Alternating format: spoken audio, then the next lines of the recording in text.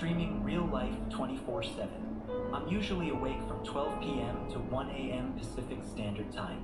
Feel free to say hi in chat, TTS is on, or just hang out in the background. You're always welcome. It's not letting me send. Okay.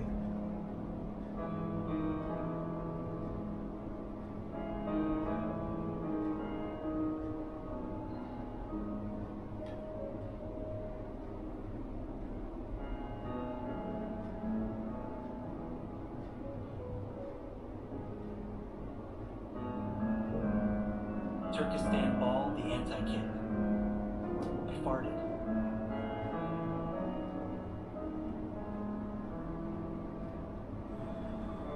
Oh, okay, that's nice.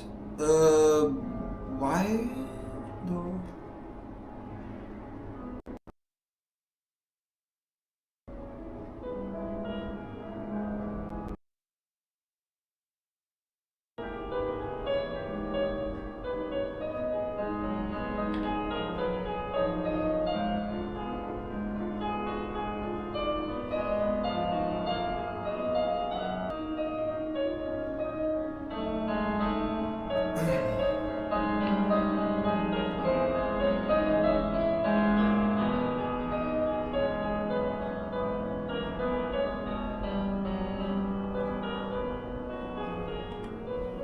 Turkestan Ball, the anti-kid.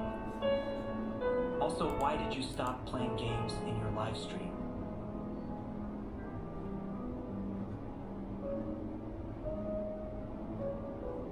Me? What do you mean? Why? When did I stop playing games?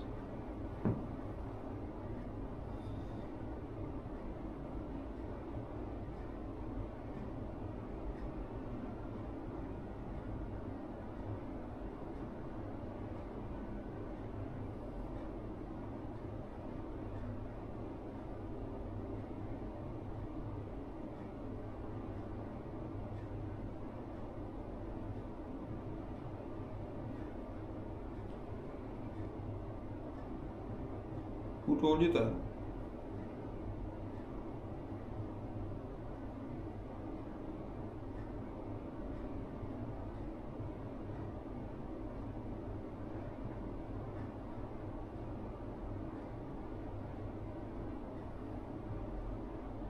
Turkestan Ball, the anti-kid. Remember when you had like sort of game where it was like Agarrio but a crab game and all of a sudden you stopped playing it? No, I still play it.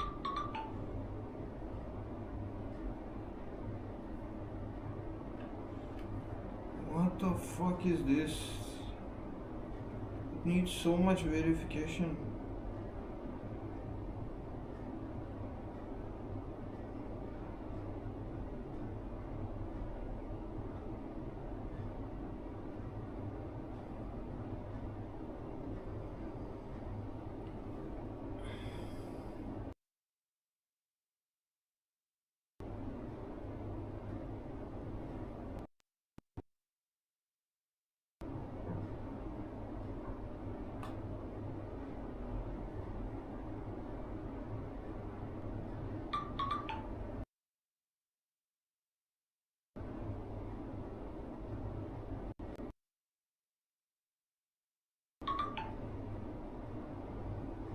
Chief Gotti.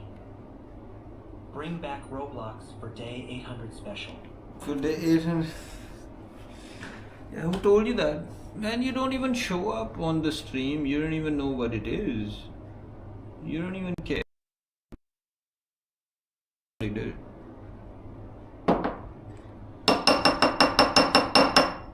You have given up, bro.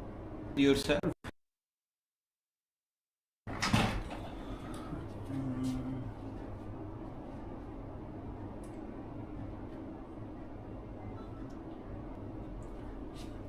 Instead of like, you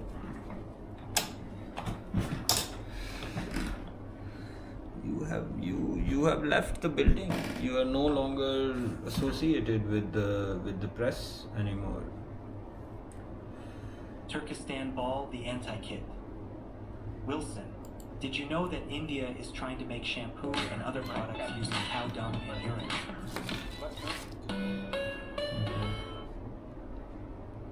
No. Why do you know that?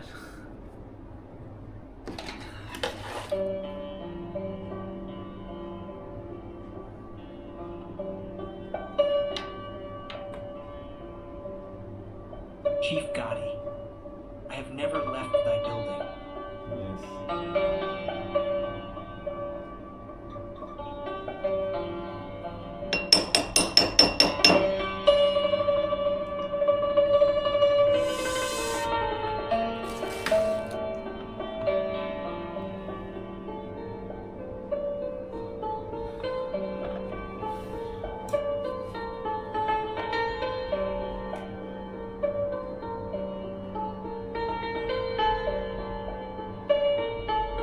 This looks fun though. Like, you know, this looks fun. I gotta make a 800-day video as well.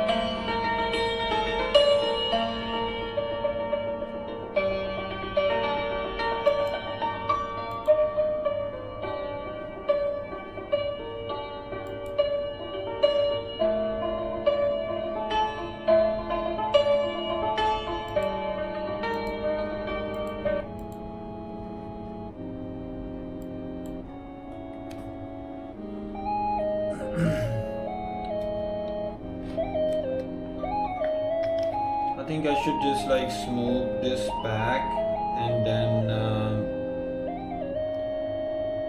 no, not the back. What will I do on my day 800 of this stream?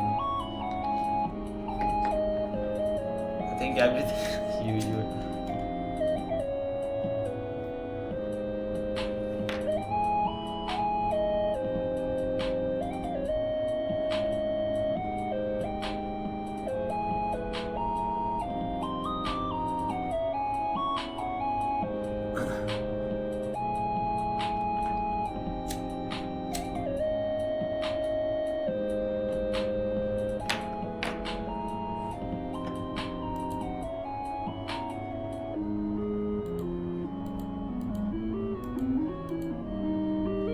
Chief Gotti, we can try to get a boys' night going for day 800 celebration or some shite. Yeah, sure.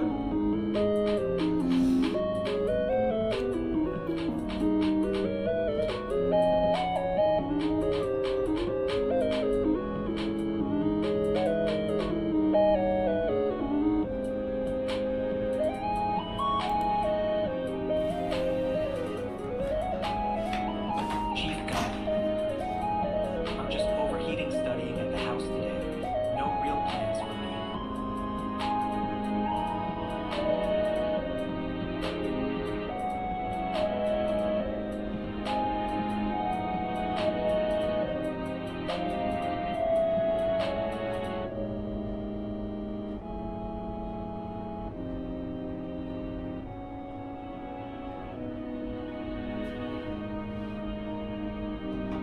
Chief Gotti, studying Wilson's micro movements and Holocaust history simultaneously.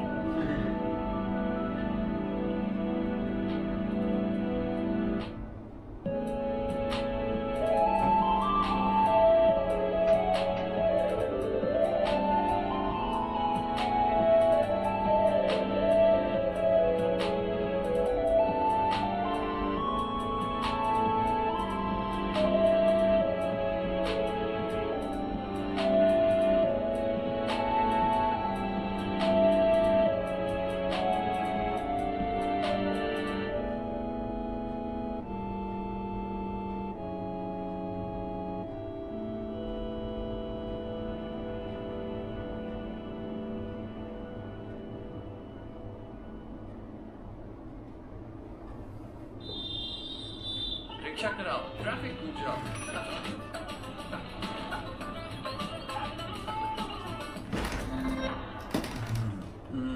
Sensitivity की वजह से लोग अपनी आदतें बदल देते हैं, लेकिन ये इस बात का हल नहीं है. Use the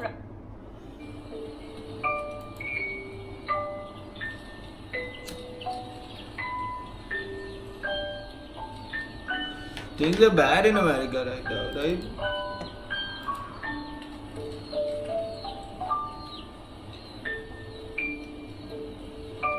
Like really bad. I feel like this is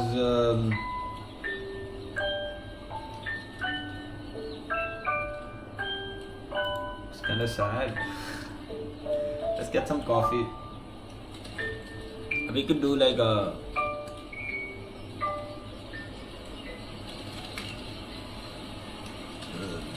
Turkestan Ball, the anti-kid.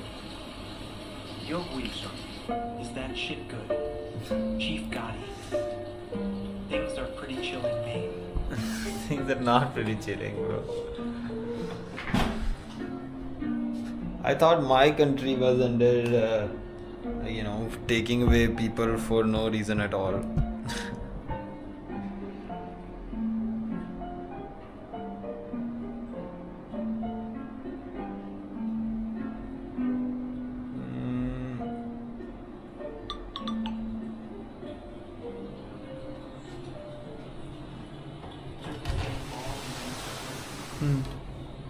Bro, when I said Wilson, it sounded French. I don't know why.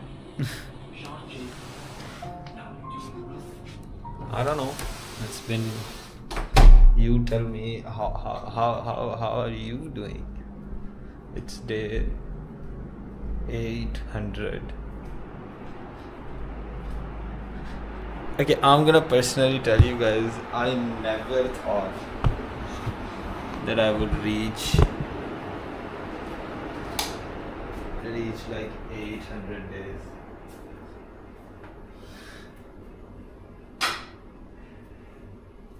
I don't know. I'm slightly happy, slightly sad as well that we lost a lot of good men during these days.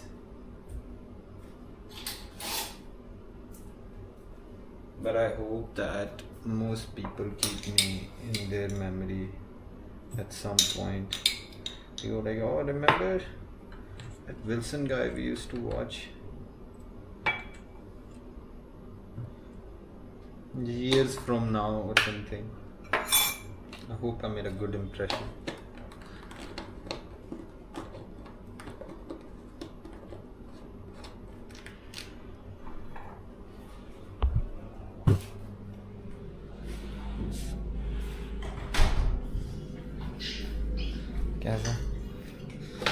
कैसा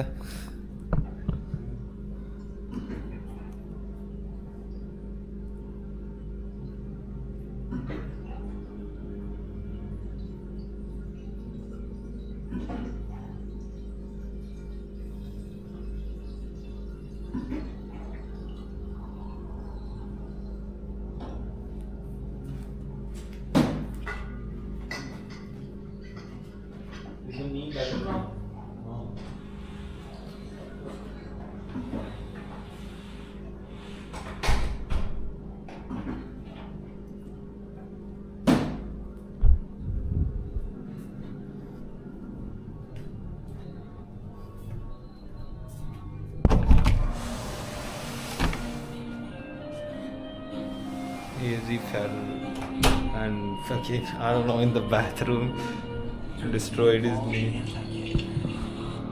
Where is everybody else? Turkestan Ball, the anti-kid. Never mind. Many fell, but Chief the Conrad stands. This is like, to me, W. Oski. Come back, greedy. This to me feels like I should pat myself on the back for like, having been even there.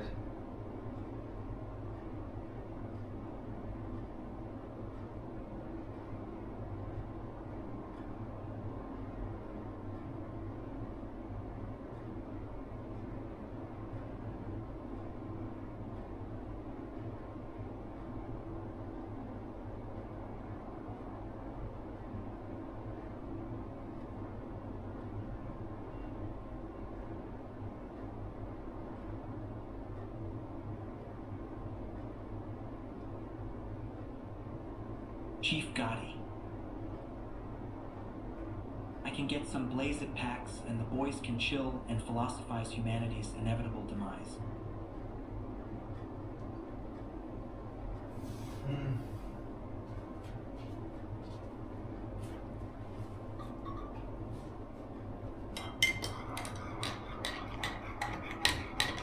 Almighty Dreddy, I have a serious question. Oh my god. What is it? What is it? Should we do the I think there should be a boys' night for something like, I mean, it's a little bit monumental if you think about it.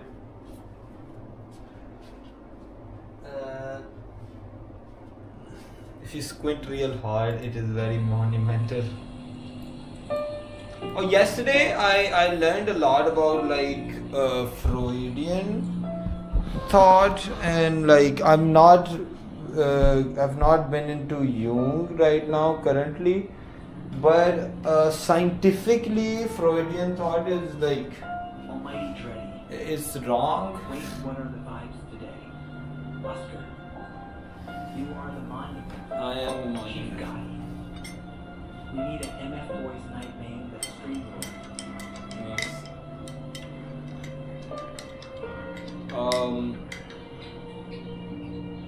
Yeah, so basically all these concepts, even Jungian concepts, are way too broad to be scientific. Turkestan Ball, the anti-kid.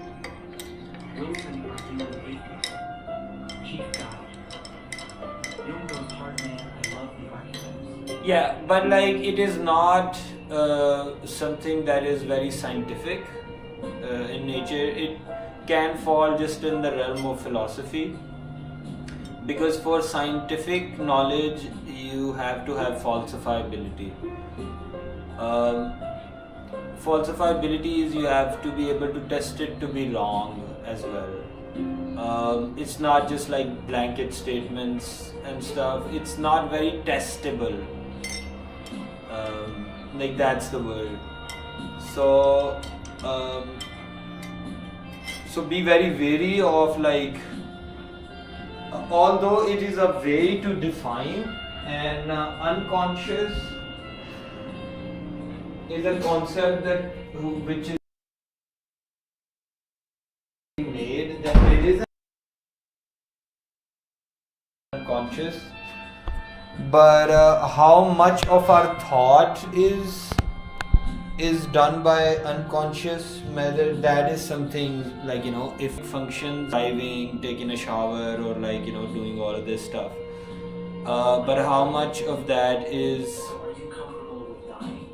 Serious questions. am I comfortable with dying? Yes, I'm comfortable with that. But I want to know how the universe kills me. Does that make sense? That is my philosophy towards death. I don't want to like give up on my own or something. I just want to know how the universe kills me. And I don't even want it to be like a thing that I know how I will die. The universe is going to kill me because I'm aging, I'm doing everything, but just waiting for the ultimate knowledge of it. Wilson, when will the strike you got expire? Oh, it expired the second day. All the anti-kid. I can stream on the other channel. But I'm not going to.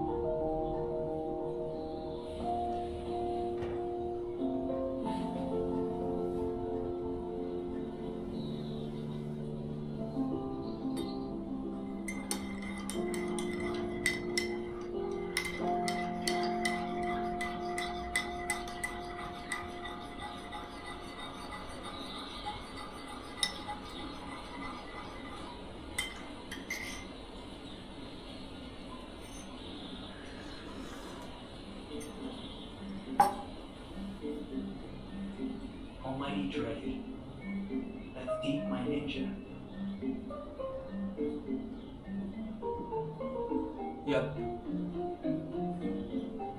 A lot of people, like, they just want. I was made by this universe, and the forces that occupy and the nature of it, and I would let the universe kill me. Yes, not let, but however it wants to kill me, I would be okay with that. Yeah. But I want it to be a surprise because I don't really know. I mean, a part of, like, yesterday we were talking about, like, free will, and there being no, like, more and more we know about science, right? The less and less free will becomes a thing. Yeah. So. Almighty Dreddy. Is death really the homie FR? But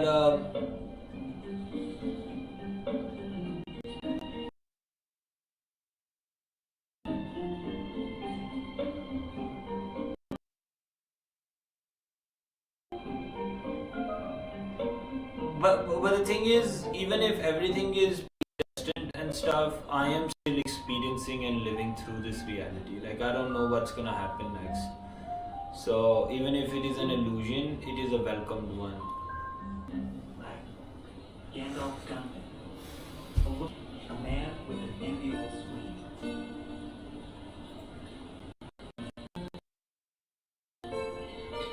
Is it better now? Really fucking. I said something really good. I'm sorry it got fucked up by the lag. I'm gonna just change the bitrate, it's fine.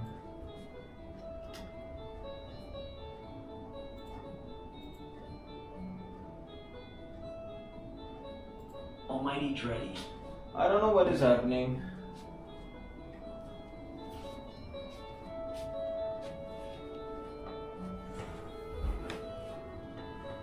Yeah, I the exact moment I thought of this thing is when and I've made a short about this as well. Like, I want to know how the universe kills me. Because me and Lily, we were coming back from Sobia's house, and on the way back, I was like not like fucking high, but like I could like still drive and shit. Like a slightly like Gandalf gunman. Now imagine. I love your posture. I'm Disrespectfully. I'm a little bit high, right? I'm driving and I'm like focusing on the road, and Lily goes like, "Man, these cars are like death machines." The whole way she's talking about death while I'm fucking driving, and I'm fucking panicking. And then she was like, "Do you wanna know how you die and stuff?" And that's where this thought came to me in my mind, that I don't really wanna know why I die or how I die and stuff. I think it gives me more peace to live, and plus it's a cooler thing to say as well. I want Oscar. the universe to kill me. She was on destruction time, LOL. She was more high though. And she was like, "Oh, these cars are like death machines," and I'm like, "What the fuck is going?"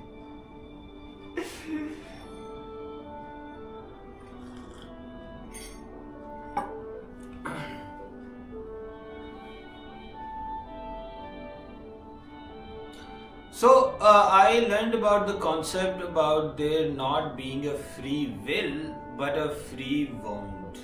Okay, whatever response or whatever you do, whatever action you take, if you plug to shit to your brain, you already know 3-4 seconds before what you're gonna do or what you're gonna say and what you're gonna think. So your action can be traced back, it happens in the unconscious mind first, and before we know and before we can process it, it just like happens. But free won't is the concept that you can't like initiate, but you can like stop the action from happening. Like if you're doing something, you can just go like, okay, I'm not gonna do this, and that is where the free will or the free aspect of the thing comes into play. I don't know, like that's one of the things. Almighty Dreddy, have you been in a near-death moment? Yes, I have. I had an accident on the highway. Yeah, it was very bad accident, but like we got saved. Like it wasn't like we got saved. It was me, my father, and my grandparents.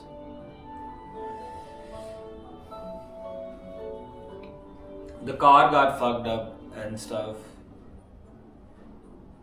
That was bad. Gandalf Gunman, have you had ingrown toenail before Wilson? What the fuck? Ingrown toenails? No. Oh my god, I once started watching one of those toenail things. You're right. I couldn't wait to tell you that I am changing my name to Osqueer to support this month's movement.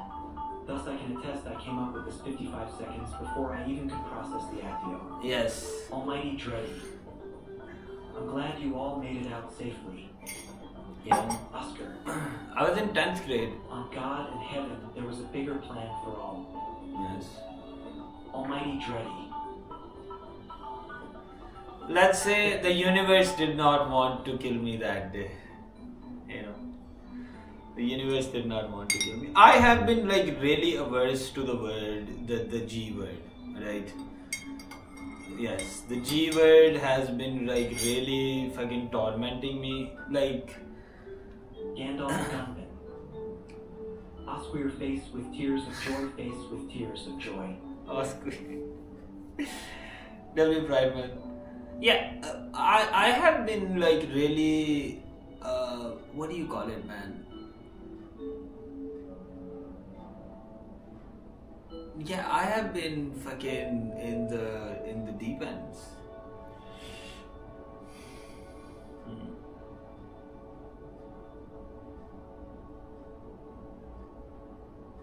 Yeah, I forgot what I was gonna say. I just started laughing in my head because the Osqueer thing. Oh yeah, the G word, right? So basically, I have stopped reading the book as well. Okay, why have I stopped reading the book? What the fuck is wrong with me? I will tell you why. Because it is a lot about spirituality, and she says you can replace the G word with the universe or like whatever your belief for spirituality and stuff is. But it's still fucking it's MWR. it reaps of voodoo shit. W800 days. Oh my god, W man, Civil 9K out of all these people remembered and alright, thank you.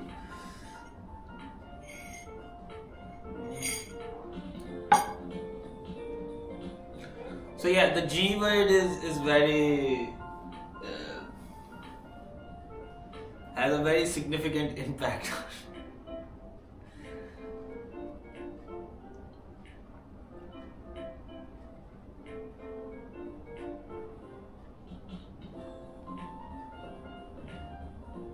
Gandalf Gunman. Sheet, yeah, 800 days you have grown so senile, man. W, love you, Willie. Yes, 800, bro. Like I gotta like fucking hand it to me, bro. Like it's been death. The past 200-300 days has been like slow death and stuff. But we're still like not giving up, and we're trying to revive it back to reality and stuff.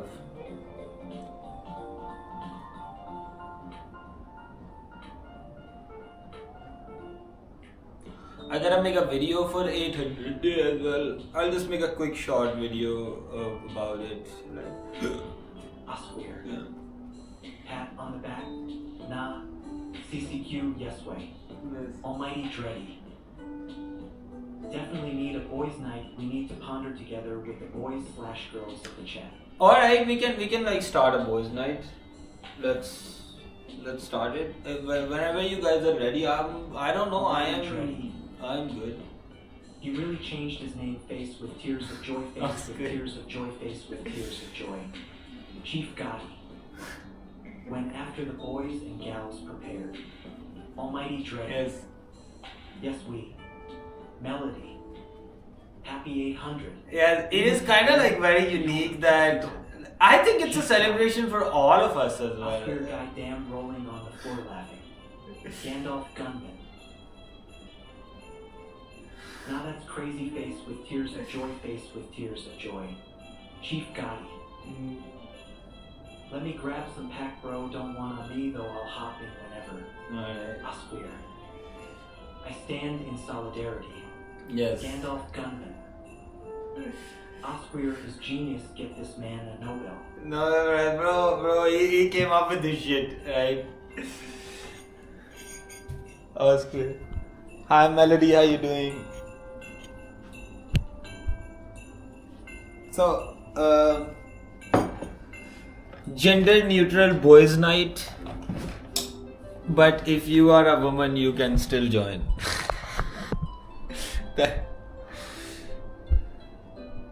Gandalf Gunman. I might have to join you, Osqueer.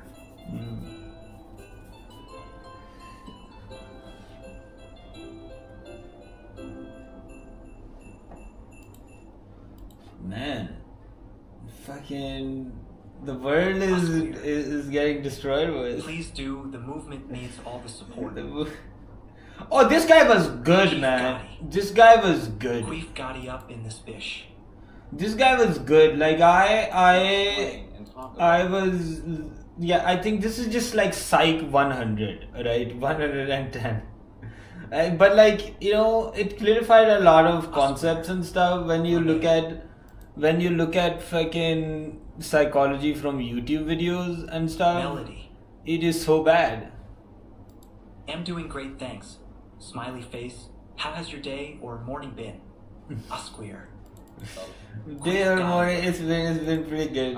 It's been pretty good. I just woke up and like feeling a little. Unlike most other things I'll talk about in this Ganda. field Come devoted to its study, the field Chief of Gotti. linguistics, that is entirely Get them. Rolling on the floor laughing. Yeah, bro. Alright, okay, for the month of. Before getting into details, make a definition. Almighty Dreddy. When I'm talking about language, I'm meaning systems Oh my god. and Dutch and Walpurgi and Italian. Alright, okay, we're gonna save these lectures because these lectures are very important. They are what's keeping me alive nowadays. Okay. And this woman also made a new video, why human nature never changes, motherfucker. What does she want from me? Alright, today I have an ethical question for you. Okay, fuck you, Brit. Right, okay, no.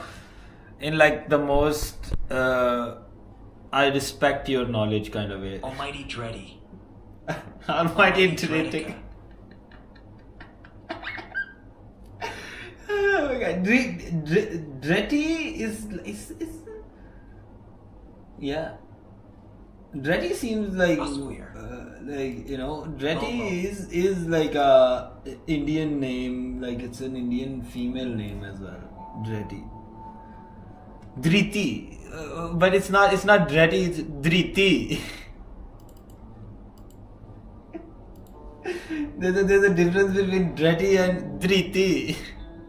It's like Preeti and Driti. Swag.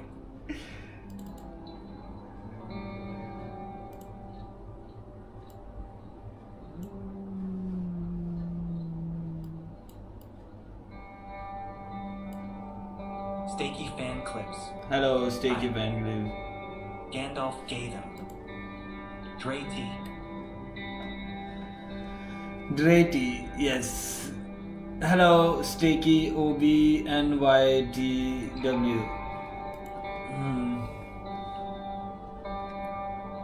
We reached day 800. None of the soldiers know, right? And got it. I don't know if they'll ever know.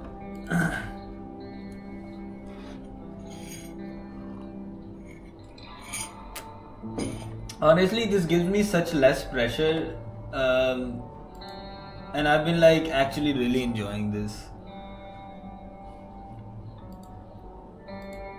It's been so beautiful not streaming on the other channel. It's been so beautiful, you have no idea. OBNYT. Understood. Asqueer.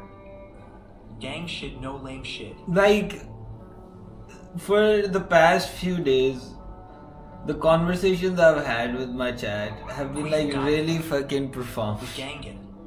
Which is like, you know, like, which says something. Which says Almighty something. Dreddy. Hope Like, the universe offs me in my sleep, LOL. Send me to the dream world where I'm at, LOL. yeah, I mean, you don't want to know. Oh, wait, I wanted to tell you guys this. Like, Asqueer. That part in that order. like, okay, so it's like a mutual thing, right? Like, you know, I like conversations like these, right? And it's like I kind of wasn't like getting it on. Like there was like a weird ass pressure, man. Like I don't know how to explain it. This is a very weird pressure as to like, you know, it was like an in between whether you are a failure or not a failure, right? Okay. It's like I want to be like one state, right? So I mean, then now it's confirmed that I am a failure. Lahore apartment gay ops. Reporting in. Oh, man. Yeah, guys, fucking, what do you guys think? Will it?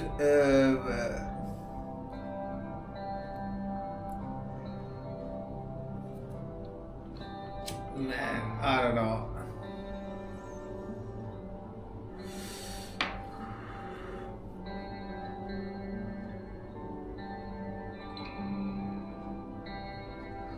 Thank you so much, all of you guys, for being here, man. It means a fucking lot. One. Hello, Hello, one. Will. Thank you so much for being here, man. It means a lot.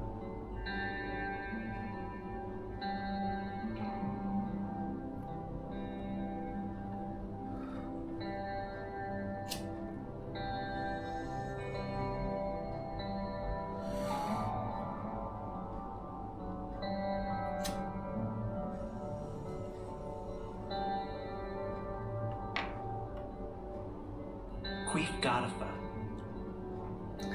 Yeah, take it easy. Queen got it. What the fuck, man?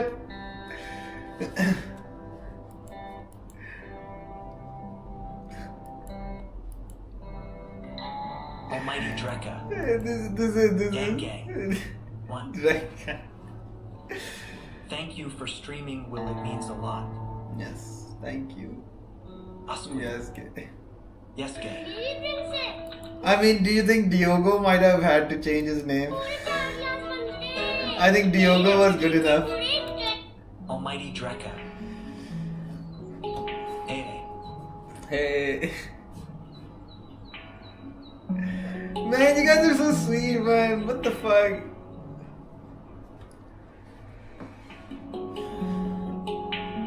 I'm kind of like fucking emotional and shit as well. Like I don't know how to explain the feeling. Asqueer.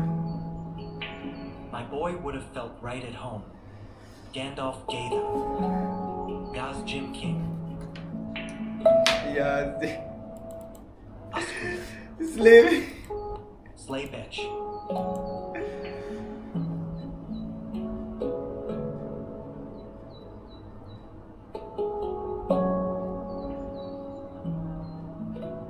How's the situation in LA now? Like, has it tapered down a little bit or still, like, you know, LA people don't give a fuck?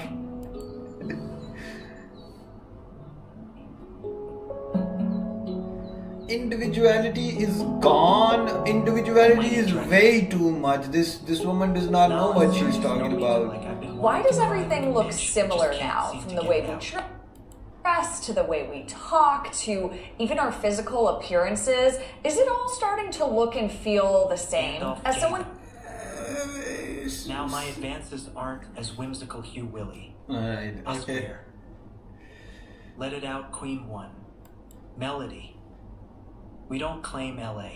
Well, Almighty I'm Drive. gonna tell you guys this thing, right? California is your largest fucking economy. Like your America's most of, I think 80% of economy runs because of California. And if California separates from the states, okay, I mean, we don't. I mean, as gay as they are, right, people in LA, they are very, like, you know, they run America.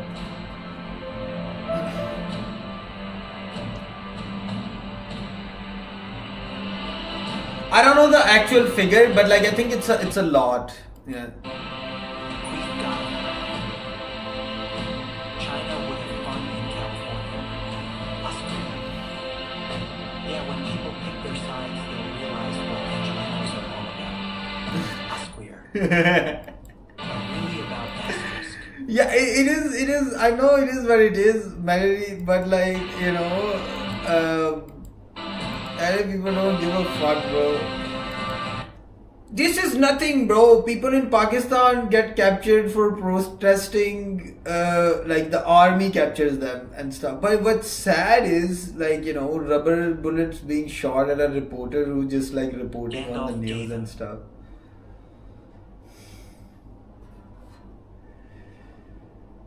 In a civil war, the homeless of LA will be moving like the Night King's army from Game of Thrones to Yes. Melody. Economy like a bunch of bougie crap, maybe. They don't make the right things, they don't have all the guns. It's not about the guns, Melody. It's not about the guns. It's about the drones. Okay, they got money to buy drones, right? Now there's a difference. If they got drones and you got guns, right? They have significant advantage. They have significant advantage. I am actually. I think power should be in check, right? Like, you know, and if people disagree with the way things are going, these things could have been conducted very differently as well. But just to show power and just to show antagonize, like, you know, way of doing things, that's gonna rile people Clearly, up. they've never And been what is in wrong a with war. people being riled up? We've gotta. I am going to coerce all of the homeless to follow my words and lead an army. Clearly, they never been in a war.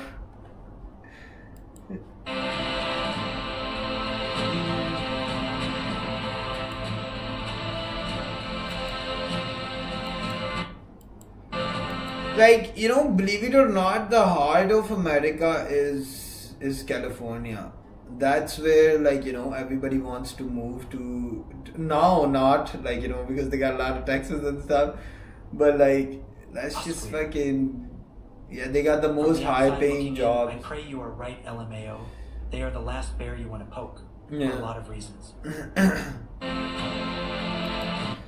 Yeah, they were, man, this president has failed to be a normal person. It's the art of the deal, bro. The art of the deal. The art of the deal was supposed to be everybody's happy while the decision, like the deal is so smart that everybody's happy. The US has nearly 400 million firearms owned by civilians, and only about 23 million are owned by law enforcement Hell agencies. yeah, bro. Melody. They need to KWT the police do their job. It is not illegal to protest, Yeah. but it is illegal to obstruct federal business. People keep doing this because there are no consequences. No, there are consequences and stuff. Beyond the Okay. cultural war that is gaining momentum, mhm. it's sad to see humanity tested like this. No, there are consequences. There have been, like, he's calling in the National Guard. There are consequences to this. I mean, people are just afraid. Here is the other side of the argument. The government to piss off and only come into our lives. Here is the other side of the argument. Okay, people are afraid. People are afraid the way these things are being handled. Okay, because there have been moments where, you know, they have been deporting people. Like, I heard news the other day, it was like a 7-year-old kid with cancer or something that was getting deported. Like, I mean, there is, and some people who are not even like affiliated or anything and are legal citizens, right? So, I mean, we have seen this in history, okay, and that is their fear, right? That is their side of the argument. In history, there being like a group, finding a group and then like using, controlling them, ousting them, and then using that same control on actual citizens as well. And that is a fear that people have. Now, what is Donald Trump doing to address this fear? Sending in the National Guard. So of course people are gonna get riled up, bro. Of course people are gonna get riled up. Like, you know, like that's just obvious. Like, you know, if somebody already has the fear that you're gonna use this side of control to fuck with actual citizens as well, right? Then the way to do it is to not send in the National Guard. You're gonna only think that it's gonna happen more. Bro, what the fuck is wrong? With the tariff thing, it's the same thing. Like, bro, it's not a good strategy to go like, I have a bigger dick. You are talking to the people of your own country, bro. Like, what is this? I have a bigger dick. What is this situation? Like, is he gonna, like, every single person that was in the protest, right? Is he gonna go like, this is against the interests of America? Let's fucking destroy all of these people as well. Like, you know. Gandalf gave them. When I was in Florida, I remember fishhook removal was on a board of prices like it's a McDonald's faced with tears of joy. Yeah, if people are already afraid, you don't send in the National Guard, bro. We're gonna be like, what the fuck, bro? Like, what the fuck? You, Donald Trump, you are my fucking servant. I put you into power. What the fuck, bro? Yeah. Asqueer. My dad, an immigrant, has always told me he never understood the people that came to this country and are protesting while waving a foreign flag asking for rights in the country they are fighting to. Asqueer. Stay in. Asqueer. That's never sat well with me. Alright. But what I'm saying is, and I've said this before as well. Donald Trump is not a very smart person. Right? I love my country so much, but please don't send me back. Wave the damn American flag, brah. Show you love this country. Yeah, that is true. That is true. But I never really hate them for it, you know. No, that is just like individual things, like some individuals coming up, right, and doing this thing. God bless right? America. Okay. Gandalf gave them. That individuals doing these actions, right? Respectfully and legally. If you zoom out a little bit, what's happening here is people being afraid that this target of like getting like, you know, oh, you're illegal, you're deported, you're illegal, you're deported, oh, you protest for against Israel, you're deported, right? When things like these happen, people are going to be afraid that this dude is fucking out of his head. He's gonna start using this tool for everybody who's against him to go like, you are fucking deported because you are talking against me. That's against fucking freedom of speech of people. And if people are fearful about it, okay, what is happening? People are already fearful about it, and then you are like doubling down. I think That's that not many good. of the people just want anarchy. They aren't there for the message. They're there to cause chaos. That makes Man, the I would not go with this perspective to go like, most of them are dumb. increased bus prices. Okay, most of them are dumb. These are real issues facing real people and stuff. Just to go like, Pakistan, man, I wish the US was under Pakistan. No, you don't wish. No, never. Pakistan is very bad. But like, it's not a fucking, it's a country, bro. It's not like your family or something. How you raise your kids or something, I'm gonna give him a stern talking to or something. That's not how you run a fucking country, bro. That's like, you gotta take everybody along with you. You gotta like not divide further, right? If you divide further, this is the shit that will happen. I swear I will be marginally less sweet on you. Always faded. Yeah. LWT it out, loved one. Yeah. Let it out.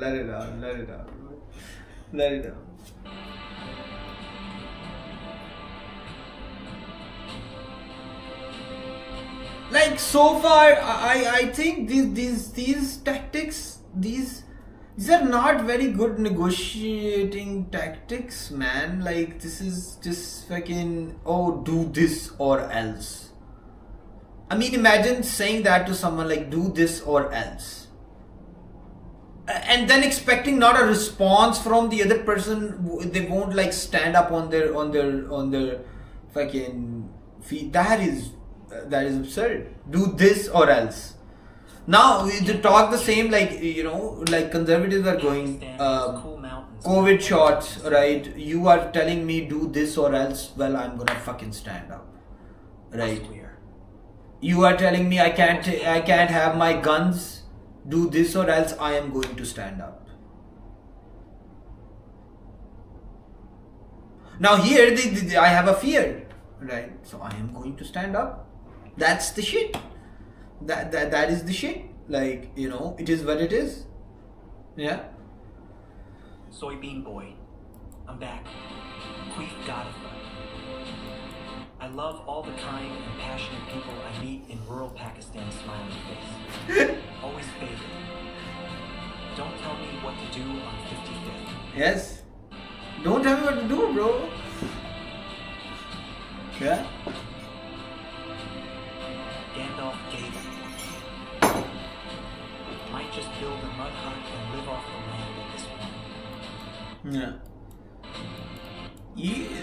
It's like, okay, you're gonna make an enemy out of a whole it's like, okay, I'm gonna put fucking tariffs and all of this shit, make an enemy out of the whole world, okay?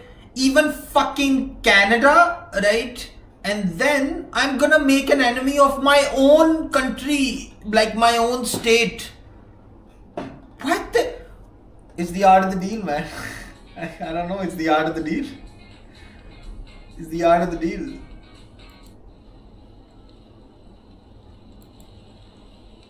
Yeah, it's just the first month, it's okay. It's the second month, it's okay. It's the third month, it's okay. After a year, it's just been a year, alright, we will see. It's been 2 years, right? It's gonna fucking... I'm not going into any like conspiracy or anything or anything. You did it, man. Thank you, Shivam. I did achieve the impossible. I am retarded. Thank you so much, Shivam. Gandalf the last. Why can't an invading force steamroll annoying our countries anymore? Where is the spleen? Yeah, let's just make an enemy out of your own a state in your own country. We've seen that with Balochistan, bro. They wanna fucking leave Pakistan, bro. We've seen that with. Fidel Castro the Elder. Save me, Save me, President Xi. man. Okay, then everybody changed their name. Oscar changed it to Osqueer for Pride Month. Gandalf Gatham and Queef. Queef Godifer.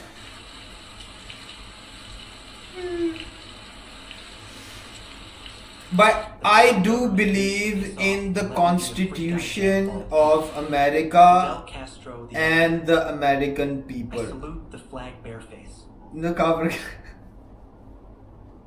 Gandalf Gatham. This sheet doesn't happen in Pakistan because the Royal Army protects us. Queef Godifer.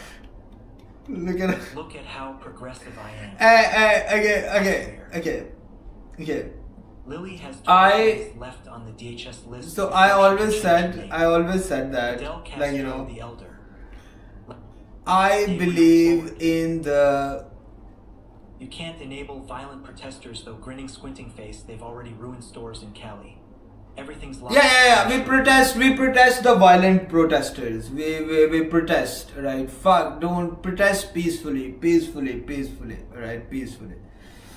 Yes, but here's the thing, guys. I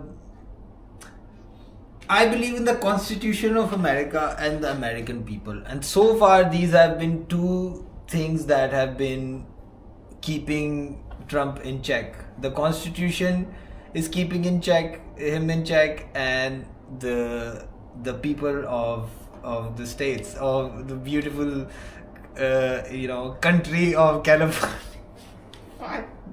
The beautiful country of California. Bro, I'm just gonna say this, right? Okay. If you are as a president, right, I'm gonna reiterate this thing, right? If somebody is already afraid, right, that you are doing shit to harm, right? Fidel Castro the Elder. I love my First and Second Amendment rights. Gandalf Gatham. Man, Fidel Castro. Right, you don't send in the National Guard, right? That's like saying, right, you are afraid and you are protesting. Is the best also. So I am now going to send in the National Guard because fuck you. And people are supporting this like, you know, it's alright, I guess. Alright. If the immigrant thing, if like, you know, if it was handled very neatly, okay, there won't be people protesting like this. Not just the National Guard, the Marines, the military. Bro, somebody calling fucking National Guard even in Pakistan, right? Okay, if something like this happens, people will be like, what the fuck? And this is Pakistan, bro. Glasses, purple, yellow, diamond. Osqueer. You send the Holy Trinity. Yeah. C-Mac, Tiny Hardhead, and King Five Fingers. Gandalf Gatham. What is the National Guard, even for they sound like library monitors? Gabriel Plord. Should US just let it happen then? What's your solution though, XD? No, you don't send in the National Guard. That is the thing. In a couple hours. That is the thing. You don't send in. You have a president that is like, you know, that finds an intelligent way to do this, right? An intelligent way to do this rather than like, you know, putting fear into people's mind. That is the solution. Yes, that is the solution. Almighty Dreka. and focusing all on just this issue of illegal immigration and stuff, and not seeing where your economy is going, not seeing where everything else is going, right? That is bad. Yeah.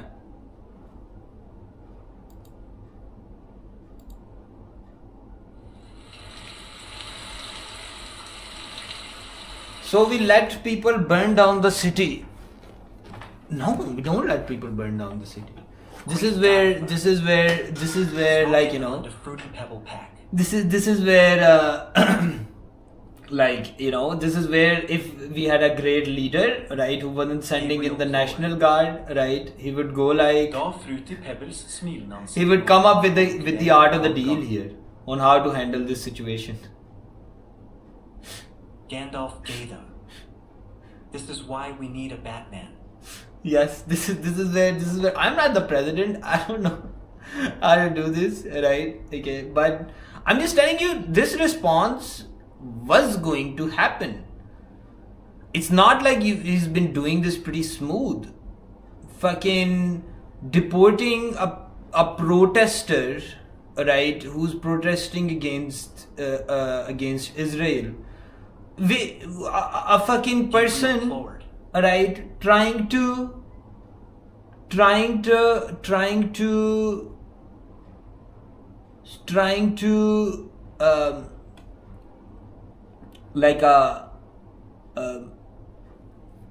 so this is where I think everything started going wrong.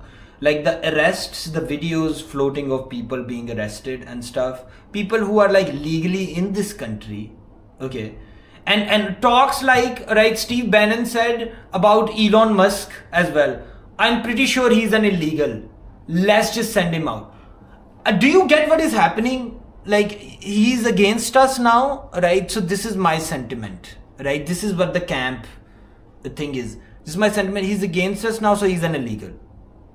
That is the very thing. That is a thing that one should protest for as well.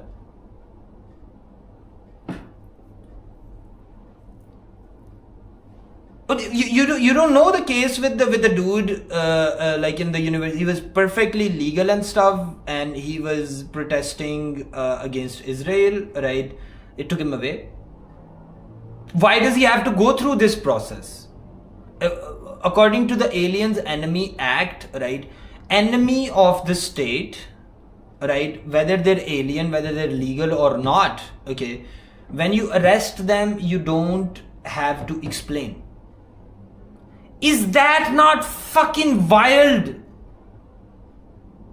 That is fucking wild, man. I think you're not in the right algorithm. It's been talked in BBC, it's been talked everywhere.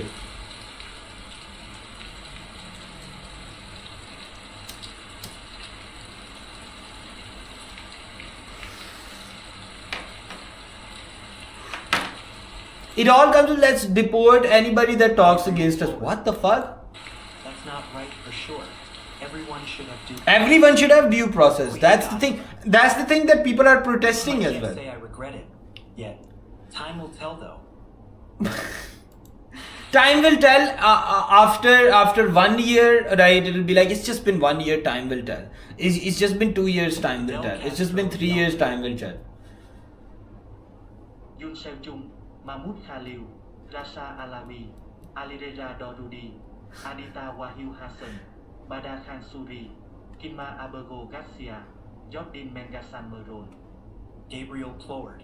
So there it is. Fidel Castro just fucking gave you a whole list of people. It's not what protesters are protesting, is it? That is what they are protesting. You think people in LA are fucking idiots, bro?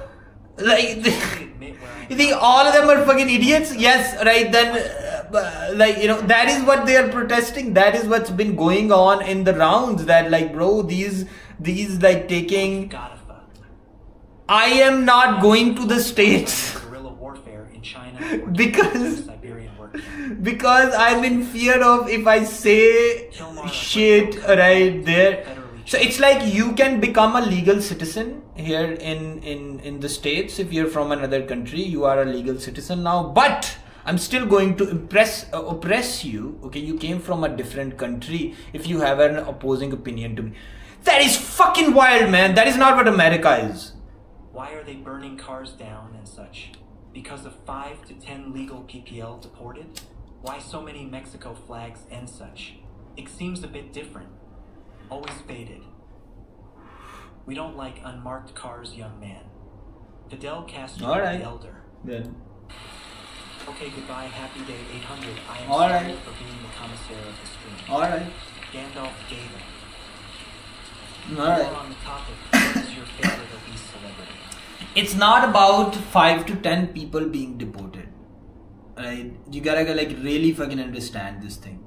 It's not about 5 to 10 people being deported. It's about the fear that this can be Mass used. will be met with the same energy. Right? Gandalf gave them. Right? It can be used to deport people if they stand against them. Do See you, you Carl. I mean Lily.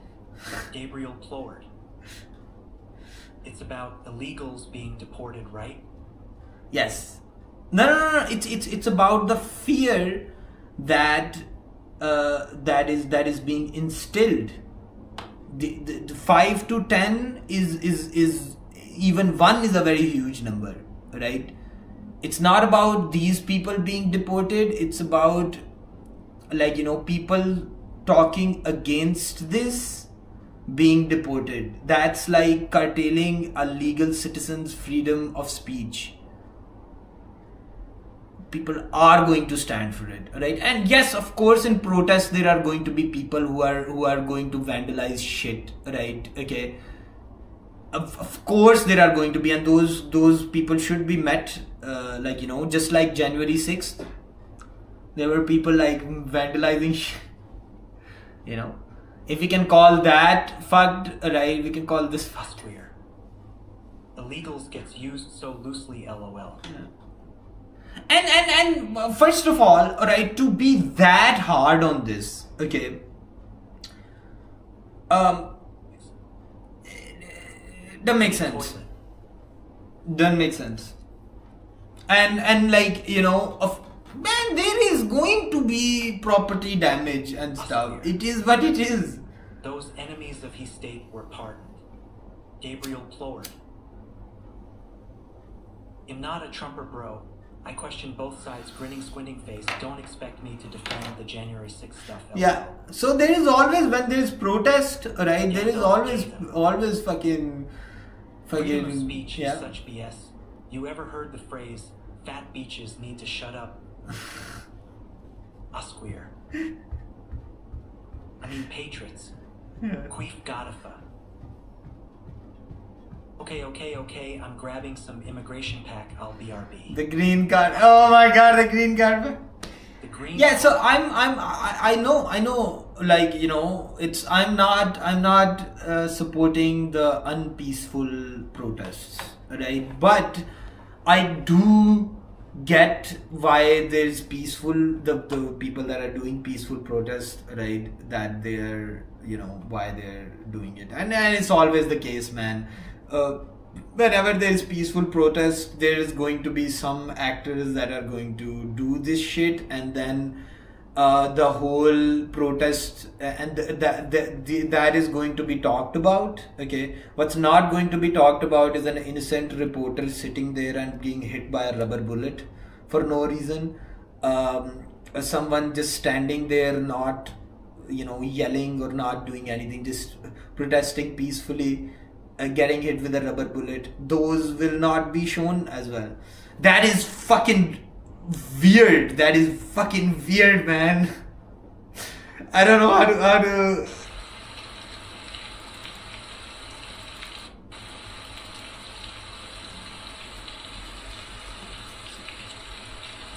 Gabriel Plord. Everyone is talking about the reporter hit by a rubber bullet, LSD. Everybody's talking about it. Gabriel Plord. The Asman goals of the world are now. So artificial, let's be real. I see these few edge case videos clicked everywhere. So then, if the reporter being shot is an edge clipped video, right? You gotta treat the cars being burnt down as an edge clipped video as well, because there's not 1-2 protester protesting. There's like fucking, I don't know, a lot of people, and out of that, if you take like 10-20 like instances of police being brutal, right, and go like, you know, okay, these are like some instances, and then you can take make the same case for the other side. What would you do in your first day? Oh, I would not be very good. There are more than one car on fire. There's 10s, 100s easily. 10s, 100s easily. Well, okay then. I support the peaceful protest. It's our goddamn right. Both sides are being too violent 100%. Yeah. Scary to see, man.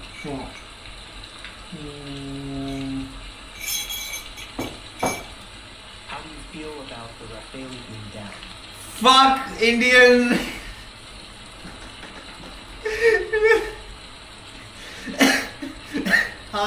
Nah, I'm just kidding. Us clear.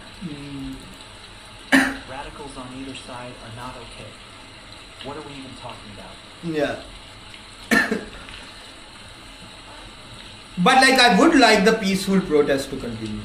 That is their goddamn right to do the peaceful protest. That is, the peaceful protest should remain, and you know, if you wanna like fucking go with the thing, I agree. you know, just Us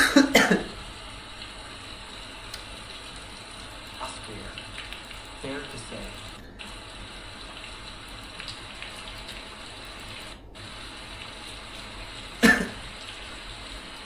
people that are protesting peacefully have the right to do so.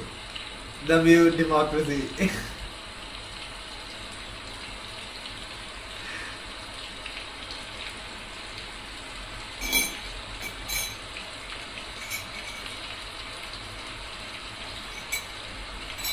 I believe in the Constitution of America and the American people. The Constitution stopped, you know, some of the fucking very foolish policies, and now the people are also going to stop and keep the person in check. That is just it.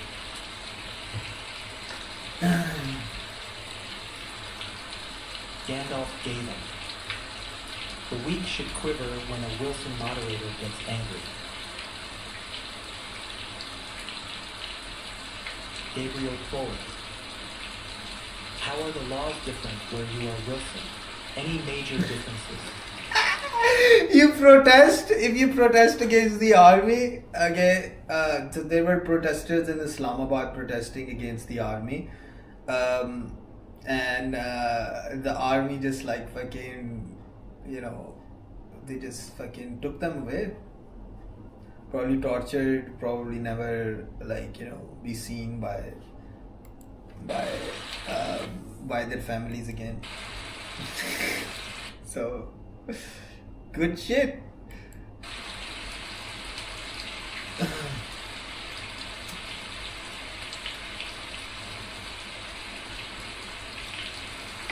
Gabriel forward. WH. Gandalf gave him. Pakistan army are like the Listen man, why I am like, you know, with the protest thing, right, like the peaceful protest thing, is because I live in a country where fucking it's hard to say it is a full-on democracy. Okay. Gabriel forward. Yeah. Yes, the grass isn't always greener, Elliot.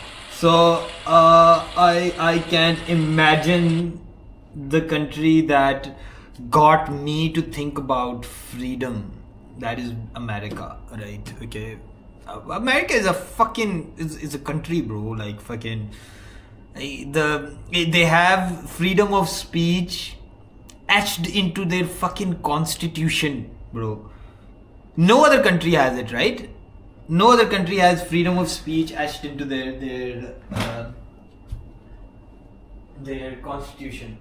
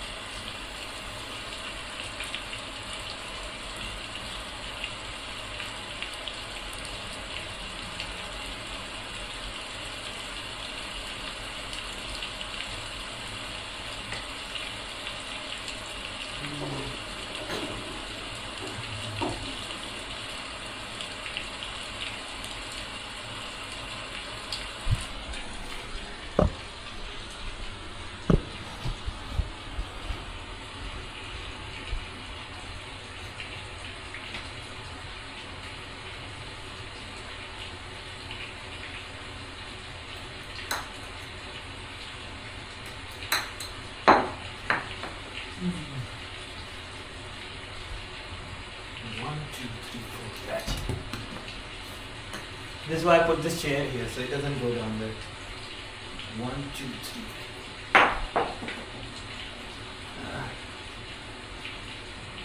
1, 2, 3, 4, catch. 1, 2, 3, 4, catch.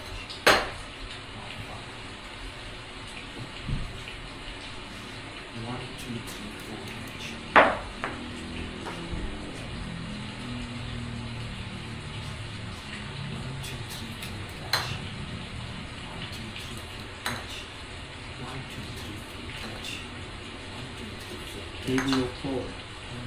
4. Get that momentum, I believe. 1, 2, 3, 4, catch. 1, 2, 3, 4, catch. 1, 2, 3, 4, catch. Holy shit! 1, 2, 3, 4, catch. 1, 2, 3, 4, catch. 1, 2, 3, 4, catch. 1, 2, 3, 4, 5, catch. Oh my god. Okay, now I gotta learn how to do the fifth catch. Fifth throw.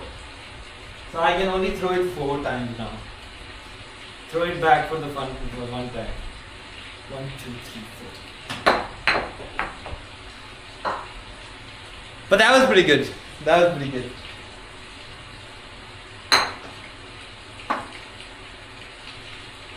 Okay, let's see if there's anything to eat.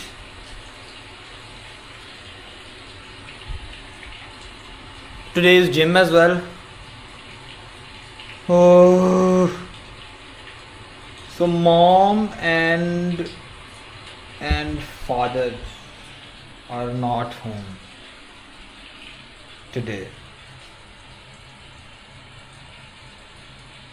because they went to a funeral.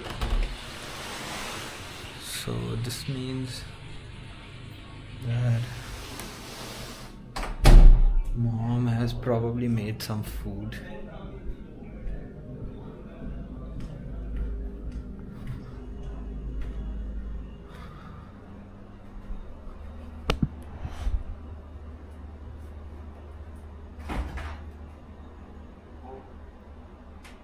Let's not go with food. Yes. Okay, so I think we get this.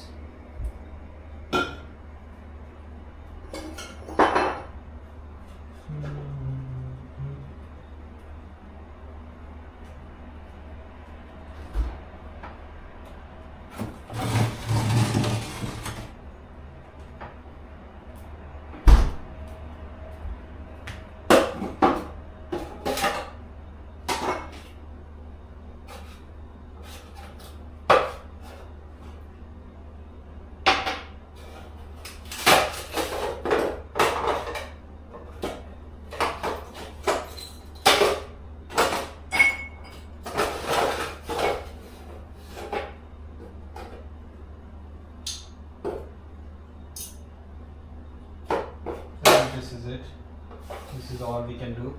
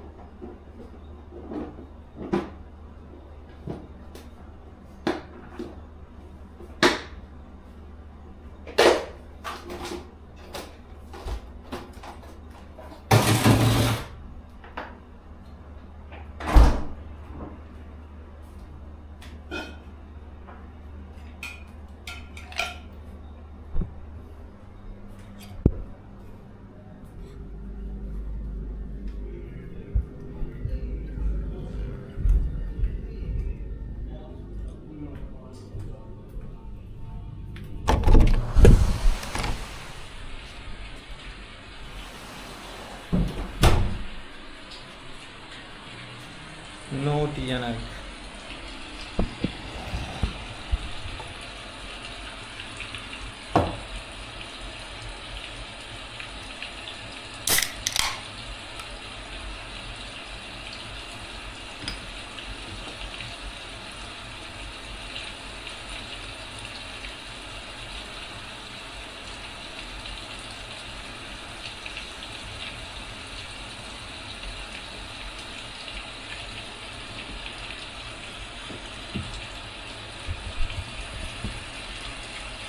Should we blaze it? I think blazing it is appropriate because of this momentous occasion.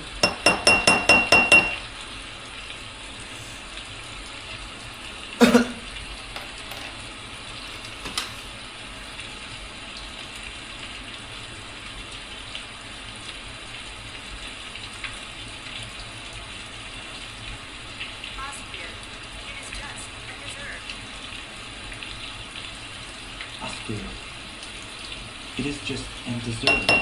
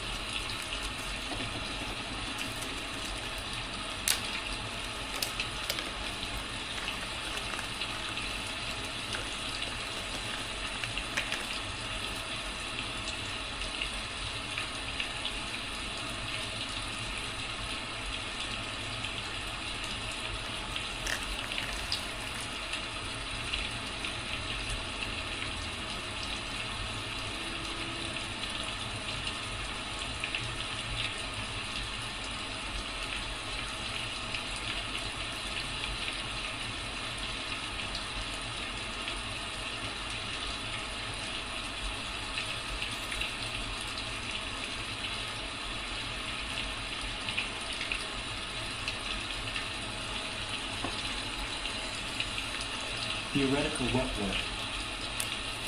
Happy 420 Mr. Wilson's son with this. Hell yeah.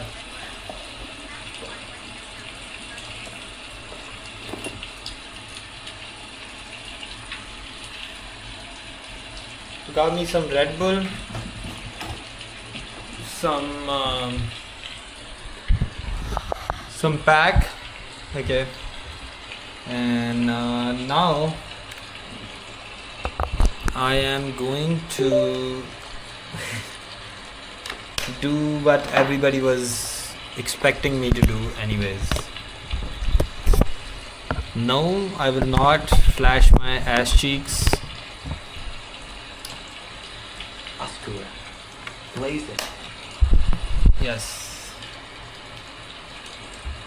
So I'm gonna get my notes ready and stuff. We're gonna go into like a slight more deeper of a dive into psychology. Okay.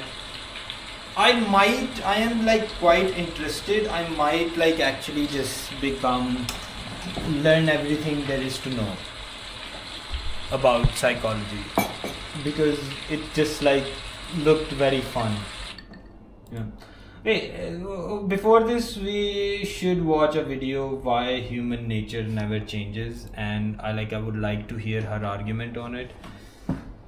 I like Professor Britt Hartley, right? Like all good She's ethical very questions, good. it's one where I can argue either side. And the And plus interesting part is she's very heavy advocate of weed as well and psychedelics. So like, you know, ethical question is whatever side you feel like you're on, people will think like the answer is so obvious. It's so obviously this side or the other side. And the question is, are humans progressing? And so for this, I'm going to be showcasing one of John Gray's most controversial ideas. He's a British atheist philosopher, and he has claimed that humans are not progressing at all. So I'm going to summarize this in a few points, and I'll try to keep it brief, and then I'll give you the other side, which we're going to get from Steven Pinker, and kind of pit them against each other, and then by the end, kind of what do you think? So his first point, we're talking about John Gray here, is that the myth of progress, the myth that we're progressing... Green card pack secured. Gadafa. Green card pack secured. And what do you guys think? Does human nature never change? This is a very broad question, actually. I also don't know what I feel about it. Does human nature... what does she entail when she's saying human nature? Like, what does she mean? Queef Gadafa. Let me know when you gentlemen are boys' night ready. Yeah, let me know as well when you guys are ready. All right, today I have an ethical question for you, and like all good ethical questions, it's one where I can argue either side. And the interesting part of this ethical question is whatever side you feel like you're on, people will think like the answer is so obvious. It's so obviously this side or the other side. And the question is, are humans progressing? Our definition of morality constantly evolves. Our definition of morality constantly evolves. Yeah, but like, what is she saying when she's saying human nature? Is she saying our morality? What consists of human nature? Like, if you instinctual responses consist of human nature. Like, so I wanna just like know what she means when she says. And so for this, I'm going to be showcasing one of John Gray's most controversial ideas. He's a British atheist philosopher, and he has claimed that humans are not progressing at all. So I'm going to summarize this in a few points, and I'll try to keep it brief, and then I'll give you the other side, which we're going to get from Steven Pinker, and kind of pit them against each other, and then by the end, kind of what do you think? So his first point, we're talking about John Gray here, is that the myth of progress, the myth that we're progressing towards some utopia or salvation, is a myth that we inherit from religion, particularly monotheism. So for him, even as an atheist, something like secular humanism is too religious, because it inherits this idea that we get from monotheism, that we're moving towards utopia, some kind of ideal way of living. Okay, alright. And we didn't really have that idea before monotheism. Before monotheism, time was more cyclical. You know, it would just kind of go through patterns. But we didn't have this idea that we were progressing towards something. And secular humanism is kind of hijacking that idea. So Gray argues that modern secular people have really not freed themselves from religious thinking. Theoretical wet work. The greatest counter curse of humanity is that it's in our nature to perpetually seek to change. That's wired in. Alright. But the curse is that humans are clearly limited. Okay. Repackaged it. And so the idea that humanity is steadily improving over time, he would argue, morally and intellectually, is not a scientific fact. It is for... What? He would argue, morally and intellectually, is not a scientific fact. Yes. It is for technology. Obviously, that's true.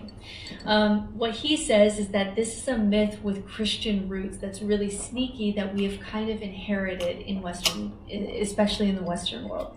So in Christianity, history moves forward with this final redemption, that there's sin, sacrifice, salvation, Jesus comes. And we've been dressing and living the same way for hundreds of years with not much progress in actual human nature itself.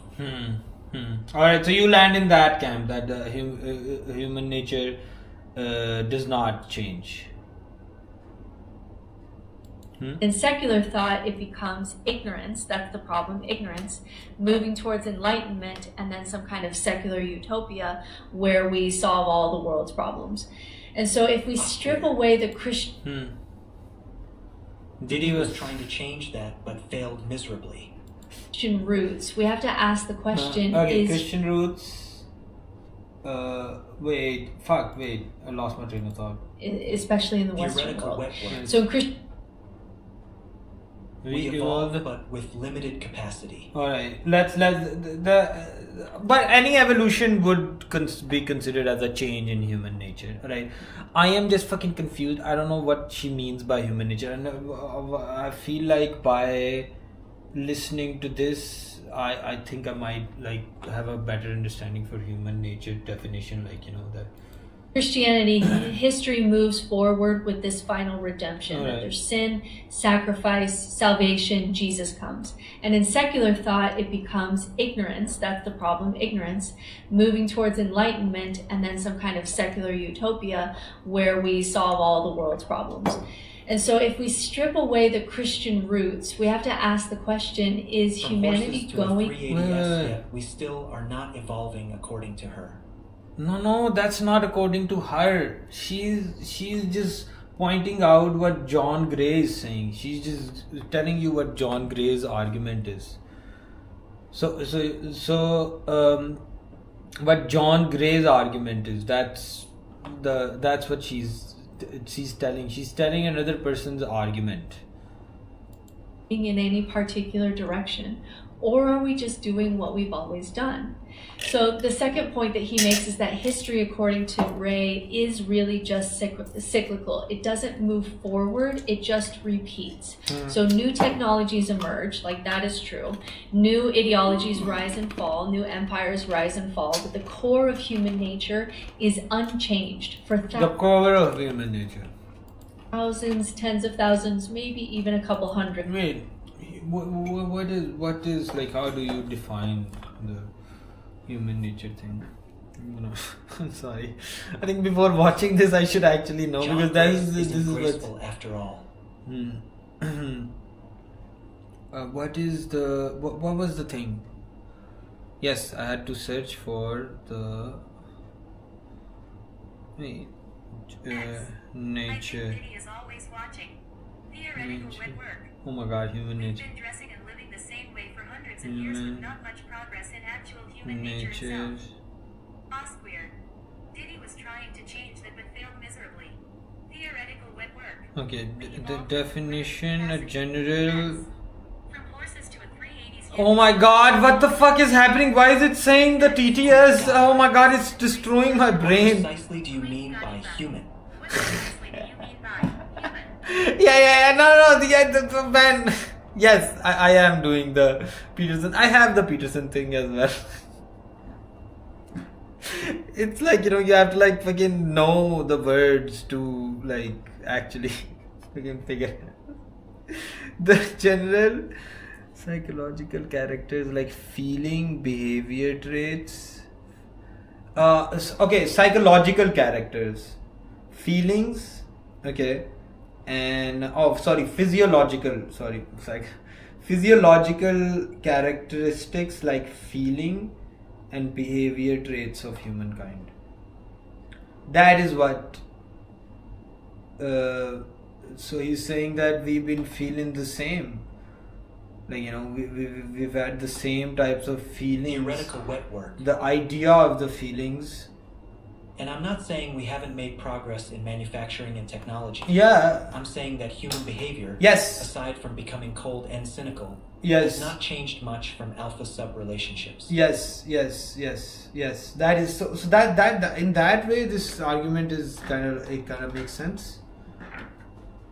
But I don't know what so it's that's like that's saying human nature, like when we evolved with these feelings, is there an evolution in the feelings as well? Like, was a happy dude like going ha ha ha ha ha ha ha, was like fucking 1,000 years ago dude like on his stone and stuff, was he happy just like this? Ha ha ha ha. Still a master-slave game we play. You get what I'm saying? So has that changed? That is like the human nature, like the person feel like sad differently, like yeah, or behavior.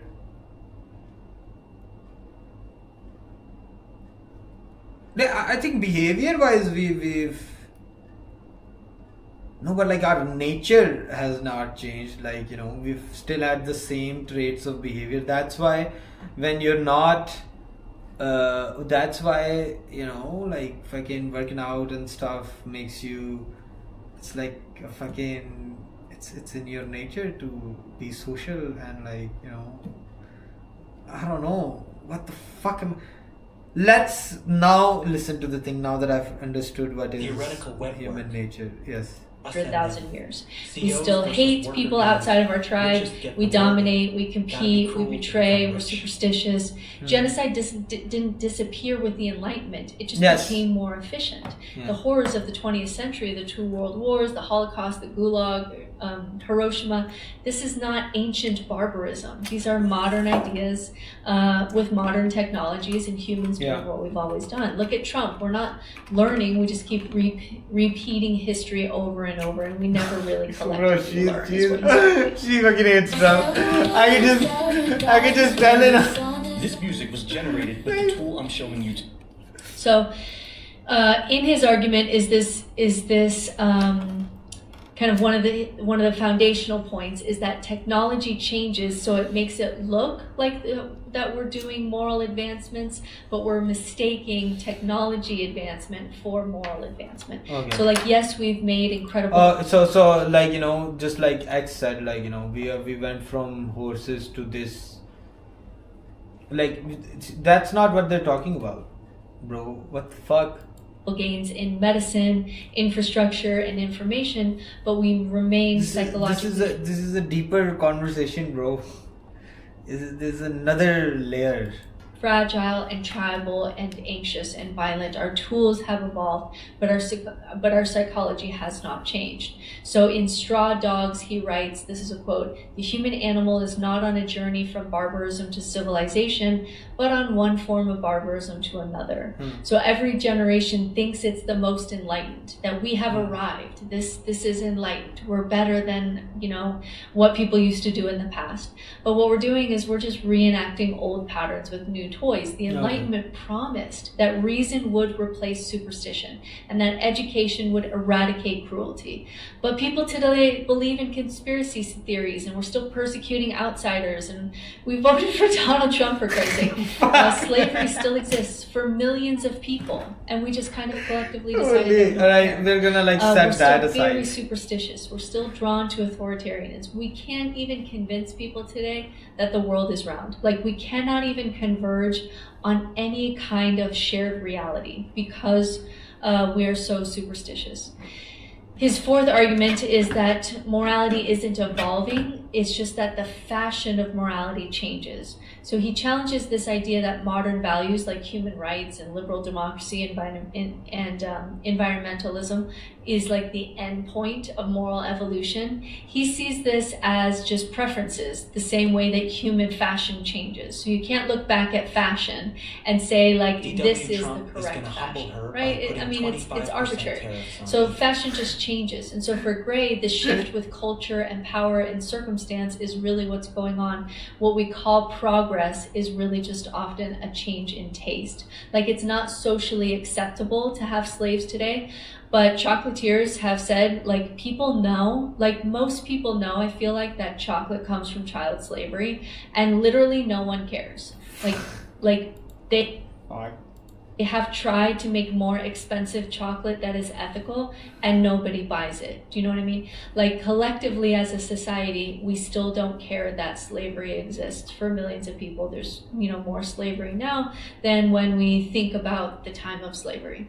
So he's skeptical of the notion that democracy, for example, is a moral inevitability. Democracy is very rare in history. It's also very unstable. It's being shredded as we watch when we look at politics today. It survives only under specific circumstances, and then it regresses and it fails. People assume that liberal democracy is the end point of political development, but Gray reminds us that empires, dictatorships, theocracies, these are all natural to human societies too, and we just shift from one to another as the fashion of the day changes. And so he's skeptical of also meaning making. This is his fifth point. He's skeptical of meaning making in humans, that what we call meaning is just a distraction to him. So he doesn't think, like a lot of atheists, he doesn't think that there's a grand purpose to life, and he thinks that we're worse off when we pretend that there is. So in The Silence of Animals, one of his books, he suggests that other animals just simply live.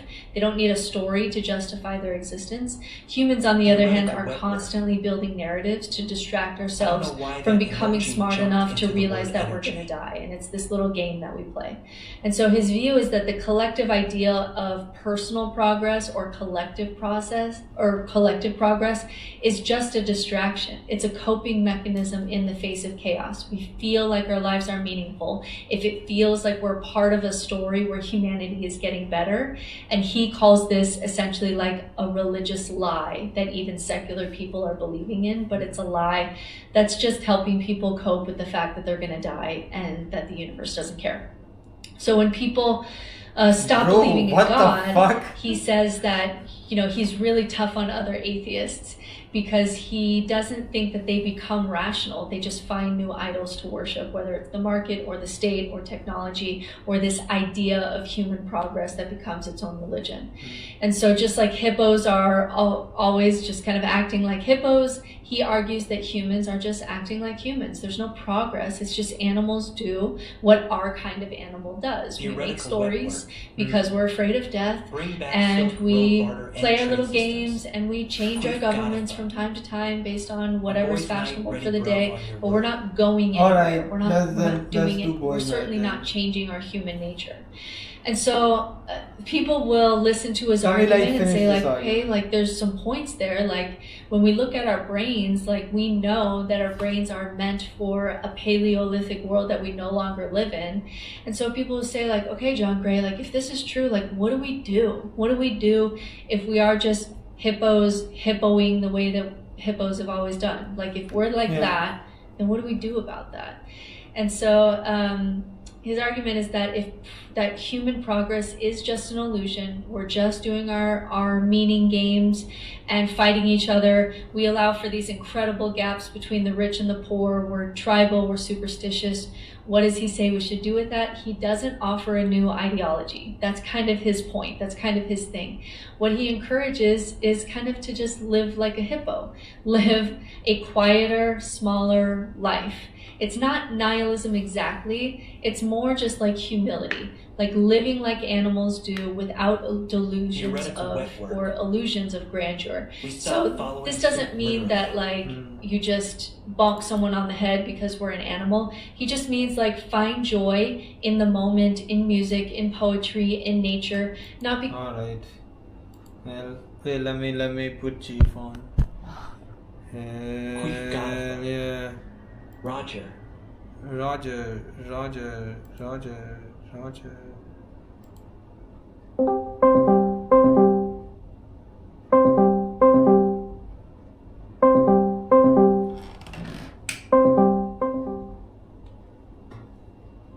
I'm calling, man.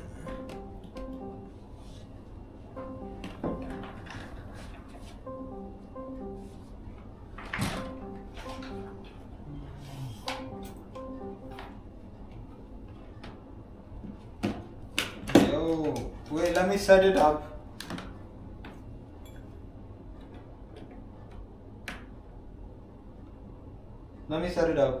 Just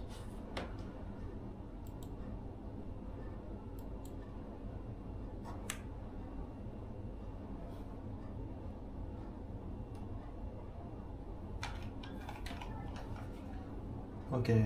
I have to go to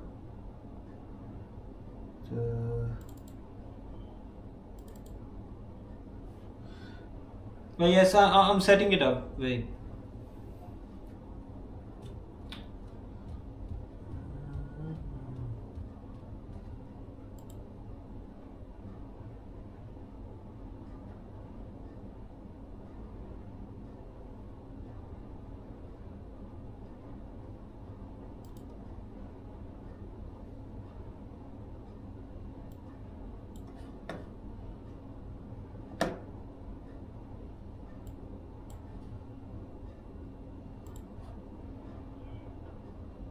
And hell yeah. Howdy. What the hell, she? Oh my god, man, you got the hat. Let's go. What's up, Chief? I'm doing good. I just placed it right as you saw, and yeah, I've been on the grind. Yeah. Yes, I think it's the time has come for me to now. The time has come for me to now become the dude. Fuck, man, I'm so fucking late. Bro, I gotta get on your level, bro. Man, Shit. holy. Dude, it's so hot. We have no air Oh, conditioning here. wait. Okay. Insane. Hell yeah. Hell yeah. Let me get you set up real quick. One sec, bro. Oh, wrong button. Shit. God damn it. Alright. One sec, sorry.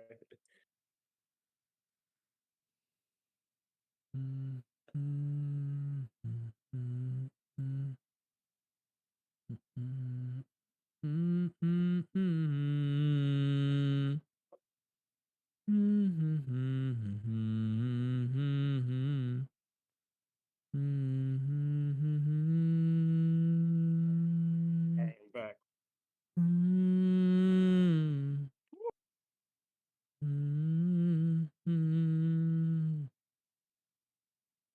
I don't know where'd all the other boys go?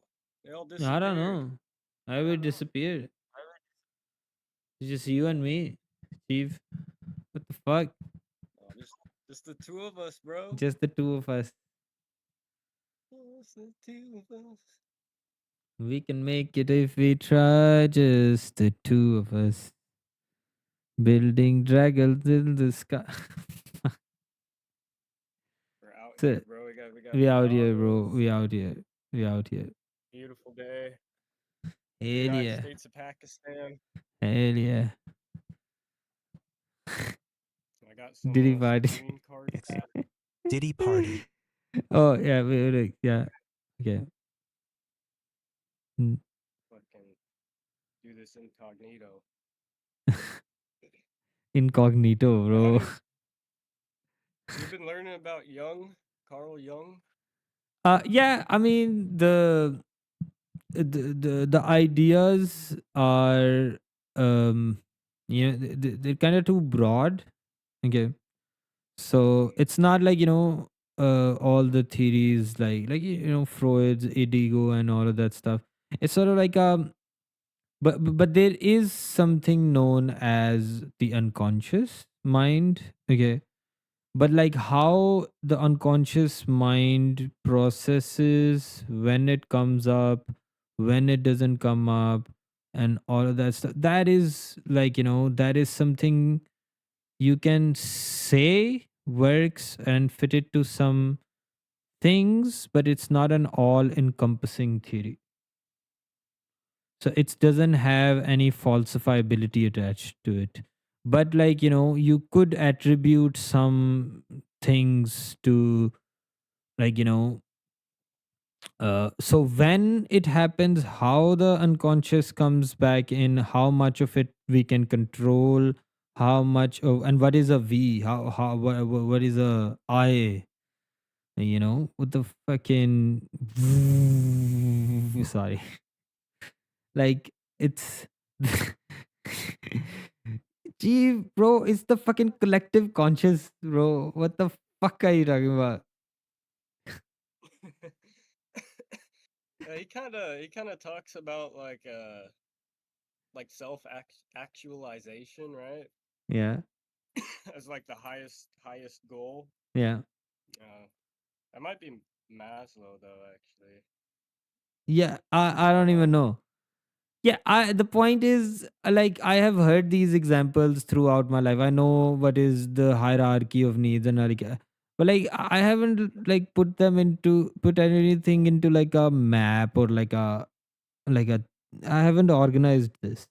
That's why I'm like actually not, because with the problem with watching like YouTube videos and stuff is, they never give you the full picture. So that's why I started watching lectures from Yale.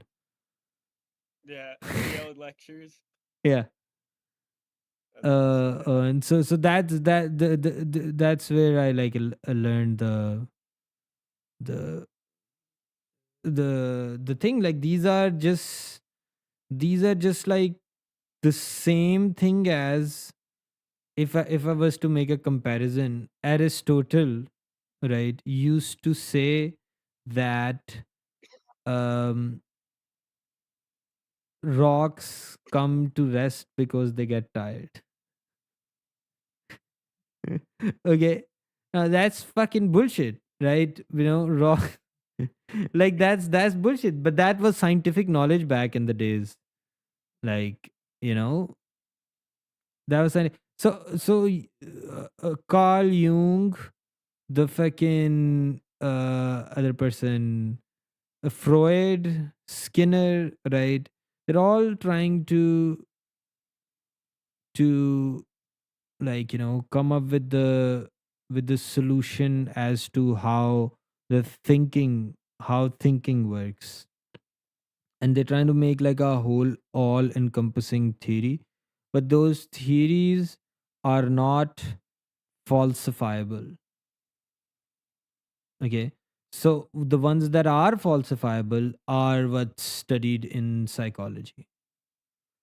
Okay, so the ones that are falsifiable, like, for example, he was talking about a kid, like the developmental stages for knowledge in like kids and stuff. And yeah, like in Skinner's thing, it's like the operant conditioning, right? The operant conditioning.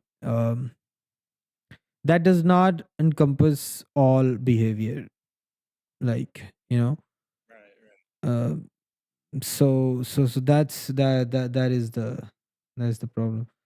Yeah, but they're trying to, like, they can't be. It's very complicated system.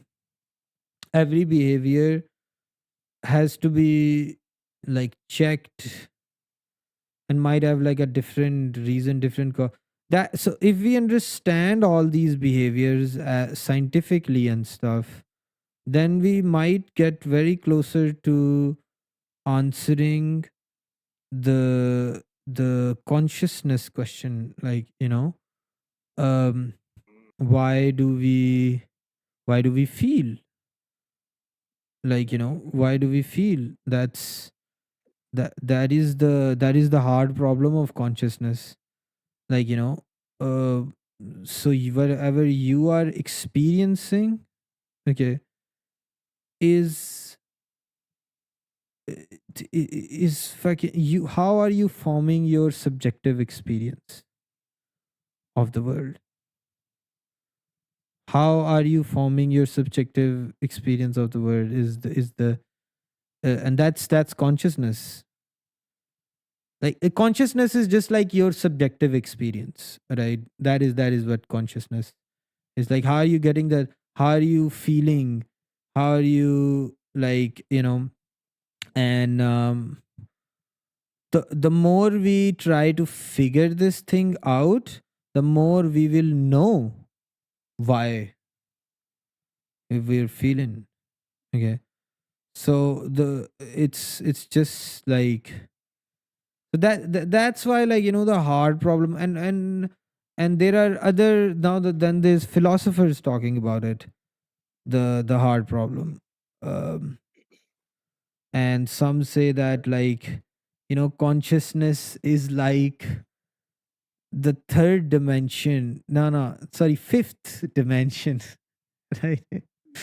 Consciousness is the fifth dimension. Like, so there's three spatial dimensions, one temporal dimensions, and then one is consciousness. The collective conscious or like the individual conscious? No, consciously. No, I'm not talking about the conscience. I'm talking about consciousness. Consciousness. Consciousness. Okay. Yeah, Shivam. consciousness is like Time is the fourth dimension upside wait, down face. I'll explain to you what is consciousness. Like your subjective experience of the world and why you feel and why you experience it the way you experience it is like, so that's, yeah, so that is the question. But like, it's very difficult question. It still hasn't been solved, like Right. the consciousness problem. It hasn't been solved. But like, the from in the proposed solutions, like saying that consciousness is the fifth dimension, right? Or like going consciousness is, that is very, very far fetched, okay, and is more spookier than like just going that it all happens in the brain. And like the more we figure it out, the more we advance in neuroscience, okay, the more we will figure it out, so the consciousness problem will be solved. And then some saying we haven't gotten it because no, we have not been this advanced yet. Like, we gotta still there gotta be like fucking big advancements in neuroscience for us to get like close to figuring out the consciousness thing. Yeah. Shivam. Right. Right. So basically, Okay. AI can't experience consciousness. Are So you basically, saying it with cannot travel in the fifth dimension like face with Freud open and mouth. Skinner and Carl Jung, Yeah. they're putting like one theory to try to describe something too broad? Yes. Too broad, and too broad, and it's kind of like tarot card reading. Like, it's like kind of like the horoscope as well, right? Like, somebody goes like and tell you, I see this in your, and it's a very general reading, so it just fits, right. So same with like Carl Jung, and same with, but it's not scientific. You get what I'm saying? It's just the theory is just saying very generally, like, you get, and then you make like reverse causation to prove the theory, like, so when you make reverse causation, then you kind of like fucking go back to the same thing. Yeah. Right. Oh, that's interesting. Yeah, I've never thought of it like Yeah. that. Yeah. But Yeah. But that also implicates that, like, if it's all happening in the brain, then we are just uh, a very intelligent machine.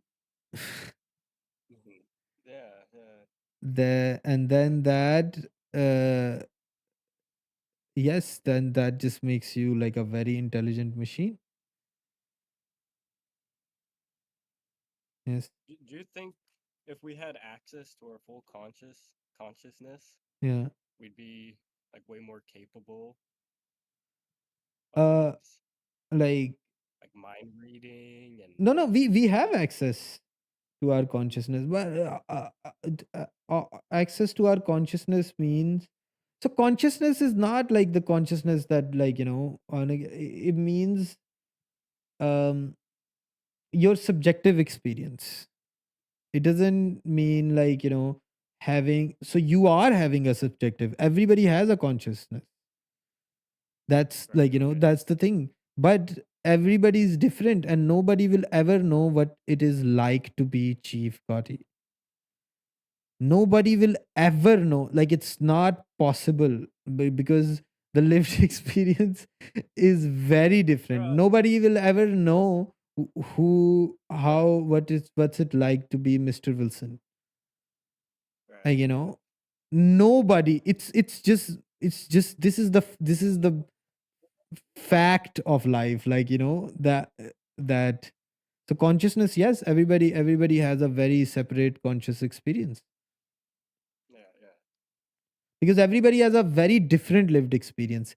Even in microseconds and stuff, okay, nobody has seen what you have seen Right. exactly to the T. There might be some other guy with like some person, but to the T story repeating, you are like the original point in the fucking universe. Right. Yeah. I don't Bro, know. I I'm tell just you, fucking bro. yapping away about this. I'm sorry. Bro, no, it make me think, bro. When I smoke that green card pack, I tell you, and then Yeah. I'll think of all this deep stuff. Yeah. I'm like, dang, it freaks me out. Yes. But it should be a more comforting thought that, like, nobody will know your own experience, okay, but Shivam. you know your own experience, And okay, nobody would so know you how get would to it live feel like too. to be a grinning face with big eyes, two-faced with open mouth. Yeah. Well, So you you might be have the a whole first world to person. yourself, bro. A whole fucking lived experience. But it is there. But why is it there? Like, what? Why do we have that? That is the People are question. living in different realities. Yeah. People make their realities through their subjective experience. Yes. Yeah. But you will never know what is it like to be Mr. Wilson. And I will never know what is it like to be Chief. Because we have our Yeah, it's own subjective experience of the world. So basically, why do we all have our own subjective experience of the world? That is the problem of consciousness, and the theories are trying to make it. Whereas this Freud, the conscious and unconscious mind, that is a different experience. So the conscious mind is the one that you're like aware of, like, you know um yeah, it's the one that you control, okay, like, that you feel like you control, okay.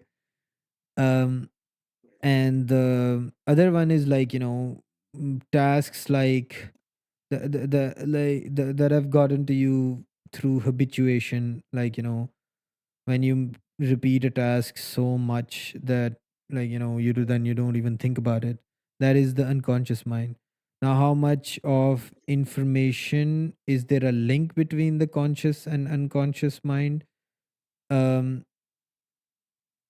and more sciences like saying, like, link between the conscious and unconscious mind is, what I mean is, things do go from like conscious to unconscious.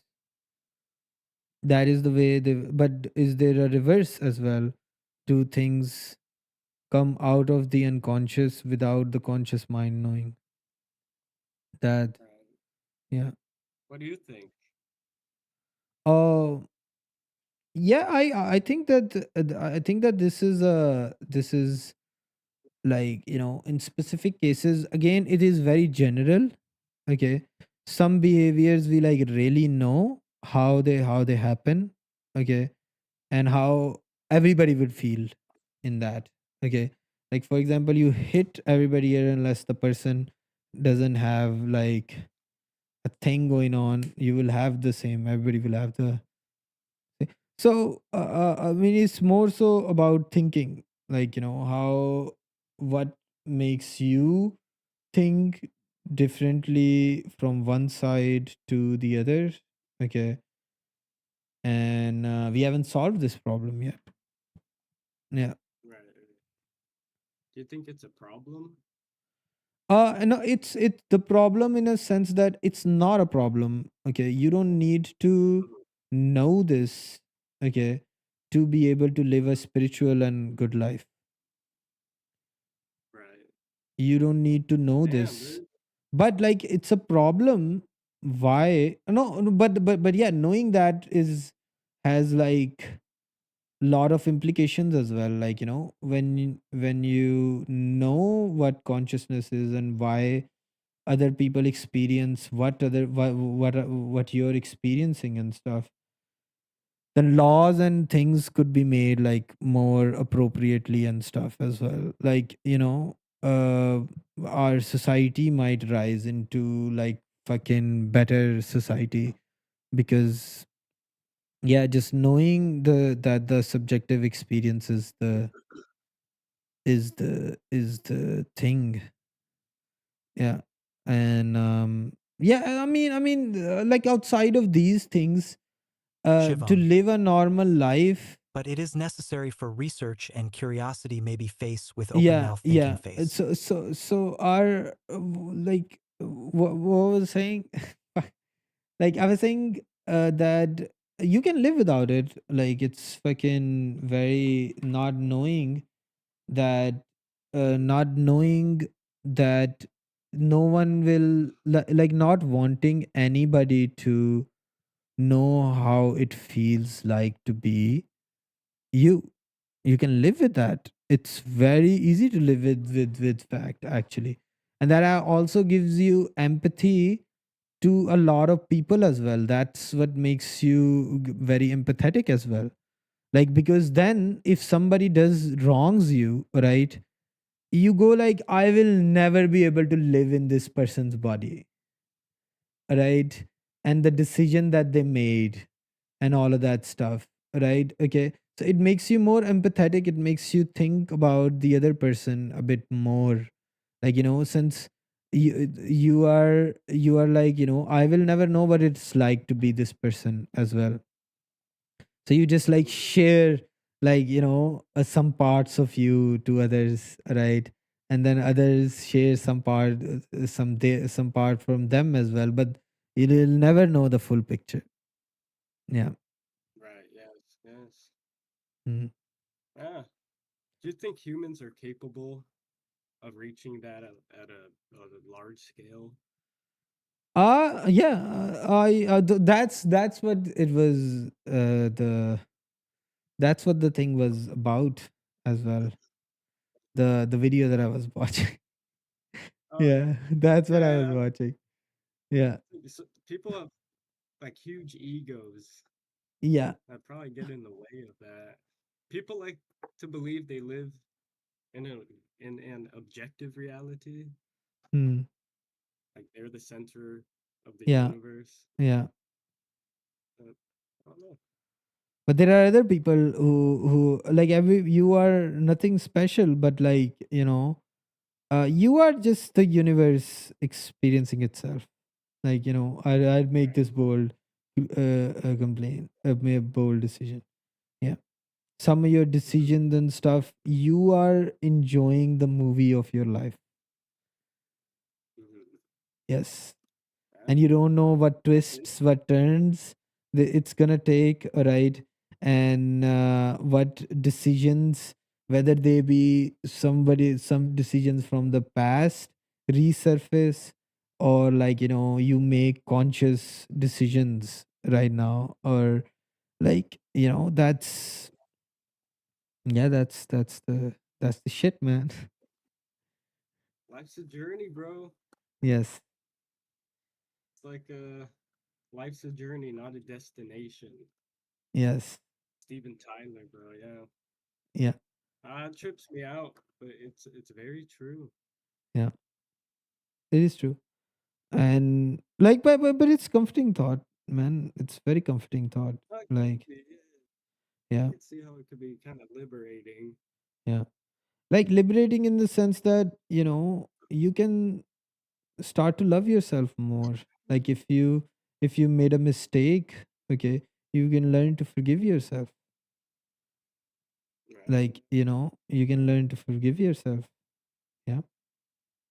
Um because like you're conscious of your subjective experience, and you can forgive yourself for that. And like, you can you can be a better person. Yeah, that's it's very important to have this kind of thought. Like on the opposite end, if if uh like eh, oh my god, I'm so fucking vague. I forgot my own argument. Bro, I am too, but you're blowing my mind, dude. Now I'm just learning about these things, and these things are not really fucking that. Uh, I am just studying Psych 100, bro. And Bro, it these doesn't things are feel like not, it. but like people. So basically, what's happening is people that are talking about these are people from STEM fields. Okay, now Shivam. when people from So I STEM have a question fields, related to all consciousness. right, Some year 4 to wait, 5 give me ago, a there was the second. first head I gotta transplant finish this surgery thought. which happened in history of medical Wait, science. wait, wait, wait, wait, wait, Shivam. wait, Shivam. Oh my So in god, which body I will will the forget my consciousness thought. per one which the head went into? Wait, Thinking wait, face. wait, wait. Oh shit. Okay, am I gonna lose this thought? Am I gonna lose this thought? I'll, Shit. I'll remember it for you. I got you. I got you. Yeah. Um. Yes. So yeah, these are just like fucking Psych 100 things, which, when people from STEM fields, right, they think that they know make statements about psychology, right, or other things. They've not studied the subject. Okay, so they're still talking about, it's like a person that is not STEM, that has not done the STEM fields. When they talk about quantum mechanics, okay, it is fucking retarded shit most of the time. Like, so it's the same thing that when a person who is not from the the humanities, who hasn't studied psychology, right, says these things, then then it's kind of like they're fucking stupid, like Joe Rogan and everybody talking about like consciousness and stuff. It's not that big of a deal. Like, we've actually solved these questions, like, and some of us, we don't know, but there's no spookiness to it. Okay, you can theorize, but theorizing does not mean, theory means you can't form a theory on it. Okay, because a theory has to be falsifiable.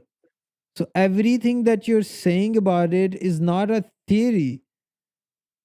It's not even a good hypothesis, because a hypothesis is a testable um fucking it's a testable statement.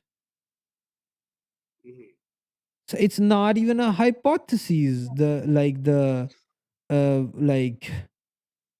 you know uh, the BF Skinner, Freud, and like I mean, like these fall into the realm of philosophy, not science. Right? These are philosophies of, like, because philosophies are just ideas. They don't, when they become testable and when they become falsifiable, then they move to the realm of science. Okay, so everything starts off as philosophies, and when there's a testable statement, then it falls into the work of science. So right now these are philosophies. Hmm. Oh my god. Okay. Okay. So yeah, so they somewhat provide you an answer in generalities, but, like, you can always take that answer with a pinch of like salt and stuff. Hmm. Right. Okay. Yes. I don't know, man. My mind is blown. Yes. No. Other way around, by the way, theories are testable ones. Yes. As I've said before, it always seems kind of intimidating to like work on spirituality. Hmm.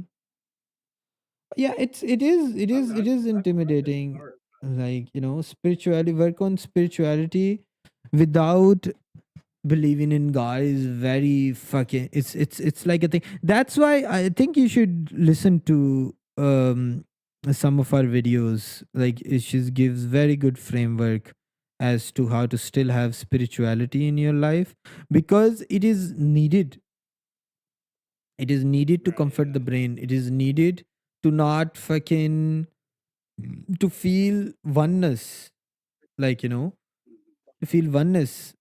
It's again back to the same question, like, um yeah, it is for wait, let me see Shivam's question. I have a question related to consciousness. Some 4 5 years ago, the first head transplant surgery which happened in the medical history. So, in which body will the consciousness person which had went into is real? I don't know. I don't know. Like, you tell me. I don't know this. I don't know about this situation. Yeah. Gotta find yourself. Don't lean on someone who doesn't want you to question. Uh, hey, what is happening? What was we saying? What were we saying? Oh my god, we're talking Unbelievable. about My mind is blown, but this is. I feel like I should be taking notes, and I have that lady's video, the no. one you This sent is me, yes. download. This is Yeah. the surprising thing is it's because we don't study these things. These things are like, even we gotta have like some basis, or like, basic knowledge about these things at least. Yeah, I, yeah. So you don't objective need to like study reality. the whole of psychology, but if you just even read the basics, okay. So what I'm trying to say is, the theory people, they have not even read the basics, like, as to what categorizes as science, what categorizes as a philosophy, what categorizes as, like, different things, and then you're just flippity floppity. Yeah. Like, I It's good mean, stuff, man. meditating, when you discover yourself, that is a fucking spiritual experience as well. Like, Yeah. that can be a part of spirituality. If you want to feel oneness, okay, you can just go for a walk, look at nature, you will feel one with nature. Yeah. And like, make that, like, be okay with the feeling of awe. Like, like, oh man, like fucking, like, oh, the awe that is inspired by the world, that is you, um that is spirituality. And you don't need a god to feel awe about the fucking about the sky looking beautiful. So that Right. is a spiritual experience. Yeah. You don't need like, do you get what I'm saying? Like, these are like spiritual experiences, and these are like, prayer could be, you could pray to the fucking universe. Like, you can just like write your thoughts down, and that could be considered as like prayer for you as well. Yeah. No, yeah, I understand what you're saying. Yeah. I've never thought about it too deeply, so Yeah. you're introducing a lot of new ideas for me, Yes, for sure. I will learn I more. will consider them. I tried to meditate a couple weeks ago. I Yeah. just sat on the ground for 10 minutes and Hmm. tried not to think.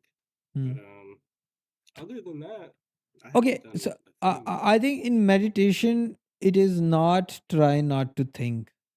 It is more so think whatever thought that comes into your mind, just be aware of it. You don't have to like get rid of it. Just be aware that that thought is there.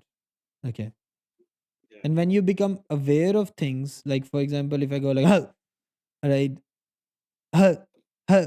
Now if I keep doing it, it won't be as scary anymore. Now you're aware that I'm doing, like, first time you get spooked, you don't get spooked like afterwards when it's regular repeat. So when you keep becoming aware of your thoughts, then they just like sort of like, they don't bother you anymore. Then that is a form of meditation. That is how meditation works, that you become aware of your conscious experience. Mhm. I've tried to get there, and I have been there 1 or 2 times. Okay. I think even more now, but like that is something that I learned from it. Yeah. Ah, Yeah. well, I got a couple things to work on. Yeah. You are what you dream about, other than deep meditation states. I believe lucid dreaming is the clearest picture of one's own mind. I also feel like it. I also feel like it. Now I'm getting more and more into like the lucid. Yeah. I'll be right back. I gotta fill up my water. All right. Hello there, everybody. I've been fucking yapping away, bro. I've been yapping away. But like I actually learned some shit. So then I'm like, it's like it's after a very long time I learned some shit, bro. I'm gonna tell you guys, I love learning shit, right? But like I've been not learning shit, and this this like, I don't care about this shit anymore. I'm just gonna like do what I feel like doing. Attitude has fucking made enormous changes in me. I think it started from the channel changing as well. Yes. Oh, this is worthy stuff to yap about, Yes. for I think sure. so. Yes. This is good. No, Yeah. no. So I am very happy that I'm like learning again.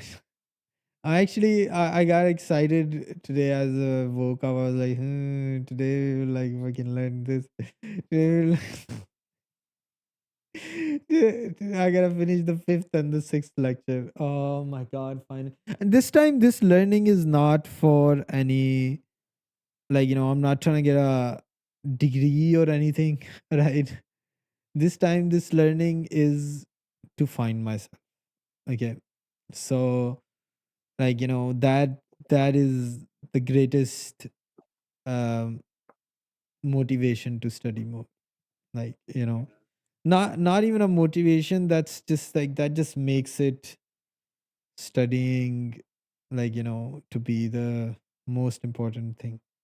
Yeah. That's great. They have Yale lectures on YouTube too. Yeah. Yeah, Yale lectures on YouTube, bro. They got like MIT lectures on YouTube. Like, you can literally do a degree in psychology, right? You just do they have 10 lecture 15 odd lectures for one semester, right? Okay. You watch those 15 lectures, you are one semester deep. Right, you watch the next 15, right, you are 2 semesters deep, right? And then if you just like watch, like, all you have to do is just watch like 60 videos, but like, with like actual intent and take down notes and stuff, and you have learned you are now have a degree in psychology. Yeah. So that's what I used to do in my university as well. I would just like, okay, so it's done. So now we have like a 1 month break. In 1 month, I'd just sit down and I'd just like watch the MIT lectures and shit. And then when I'd go to class, I'd be like, what the fuck is this, man? Like, I already know this. Yeah. So I used to Bro, just like go for one class, right? I used to go for midterms, quizzes, and final. That is it.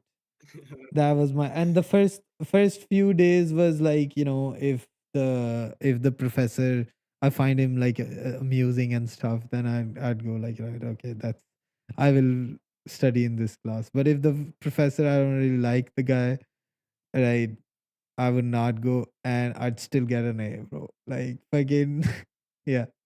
Attendance wasn't like the thing for teachers. Yeah. Yeah. bro, that's amazing. Yeah. What the hell? So I'm this a is this yeah, is I'm a how, like, education is like there, but finding the lectures and stuff, that is very difficult. Yes, but I've tried Chat GPT as well. I think after finding the lecture and everything, instead you can question Chat GPT, the questions that you had to the dude while he was explaining. So the dude is not answering you. It doesn't seem like a classroom experience, right? But like, you can just ask Chat GPT and then that will answer your question, and then you can like go back to the lecture. I think that's Chat GPT made it like kind of convenient. Yes. yeah. Yeah. I mean, the studying process would be way more convenient now. I'm gonna try that. I Hmm. didn't know Harvard and MIT had like free lectures. Yeah. Harvard, Yale, Stanford. These are the actual sources, man. Like, this is where you get the shit. This is where you actually get the knowledge. Yeah.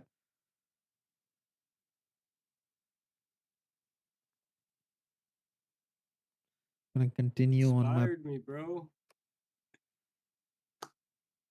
Appreciate it. Hell yeah. I've hacked into the matrix.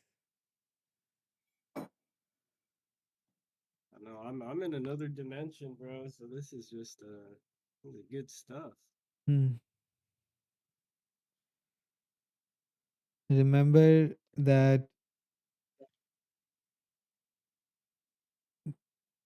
these are all theories, just a game. Oh man. And cut. Mm, mm, mm, mm, Ooh, mm. day 800 blowing my mind again. Hell yeah. Beautiful.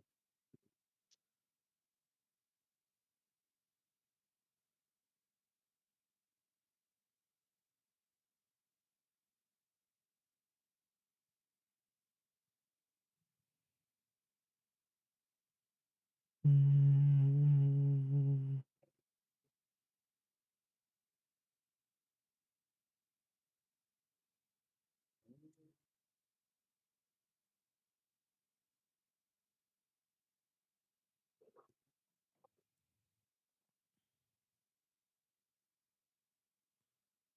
Your comment was deleted. Oh man. I don't know. Let me see.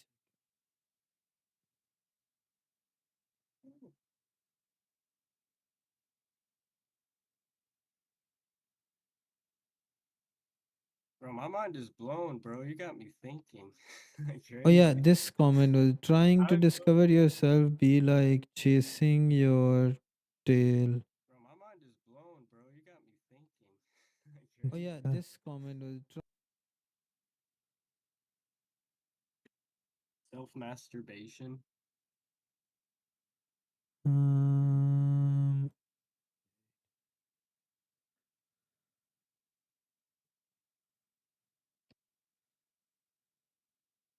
today we're going to talk about you. And I find that tremendously entertaining. Oh, it instantly went away. I don't know. I'm not sure I How do Hmm. you feel about Russia and Ukraine, Mr. Wilson? I have not studied enough to know anything about it. Yeah. Like, I will be very uneducated opinion. Hmm. What do you think? I don't even know the problem fully. I'm gonna be honest with you. Why I've tuned out of this is because um because it's there's lots of shit going on in the world and it's very overwhelming. Like, I just don't want to have another problem on my head. Just, I know it is very selfish to say that, and like, but no, I just can't. Like, there's too much shit going on in my life for me to like investigate that. And since I don't like having having opinions about things that I haven't like read or like even like looked at, like I will not. Mm. Oh yeah, it's totally fair. Basically, I'm excited for you to experience your first lucid dream. It's something everyone should achieve. How far are you into the journey? Have you learned the science behind it? I have not. I've not. I've not. Uh, I have not yet. I will. I will start. I'm just like on a different wavelength right now. Different dimension, bro. Do you Mm. believe in dream analysis? Yeah, dream analysis is also like one of those Freudian things and stuff, and you could make the case that that there are links and stuff. Okay, but like again, it's a philosophy. Okay, and that is, yeah, and yeah, but it fits as well. Okay, some experiences can be explained by it. Not all, but like some experiences can be explained by dream analysis and stuff. Mhm. Damn it, bro.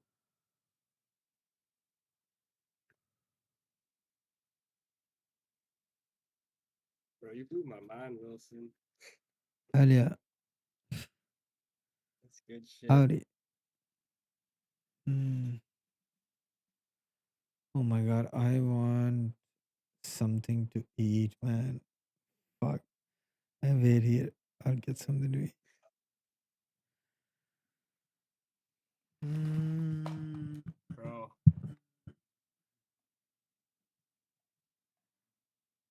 Yeah, you blew my mind, Wilson. I'm gonna get out of here and think about what you said. Oh, he's no longer here.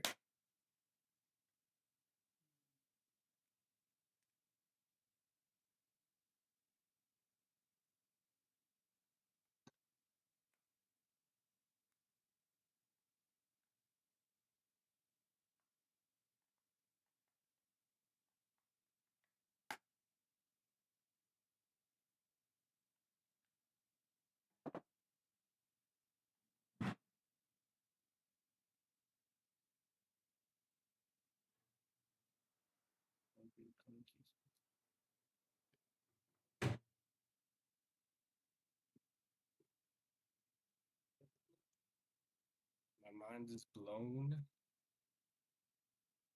My mind is blown. My mind is blown.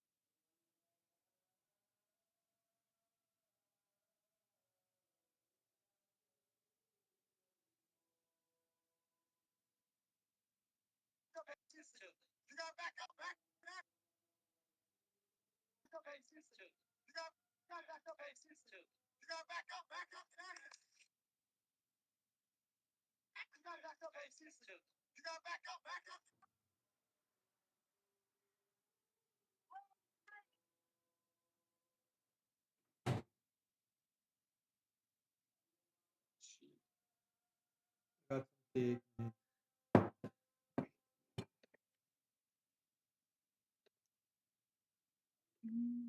You got some good food? Back with the food, hell yeah. Yes, I got some cake. Well, bro, Wilson, I'm gonna get out of here for a bit. You blew my mind, Alright. and I'm gonna think of some things you said, bro. Alright. Take care. Take care. Happy day 800, bro. Hell yeah. I'll talk to you later. Hell yeah, brother Maine. Peace out. Peace out. Oh.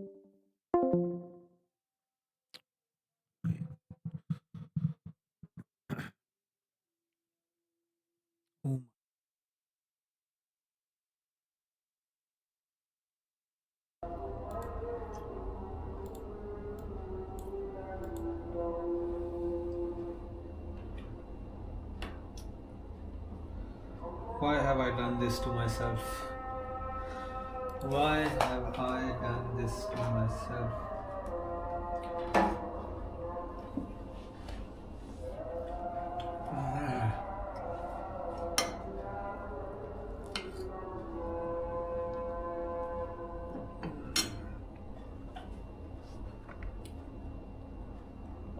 Mind blasted and blown. Thank you, man. I didn't think I'd ever blow anyone's mind like this. Thank you. Because they lead anywhere, but because you just are, and just appreciate existence, and then you'll die. And then in this sense, he's almost like a spiritual pessimist. He doesn't think that humans are evolving towards a higher consciousness. He thinks that we're animals that are specifically burdened with self-awareness, and then we tell ourselves stories to cope. And he sees liberation not in buying into this lie of progress, but just relinquishing the need to believe that we're special and just live a simple, honor-filled, moral, humble, art-filled life and then die. And so that's kind of what he would tell you to do with this. And so he would also say that like you can reduce suffering, but he doesn't believe that the new movement to reduce suffering is going to end up any different in the end. The new king ends up being just like the old king. This is why nihilists are sometimes apolitical, is because historically the resistance becomes the empire. Like the anti-cult becomes the cult. Do you know what I mean? And so according to John Gray, we're the same as we were 50,000 years ago. We just have better technology. And this idea that like feminism has progressed, he would call that actual technology changes. It's just the fact that we have birth control. It's just the fact that we have like... New Bell refrigerators works as good as it looks. Bottles and things like that that allow women to be able to work and own homes and things like that. That's actually a technology change, not an actual deep moral change, because it's the same that it's always been. Women's greatest power is in their sexuality. And when we look at something like OnlyFans, the only place where women are paid more than men is when women can essentially sell the currency that they've always had evolutionarily, which is their own bodies. And so he argues that everything's the same, just that technology got a little bit different, got a little bit better for women.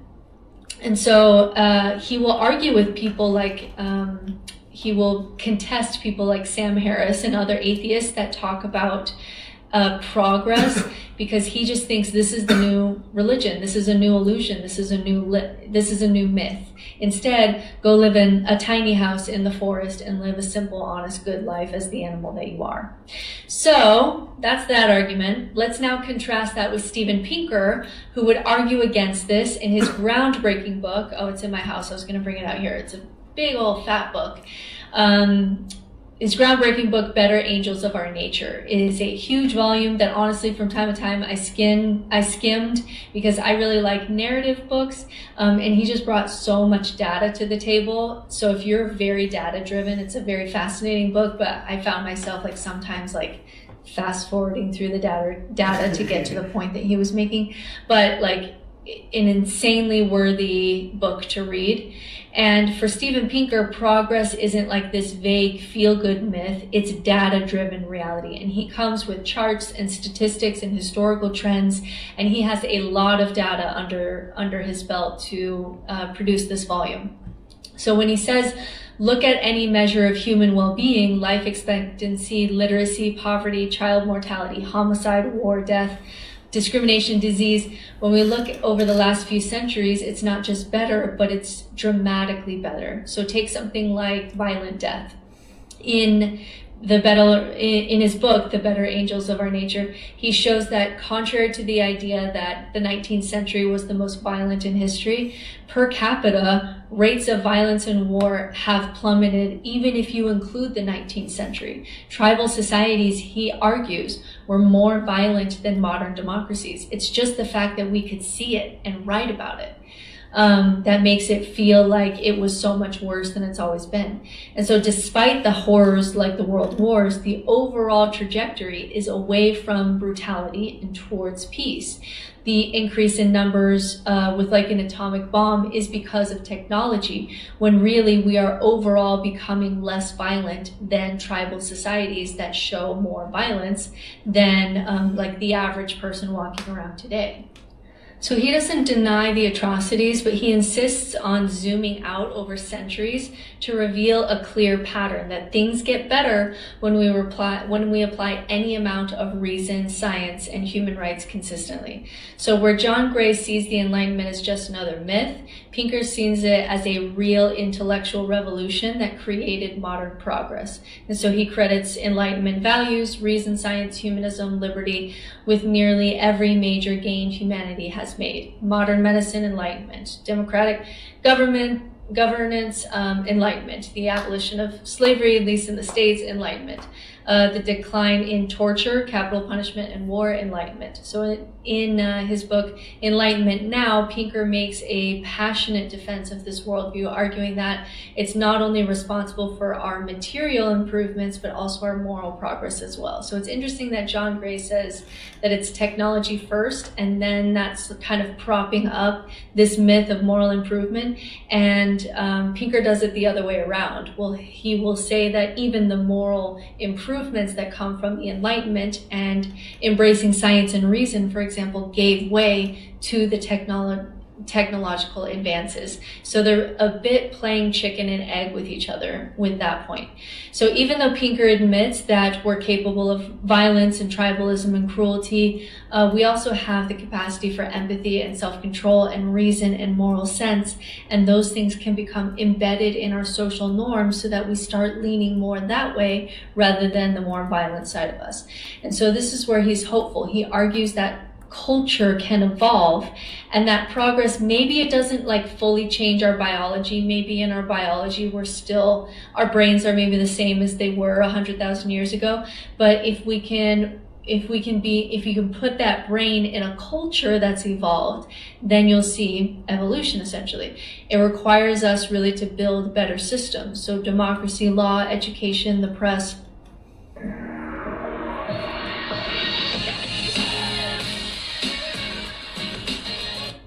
All of these things help people behave more peacefully and cooperatively than they would otherwise. So yes, we're apes with nukes, but also we're apes who invented human rights and the scientific method and the World Health Organization. So Pinker spends a lot of his time pushing back on what he calls progressophobia, which is the belief that the world is getting worse, because he's saying that the data says otherwise. And so he blames media bias because bad news gets clicks, which is a part of our cognitive biases. It's not just driven by the media. The media is the surface level of what's going on. The lower level is that our cognitive bias is that we're wired to notice danger. And so we will click on certain news that has a more negative edge to it than we do for positive news. And so the media bias is kind of on top of our cognitive biases.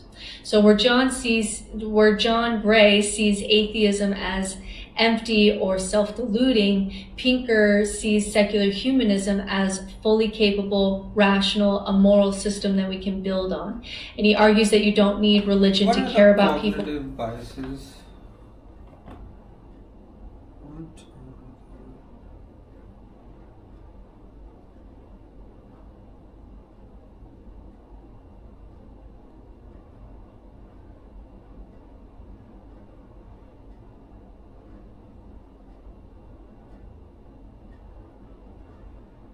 Confirmation was the tendency to search for connected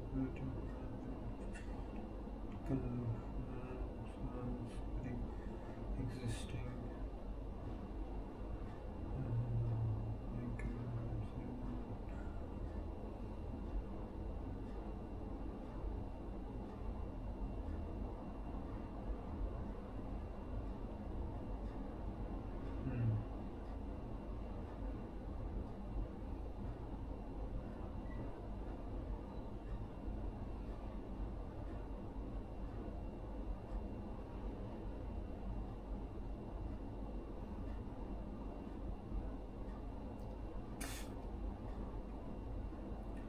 overestimating the importance or likelihood of information that is easily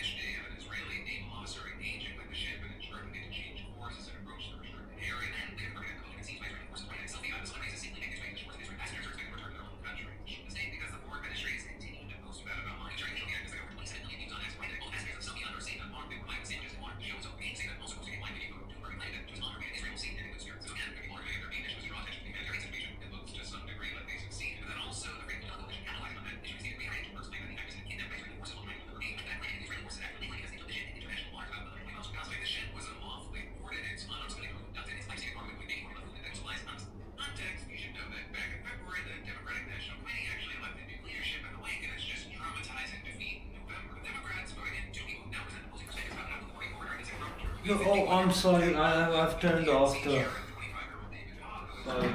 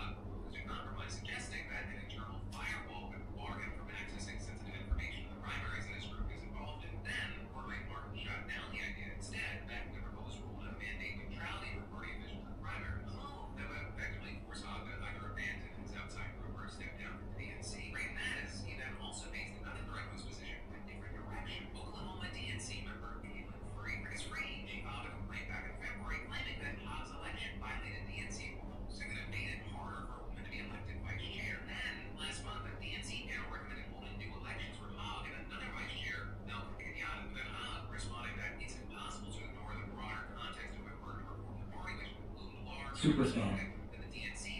You. Oh.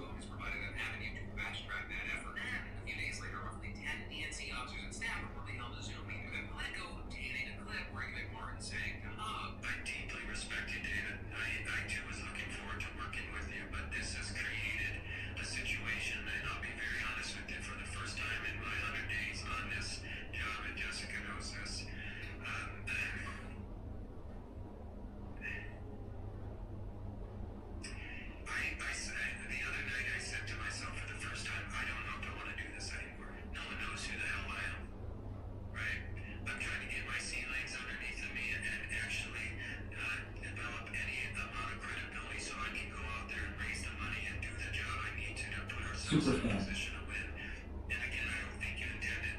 Why you keep showing us your lower body? Is it because you always work out lower body? Ha ha ha ha.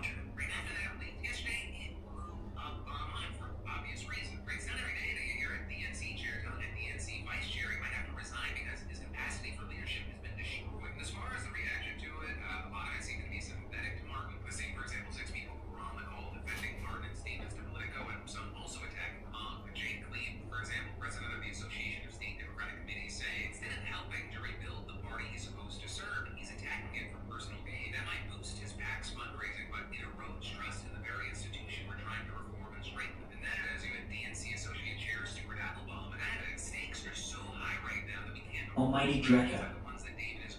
Wait, you're already off the call. Almighty Drekka. I thought this was boys' night already. Oh man, we got off for a while. This was a while back. Just give me some few, like an hour or so, like 30 minutes. Superfan. If half the body is butt and legs, then you only have the other half of the body to worry about. It can handle alcohol and eau de cologne. This week, DNC members will vote on whether to hold new elections for his and Kenyatta's posts. But then, from that, as we start to wind things down today, I want to shift gears to a human interest. Let's talk about Michael Baker. He's a teenager who just graduated from Mill Creek High School in Georgia. On his graduation, he walked across the stage, got the diploma, took the pictures, did all the normal graduation day stuff. And then, he and his family, they decided to go get dinner at the Burger King that Michael had been working at for the last few months. But then, when they walked in, Michael saw the store was short-handed for the day, so he decided to jump in and help for a minute. So he's behind the counter, still wearing his graduation sash and medals, filling orders, serving customers, not even clubbed in, just ready to help. And then, just so happens, a few minutes later, Maria Mendoza pulls up through the drive-thru. Right, Maria's daughter, Daisy, she also graduated from Mill Creek High School. And Maria, she was going through the Burger King to take some dinner home and celebrate. Then, she saw Michael, and she later said in an interview, "My whole world froze. My first thought was, he's working, he's not out celebrating my Super birthday fan. kids. My child gets to be with High me." amounts of blood were found in my alcohol stream. Starts taking a video of Michael in action, and she posts it on TikTok. And in that video, she calls on Burger King to give him a scholarship. And that video goes viral. It's over 4 million views with countless people asking for ways to donate to him. So Maria, she sets up a GoFundMe with a goal of $5,000 to kickstart his education fund. The donations had just started to come in, hitting more than $6,000 by the time they even tell Michael about this. So I did a GoFundMe for you, and so far I have raised over $6,000. Over $6,000. I told you it was worth it. I told you. But then, local National haven't seen a story, they pick it up, and the fundraiser has now hit more than $220,000. So then on top of that, the Burger King Foundation getting on board and giving Michael a $10,000 scholarship, saying for him to come by the restaurant on one of the biggest days of his life to share the moment with his BK family and choose to jump in and help is a testament to his character. For good measure, they also gave Maria's daughter Daisy the same $10,000 scholarship that she gears up to attend Georgia State University to study neuroscience, and they added there it was Maria's kindness and empathy that helped bring Michael's story to the world. So we are excited to also celebrate her daughter Daisy with a scholarship for her studies. Right, as far as Michael, he's been working since he was 16 years old, and his original plan was to just take a gap year to save money before being able to go to college. Just study automotive technology, saying, if he couldn't come up with the money there, his plan was to then join the army, which would cover the cost of his tuition. And Super now, fan. thanks to all this, he's looking forward to going to trade school this fall and the rest of the Wilson by I may lose my license due to high alcohol breathalyzer after leaving big party, almost 300 people in worried mirror pants driving points lose Haga. trust. As I hate with that, I will say, I know how this goes. I would love to live in a society where, college was free for everyone to go, but that is not Wait, man, like, in this world. So, it's kind of cool to see. I don't know if this is like true or not because you like troll and stuff, so I am not going to engage.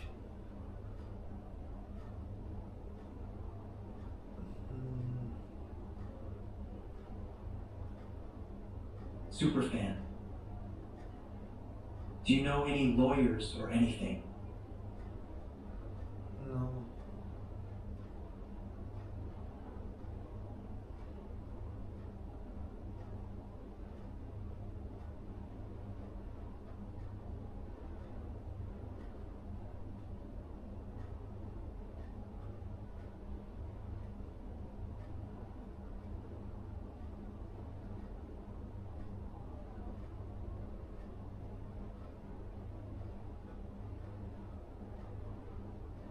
Superfan. And just joking him, just joking, I got it sorted. Animals.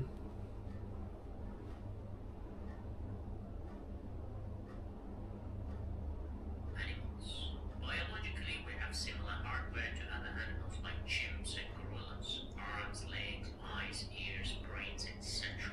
We also have the same operating system of basic instincts as other animals that tell us what to do. We instinctively search for food, find a mate to procreate with, and seek the company of others. So if the hardware and the operating system are the same or very similar with our closest relatives like apes and monkeys or even mammals, then what makes human different? The answer lies in the software or our psychology, but more specifically in our ability to tell stories. Carl Jung, the Swiss genius psychoanalyst, looked at humans from different cultures and continents and discovered something extraordinary. We all have very similar myths and stories, religious and non-religious. This video is sponsored by the book summary service Blinkist. The first 100 people to use the link in the description will receive one free giveaway access to 25% off the full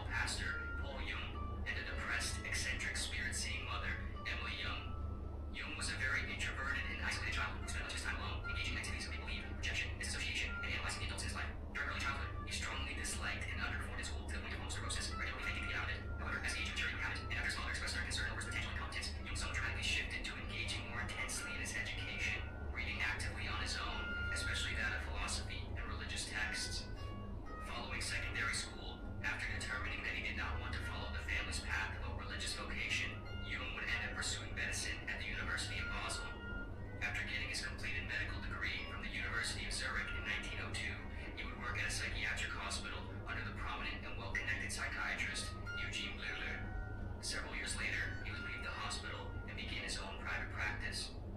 As Jung became more successful and well-known in his field, he would soon become acquainted with the extremely popular, groundbreaking, and controversial psychologist of the time, who still holds this title today, Sigmund Freud. The two would meet for the first time in 1907, upon which they would talk for around 13 hours straight. This would quickly develop into a strong friendship and professional association. They traveled the world and lectured together, analyzed each other's dreams, and discussed various aspects of their psychological studies and theories. However, Freud, being of a much greater professional stature at the time, as well as being substantially older than Jung, created a dynamic in the friendship that was much more like a father-son or teacher-pupil relationship. This would unfortunately cause problems as Jung's career advanced and began to encroach on Freud's. The two would soon find themselves in disagreements over fundamental aspects of each other's theories. Ultimately, these disagreements, Jung's tendency toward a somewhat mystical consideration of the human mind, as opposed to Freud's more scientific reductionist approach, the nature of their father-son relationship, and Jung's desire for professional independence, all caused the two to split their friendship off in 1913. Following and as a consequence of this breakup, from around 1913 to 1918, Jung experienced a sort of midlife psychological breakdown. During this, he spent much of his time introspecting and writing about psychological experiments he conducted on himself, exploring into the recesses of his unconscious.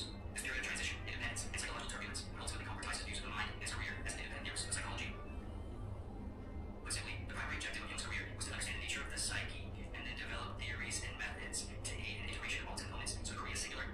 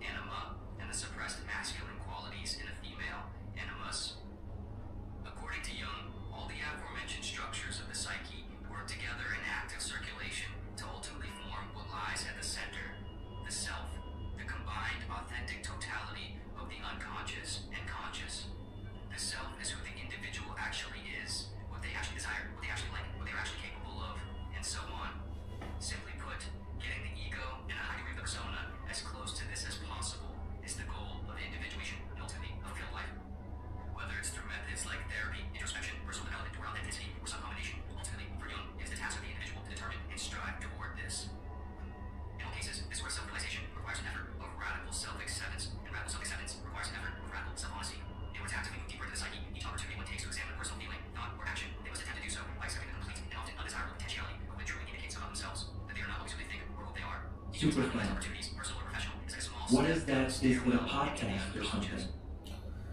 Yeah, sort of like a podcast, a video. As one goes further down, however, as they confront these deeper and darker elements of their being hidden in the basement, they must, in Jungian terms, work to integrate their shadow, the breadth of their potential faults and wickedness, as opposed to rushing back up the stairs in denial. One shadow does not disappear by looking away from it. In the same way, one cannot literally evade the light cast shadow of their body by outrunning it. There is no move or evasive tactic that separates the individual from their psychological shadow. The danger, rather, is in the attempt to do so, the ignorance and denial of it. Good does not become better by being exaggerated, but worse, and a small evil becomes a big one through being disregarded or repressed. The shadow is very much a part of human nature, and it is only at night that no shadows exist. From Jung, awareness of one's dark side allows one to more appropriately manage and recognize it when it sneaks up the stairs uninvited. One must know of a problem to be able to fix it, and it is an act of healing to admit that one is sick. Although self-acceptance and authenticity is perhaps simple and obvious enough sounding, the act of actually working towards radical self-acceptance and individuation is, of course, far from simple and obvious. In the absolute sense, it is almost certainly impossible. In the above-average sense, it is still perhaps life's greatest and most difficult endeavor. To truly and honestly accept your downfalls, weaknesses, potential evils, and shameful or unpopular interests and qualities. To admit what you see, fear, or hate in others is and could be inside of you. To admit to yourself that you are not and will never be completely who you think and want to be. That you are not as good as you had hoped. No, that does not mean that. What? What do you mean that does not mean that?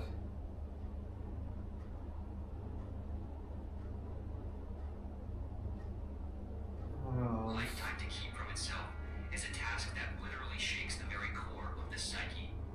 However, it is perhaps proportionally essential for a fulfilled and complete life. Ultimately, Jung's work provides insights, theories, and methods to help the individual move through this process toward not only potentially gaining access to fixing the bugs in their navigation system, but also, in some sense, access to the controls where now they can better input the destination coordinates according to where they actually can and want to go. This video is sponsored by Linus. Sure. Listen to, conveniently and otherwise small. Superfan. He means the popo pants of popo pants. Yes.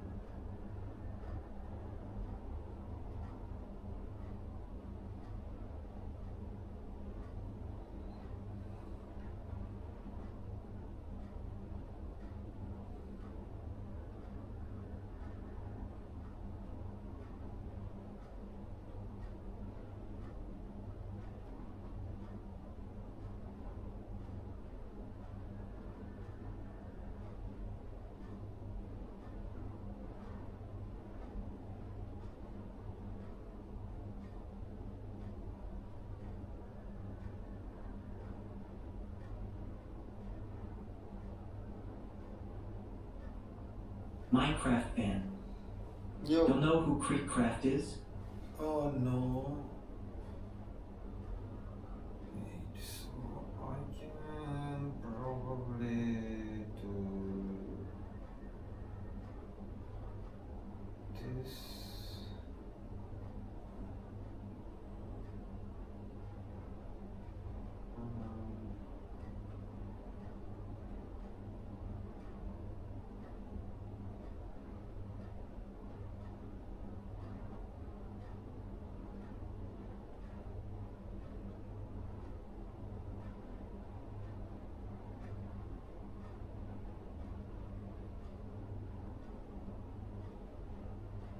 Minecraft fan. Red thumbs up, red thumbs up, red thumbs up, red thumbs up, red thumbs up, red thumbs up, red thumbs up, red thumbs up, red thumbs up, red thumbs up, red thumbs up, red thumbs up, red thumbs up, red thumbs up, red thumbs up, red thumbs up, red thumbs up.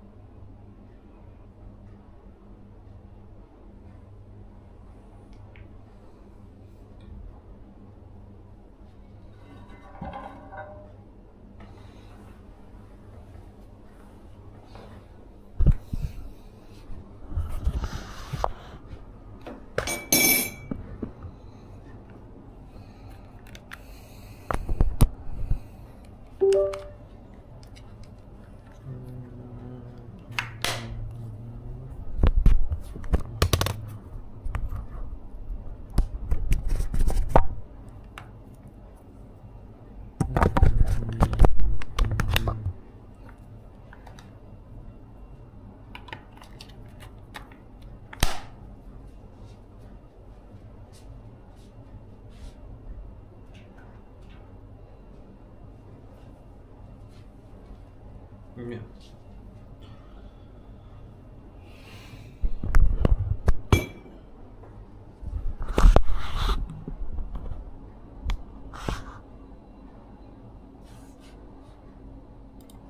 So we will click on certain news that has a more negative, edge to it than we do for positive news. And so the media bias is kind of on top of our cognitive biases. So where John Gray sees atheism as empty or self-deluding, Pinker sees secular humanism as fully capable, rational, a moral system that we can build on. And he argues that you don't need religion to care about people, you don't need faith to fight for justice.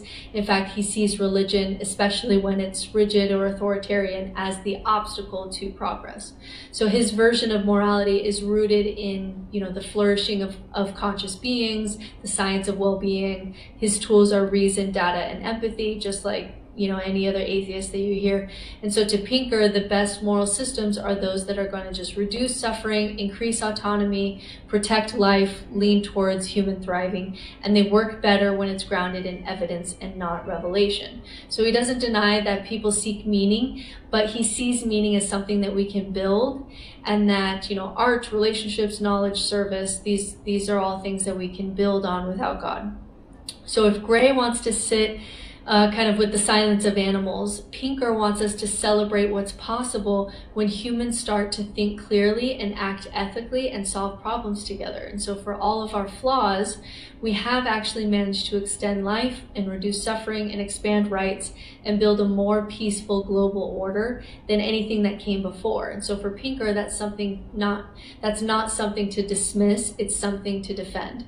So it's a good argument and a good book, certainly a lot of data in his book. And I, of course, would rather have the whole world be rooted in secular humanism and reason and data and empathy than religion, of course. But now that I've kind of fleshed out both sides, if you forced me to pick a side here overall, if we were to actually watch this chess match play out and this debate play out, I think John Gray makes a better argument. So Gray's central insight is that human psychology hasn't fundamentally changed. And despite, Steven Pinker's data about how societies can change, it's hard to refute this idea that actually human psychology, though, hasn't fundamentally changed. Despite material advances, our tendencies towards tribalism and dominance and fear and projection and superstition remain intact. Technology evolves, we don't. We still scapegoat, we still fall for demagogues. We still struggle with the same existential fears we've always had. So Pinker sometimes treats human nature as something that can be outgrown through education and institutions, but history suggests that those gains are fragile, and we see them more at the individual level than at the collective level. In the same way that you can see religion, or you can see individuals thriving outside of religion, but we don't see collectives thrive without some kind of culture or religion holding, or myths at least, holding people together. So the 20th century alone, the 2 world wars, totalitarian regimes, genocide, these happened in some of the most advanced societies on earth. So Gray forces us to ask, progress towards what? Like, living longer doesn't mean living better. Having more rights and choices doesn't automatically also mean feeling more secure or fulfilled. For many, modernity feels like a treadmill of anxiety and disconnection, even though we live better. The average person today, like in America, would live better than the richest kings in the past. So Pinker's charts can't capture the emotional texture of life, the rise of loneliness, the spiritual confusion, the political extremism that even happen in advanced nations. So yes, I'm going to live longer and have more rights as a woman, but I didn't get to raise my children with a village. In many ways, we've regressed as we've stopped living with nature, and how individualism and capitalism just kind of suck all the joy out of life.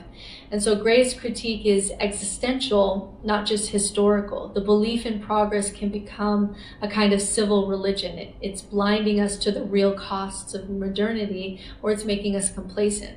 So Pinker's vision may comfort many, but it risks downplaying systemic issues by framing them as being solved. And so in contrast, Gray doesn't offer false hope. He just tells us we're not a better species. We're still the same primate with anxieties and seeking meaning and dreams and cruelty for people outside of our tribe and longing. Don't look for salvation in ideologies. Just live a small, quiet, meaningful to you life. So Pinker wants to motivate action through optimism, and Gray kind of wants to ground us in humility through realism. Pinker is better at energizing, Gray is better at warning. And so if the goal is to understand what's actually happening beneath the surface, what makes humans tick, why we keep repeating the same things over and over, I think Gray gives a better psychological and historically coherent model. And so while I admire Pinker's defense of science and reason, Gray's case is just harder for me to shake because it speaks to something different, deeper than the data, which is like just the nature of the human condition. Now, of course, like I want to blend the two. I want to continue to lean on science and reason and empathy and the science of well-being, reduce superstition, reduce violence. I'm on board with all of that. I have talked extensively about all of that. I'm not giving any of that up. But I also don't really have hope that that's a battle that can be won, like given what humans are, given what evolution made us to be. So it's like where I end up is that I'm on Steven Pinker's team, but I think it's a losing battle because of John Gray's arguments. We really don't change. We're born scared. We may be born atheists, but we're born superstitious. We're tribal, and we're just more emotional than we are rational. We're still just as tempted to authoritarianism as ever. We're all lost in the stories in our own heads, and we're never going to be able to transcend what evolution created us to be, to create this utopia where every life on earth tends towards human thriving. So will I stop fighting for it? No. But will this movement of enlightenment win over religions or political religions or consumerism or all of the other isms that fill in the vacuum when God dies? Also no. So how I balance this is like Team Pinker in my actions, but Team Gray in my prediction for what's going to happen to humanity. Like hippos are going to keep hippoing, and humans are going to keep humaning the way that we've always humaned. So that's kind of where I end up. Like, I'm going to keep fighting for the Steven Pinker side of things, that I do think that when we can break away from superstition and lean on reason and empathy, I think it's better morality. I think it's better for building countries. I think it's better for reducing suffering. I'm all about that. But do I think that that's going to just continue and get better, and that we're just going to like keep going in this direction towards progress? I don't think so. I think that this empire is going to rise and fall, and another one's going to take its place. And if it's not this God, we create other gods. Like, look at what we did with New Age spirituality. Like, we finally outgrew so many of the old beliefs that we have science to show isn't true with old religions, and then we just like start doing magic in other ways. We start doing magical thinking in other realms. We didn't really outgrow religion, we just changed religion, right? I've said that many times before. So let me know what you think here, because I could equally like argue either side. Like if I walked into a debate, I could hop on either side of this. But if you force me to choose, I think John Gray's arguments are more persuasive for the fact that human nature just doesn't change at all. So, what do you think? Is humanity progressing, or is the only thing that's progressing technology? And what is first, the chicken or the egg? Does the change in human nature allow for a change in technology? Like, does the change in morality lead to changes in technology, or does the change in technology actually fuel what looks like changes in morality?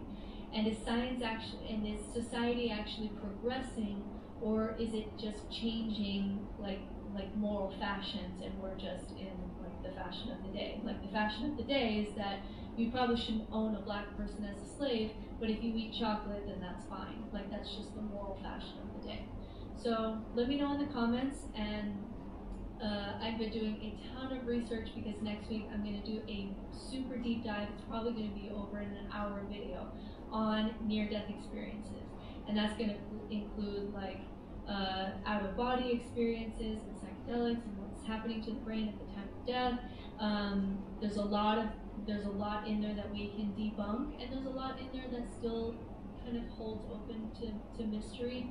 And I'm just doing a ton of research, really diving into that side of things. So next week I will do a very big video on near-death experiences, and hopefully give you enough information that you can kind of make up your mind whether you believe that near-death experiences help point us to life after death. And I think I can at least give you enough information to be able to say if that was enough to make up your mind that near-death experiences prove something, or whether you think that there's not enough information, or whether you think that there's enough naturalistic explanations that we can say that near-death experiences do not point to anything kind of supernatural. So that's what I'll do next week, and stay tuned for then. The biggest mistake when starting a business is investing all your money in a complex website. GoDaddy allows you to create a beautiful catalog for your product and engage directly with your customers. Simplify your online presence with GoDaddy Show and Bio.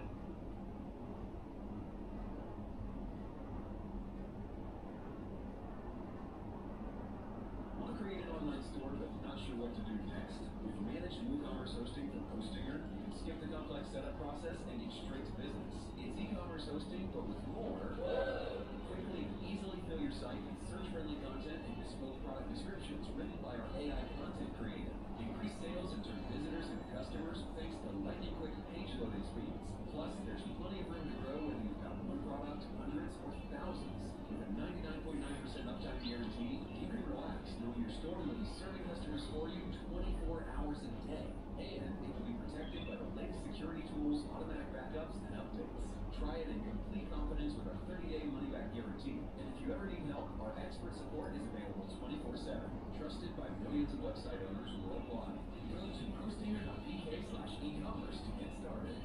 Hostinger. 3, 2, 1 live.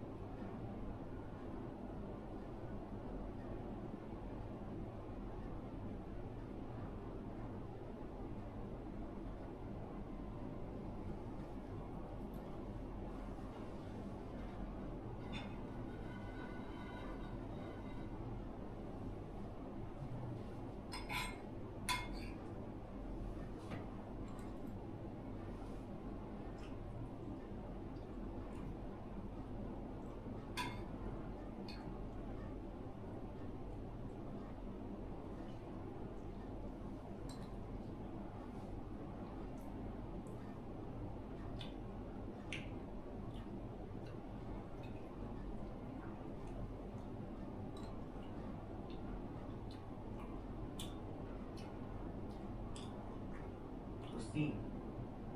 Day 800, loudly crying face, folded hands, party popper, party popper. Let's fucking go. Christine. Is it breakfast?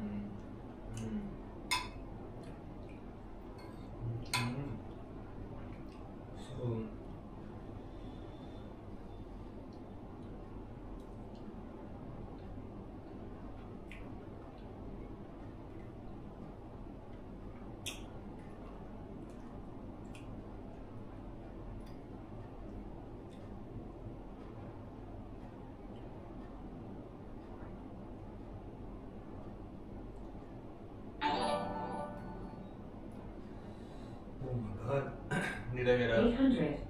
Let's go. Wait, what?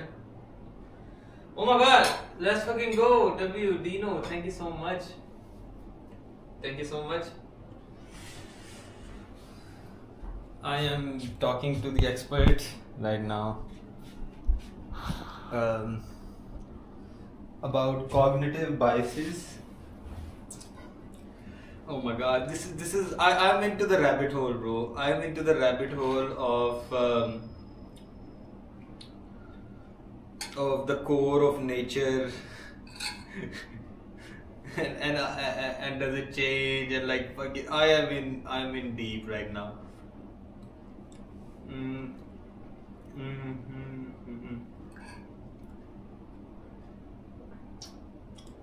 Right. Can human core nature evolve? Evolution is very extremely slow. Much in 10 to 1,000 years, culturally and physiologically.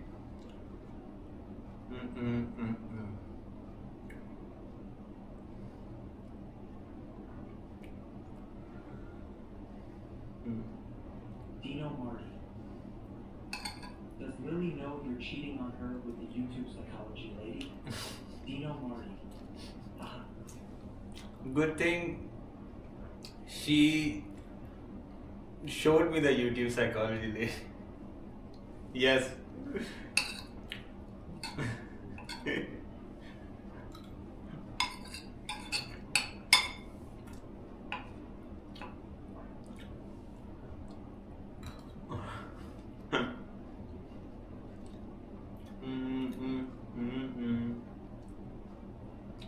Dino Marty. Okay, you're good, Devin. Yes. Thank you, man. We just were doing like a boys' night thing as well. Chief was in, then I was like, okay. Then Chief left, then I was like, I just started studying again.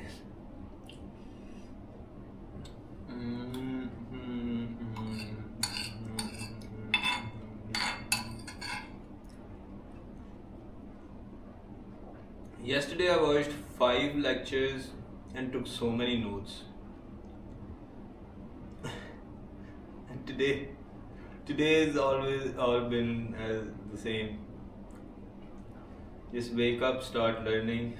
Okay, go gym, go back to sleep.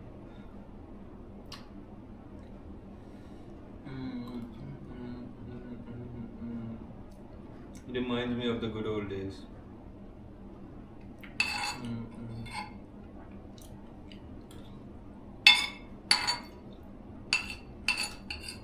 Back in the good old days. Doing free university for fun. Yeah.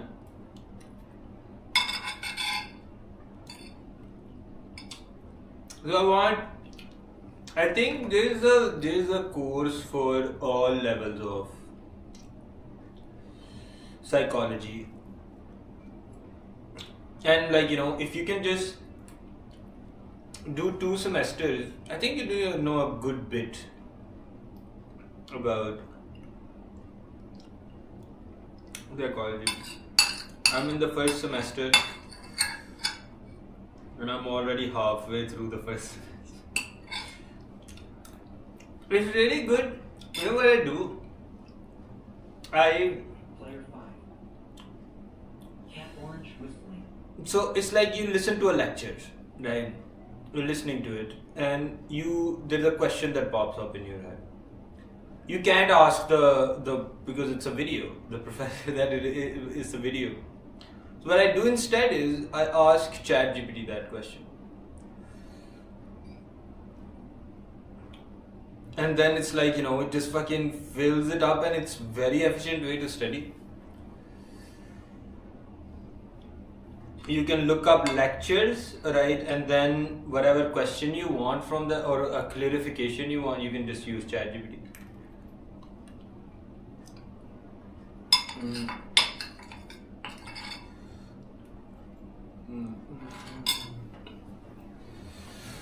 And it just strings together everything so neatly.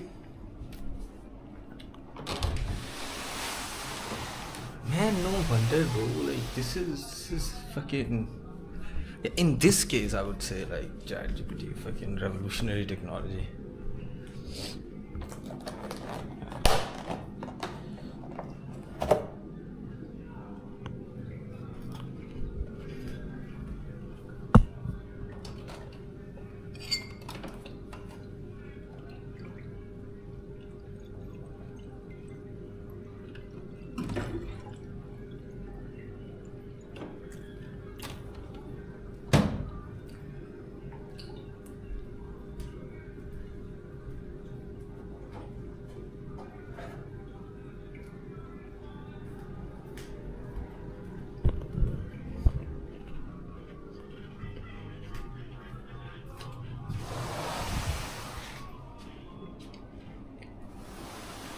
And it's more so like doing notes in your own head as well.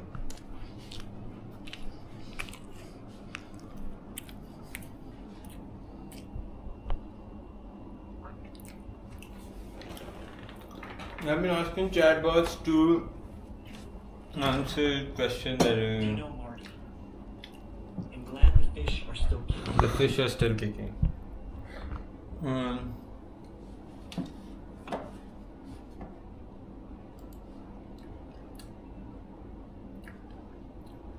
I'm gonna look at the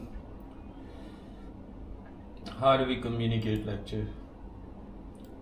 This is the scientific notion of language, and I know it's kind of fucking. This class today is about language. And language is to a large extent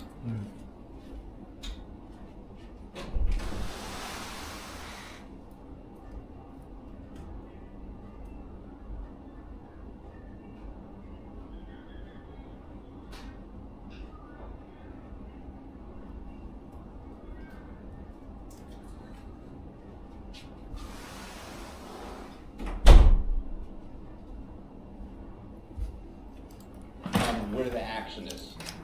The study of human language has been a battleground over different theories of human nature. So every philosopher or psychologist or humanist or neuroscientist who has ever thought about people has had to make some claim about the nature of language and how it works. I'm including here people like Aristotle and Plato, Hume, Locke, Freud, and Skinner. I'm also including modern-day approaches to computational theory, cognitive neuroscience, evolutionary theory, and cultural psychology. If you hope to make it with a theory of what people are and how people work, you have to explain and talk about language. In fact, language is sufficiently interesting that, unlike most other things I'll talk about in this class, there is an entire field devoted to its study, the field of linguistics, that is entirely devoted to studying the nuances and structures of different languages. Now, I'll first, before getting into details, make a definitional point. When I'm talking about language, I'm meaning systems like English and Dutch and Walpuri and Italian and Turkish and Urdu and... Oh my god, he said Urdu! He said Urdu! I like this guy, dude. He said Urdu. Bro! No fucking way! He's from Pakistan. He's probably from Pakistan. What's his name? His name is... what is his name? Most unique human ability. Bro didn't even fucking give his name. He didn't even give a fuck, bro. He just like, I don't give a fuck, just take this knowledge. Okay, dude. Right now in class in the demonstration that preceded the formal lecture.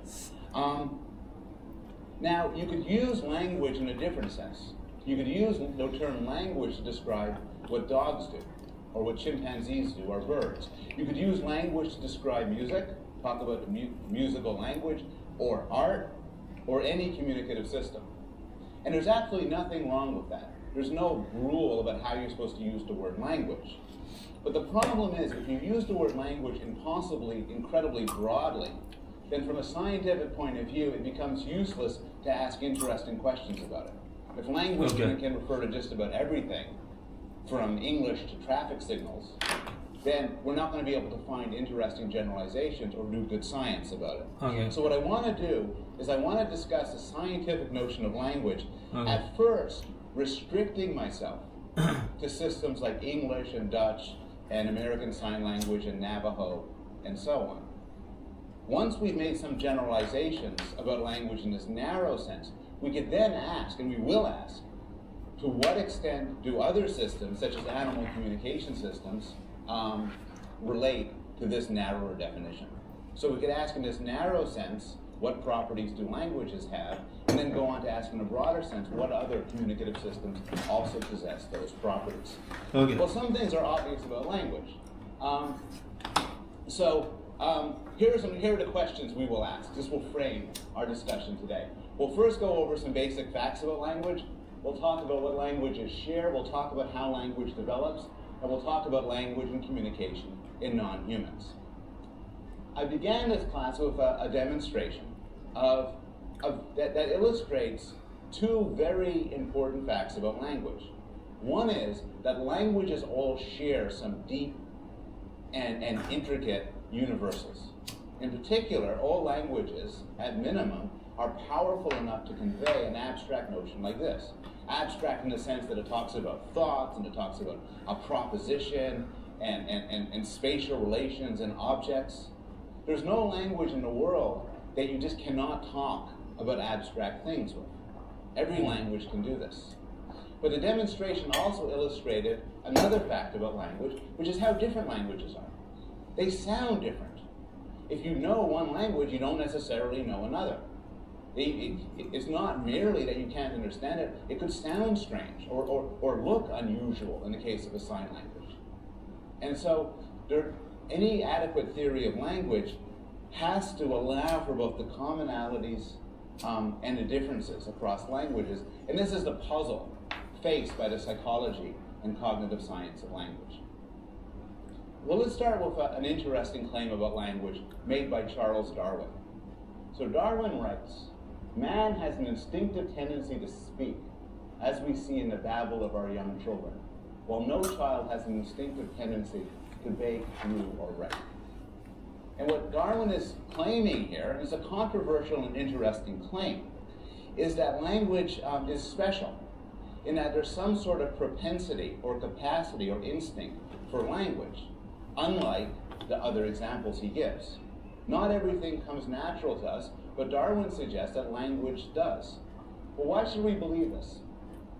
Well, there are some basic facts that support Darwin's claim. For one thing, every human society has language. In the course of traveling, cultures encounter other cultures, and they often encounter cultures that are very different from their own. But through the course of human history, nobody has ever encountered another group of humans that did not have language. Does this show that it's built in? Well, not necessarily. It could be a cultural innovation. It could be, for instance, that language is such a good idea that every culture comes across it and develops it. Just about every culture uses some sort of utensils to eat food with. A knife and a fork, chopsticks, a spoon. This probably is not because use of eating utensils is human nature, but rather it's because it's just a very useful thing that cultures discover over and over again. Well, we know that this probably is true with regard to language. And one reason we know this is because of the demonstrated case studies where a language is created within a single generation. And these case studies have happened over history. The standard example is people involved in the slave trade. The slave trade revolving around tobacco or cotton or coffee or sugar would tend to mix slaves and laborers from different language backgrounds, in part deliberately so as to avoid the possibility of revolt. What would happen is these people who were enslaved from different cultures would develop a makeshift communication system so they could talk to one another. And this is called a pidgin. P-I-D-G-I-N. Dino and this pidgin was brain is so massive that it's making his tie crooked. That's how they would talk. And this pidgin was not a language. It was strings of words borrowed from the different languages around them and put together in sort of haphazard ways. The question is, what happens to the children who are raised in this society? And you might expect that they would come to speak a pidgin, but they don't. What happens is, in the course of a single generation, they develop their own language. They create a language with rich syntax and morphology and phonology, terms that we'll understand in a few minutes. And this language that they create is called a Creole. And languages that we know now as Creoles, the word refers back to their history. That means that they were developed from pidgins. And this is interesting because this suggests that to some extent the ability to use and understand and learn language is part of human nature. It doesn't require an extensive cultural history. Rather, just about any normal child, even when not exposed to a full-fledged language, can create a language. And more recently, there's been case studies of children who acquire sign language. There's a wonderful case of Nicaraguan sign language, where they acquire sign language from adults who themselves are not versed in sign language. They're sort of second language learners struggling along. What you might have expected would be the children would then use whatever system their adults use, but they don't. They Creolize it. They take this makeshift communication system developed by adults, and again, they turn it into a full-blown language. Okay, wait, so is making the claim that language is in nature, or like it is an invention that we've made? Nature. But rather it's because it's just a very useful thing that cultures discover over again. Right. And one reason we know this is because of the demonstrated case studies where a language is created within a single generation. Okay. And these case studies have happened over history. The standard example is people involved in the slave trade. The slave mix. Okay, so it is nature, that's what it's saying. And you might expect that they would come to speak a pidgin, but they don't. Wait, what was the pidgin? To the children who are raised in sort of haphazard ways. The question is, what happens to the children who are raised in sort of, and this is called a pidgin. What would happen is these people who were enslaved from different cultures would develop a makeshift communication system so they could talk to one another. And this is called a pidgin. Okay, so the makeshift is defined as the pidgin. P-I-D-G-I-N, a pidgin. And this pidgin was how they would talk. And this pidgin was not a language. It was strings of words borrowed from the different languages around them and put together in sort of haphazard ways.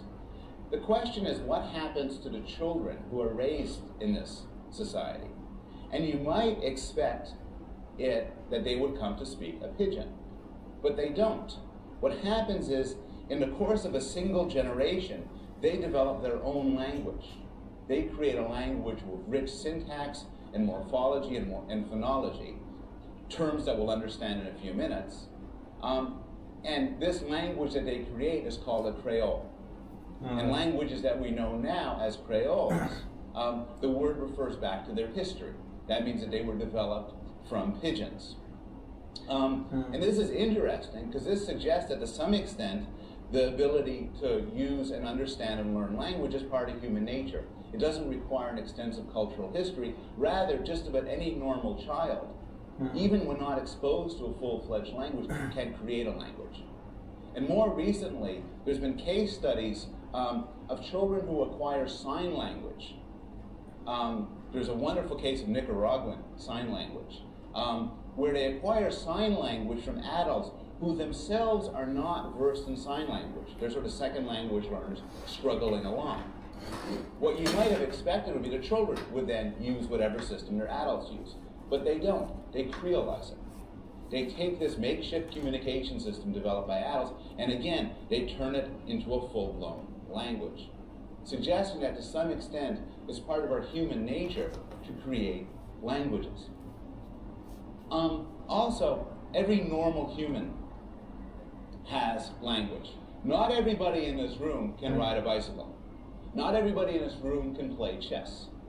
But everybody possesses at least one language, and everybody started to possess at least one language when they were a child. There are exceptions, but the exceptions come about due to some sort of brain damage. BBL. Any neurologically normal human will come to possess a language. What else do we know? Well, the claim that language is part of human nature is supported by neurological studies, some which were referred to in the chapter on the brain that you read earlier, that talk about dedicated parts of the brain that work for language. And if parts of these brains, if these parts of the brain are damaged, you get language deficits or aphasias, where you might lose the ability to understand or create language. More speculatively, there's been some fairly recent work studying the genetic basis of language, looking at the genes that are directly responsible for the capacity to learn and use language. And one bit of evidence that these genes are implicated is that some unfortunate people have point mutations. Hello, Beam Booster, how you doing? And such people are unable to learn. You just wake up, good morning. So, in general, there's some support, at least at a very broad level, for the claim that language is in some sense part of human nature. Well, what do we mean by language? What are we talking about when we talk about language? We don't want to restrict ourselves, for instance, to English or French. What do all languages share? Well, all languages are creative. And this means a couple of things. One meaning is the meaning emphasized by René Descartes. When René Descartes argued that we are more than merely machines, his best piece of evidence for him was the human capacity for language. No machine could do this because our capacity for language is unbounded. Oh, what happened? Is it all right? Talk about it. It's safe space. We could say any. I'll put the language discussion aside. Thing we choose to say. We have free will. And in fact, language allows us to produce a virtual infinity of sentences. So we can create and understand sentences we never heard before. And there are a lot of sentences. So if you want to estimate how many grammatical sentences under 20 words in English, the answer is a lot.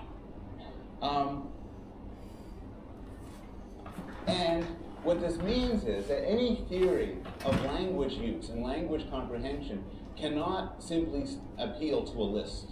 When you understand a sentence I said, you have to have the capacity to understand a sentence even if you've never heard Oh no, it's okay. You can this is share it. because we can effortlessly produce and understand it's fine. sentences that no What's up? human What's going on? has ever said before on Earth. Would anybody volunteer to say a sentence non-obscene, non-derogatory, that has never... You see, the news is saying that young activist girl has been kidnapped in Gaza. Oh yeah. I have. I don't know. I was gonna follow the story, but like I don't know, man. I don't know this. I'm learning about fucking language. And Beam Booster, how are you doing? I'm missing my ex, and I miss him. Oh, okay.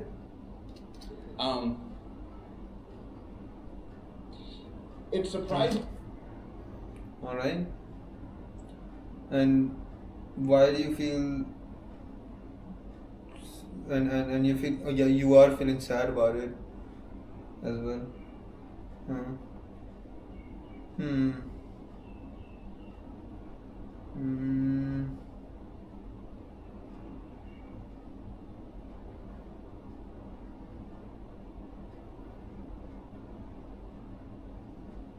It is wrong.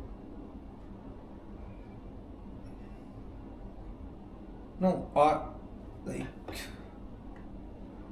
you're missing like certain parts of the person, not the person as a whole, right? Think about what you're missing.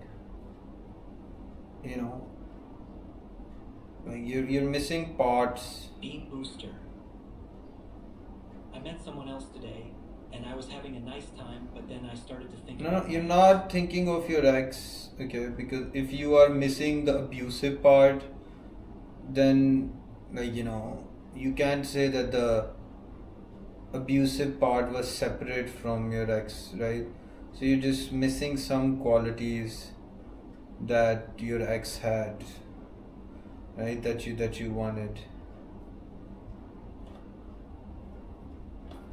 Yeah, so you're not missing your ex because him being abusive is a part of him.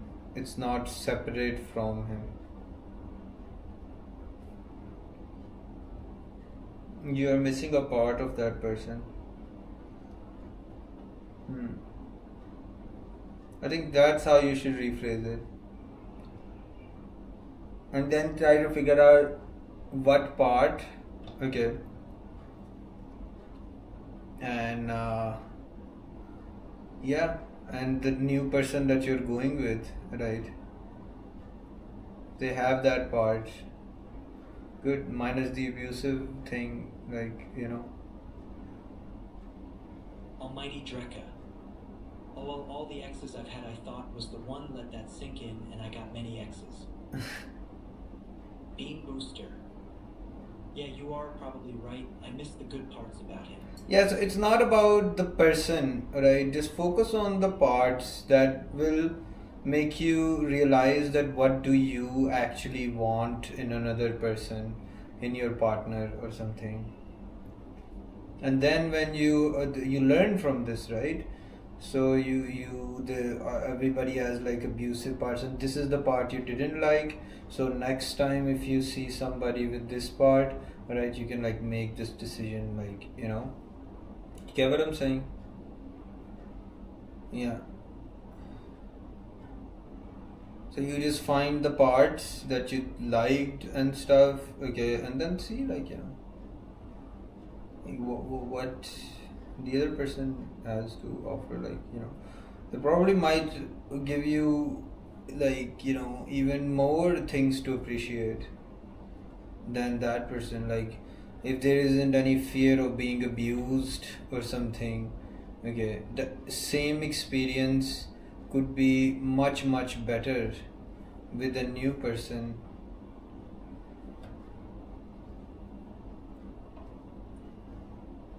I think this makes sense, what I'm saying. Beam Booster. Maybe I should wait until I'm actually ready to move on. Yeah, what would being ready to move on look like for you? Like, you gotta like figure it out as well, like, what would be moving on, so like it's like a goal that you're going towards, so like, you get what I'm saying?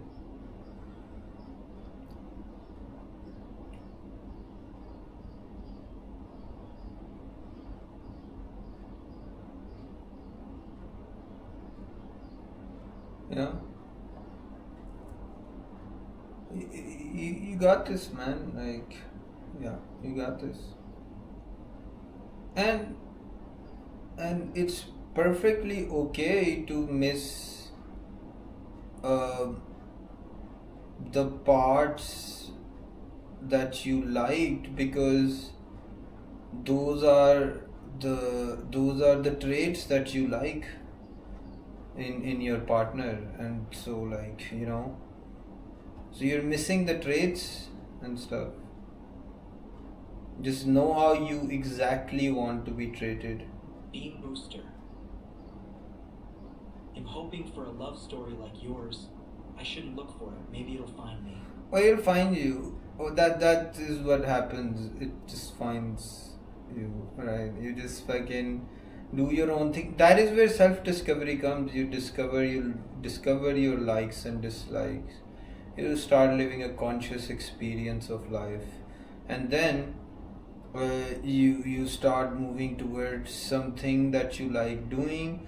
And then if some other person fucks with the same thing, then, like, then it's like, it just But if you don't have a thing and you're like just wanting a person, then it's like, what do you all bond over? Like, you know, I've seen like, I think that relationships in which two people can bond over something is very, like, you know, is very good. I'm not talking about the trauma bonding or something, you know. Like if you say, I'd say like, yeah, give yourself some time and stuff. Yeah. And so what my should do is that there is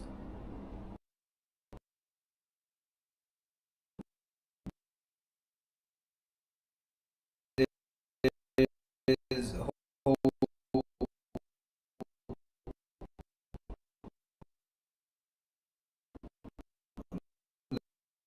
like, you know, out.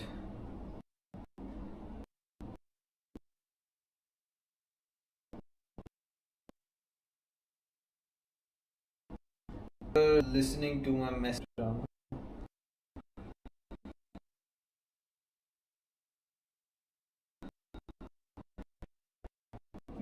Let's get back. Purple tie on eBay, but quality. No one else in the world has said this before. I'm upset through iTunes.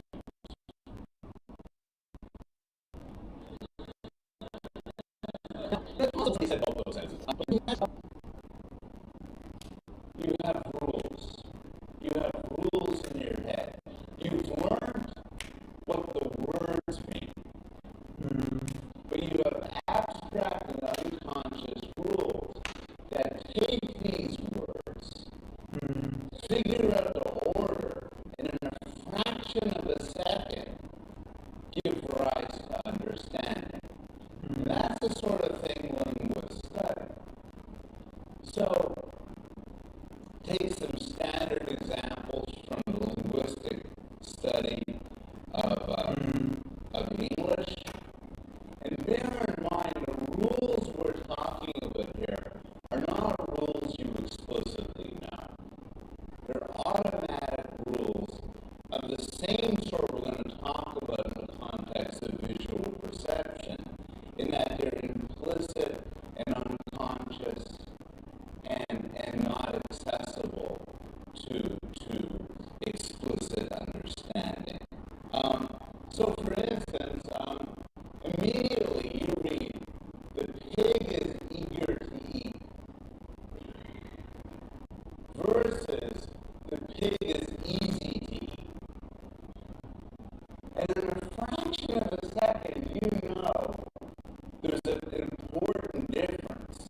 The pig is eager to eat means the state of affairs that we're talking about is when the pig does the eating. The pig is easy to eat is when the pig is being eaten. You see a sentence like, Bill knew that John liked him. And you know, without even knowing how you know, that this can mean that Bill knew that John liked Bill. Or it could mean that Bill knew that John liked Fred. But it can't mean that John liked John. And that's an interpretation. I'm watching a lecture on psychology. The two words. Yale University. Contrast that with language that John liked himself, which only has the meaning Bill knew that John liked John. Oh man, I never understood this example.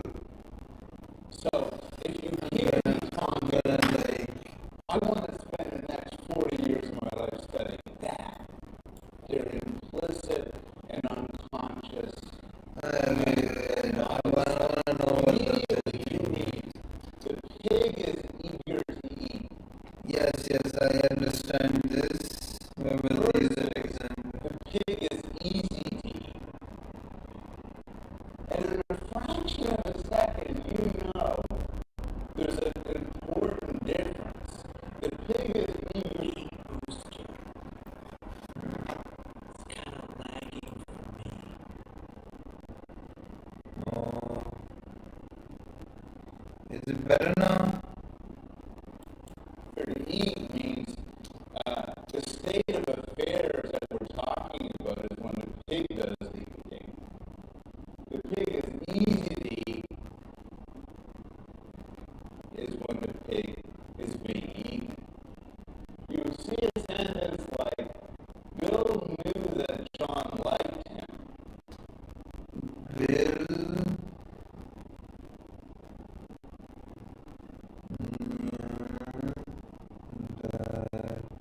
John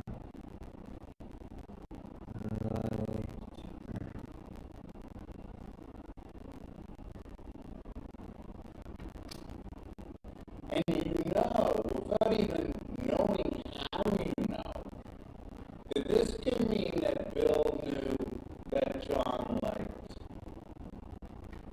Bill.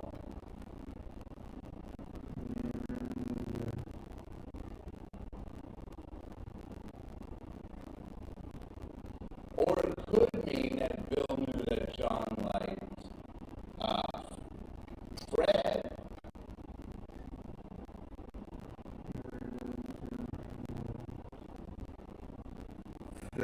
Oh.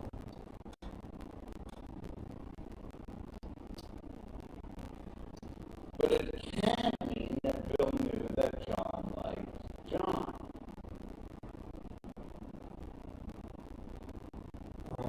It can be. The natural interpretation, in fact, is that Bill knew that John liked Bill. The two words co-refer. Contrast that with Bill knew that John liked himself, which only has the meaning Bill knew that John liked John. And this is what linguists do for a living. So if you hear me talking with this, say, I want to spend the next 40 years of my life studying that, you should become a linguist. But that's the sort of, those are the sort of phenomena that we're interested in. Now, it gets more complicated. Those are examples from syntax. But language has many structures. Language has structures going from the bottom to the top. All languages, all human languages, have phonology, which is the system of sounds or signs,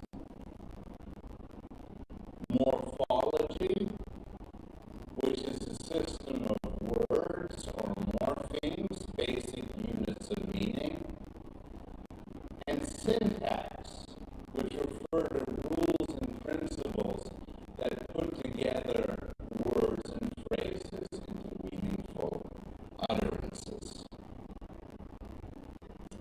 And I want to talk briefly about each of these three parts of language before looking at some other issues.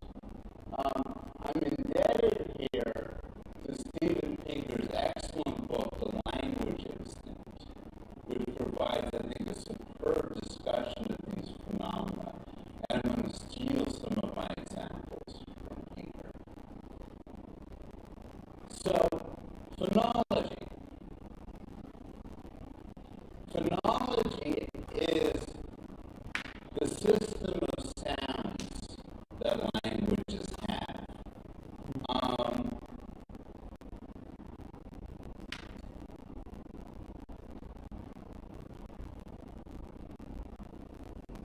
There's a subset, there's a list, a finite list of possible sounds that language can use.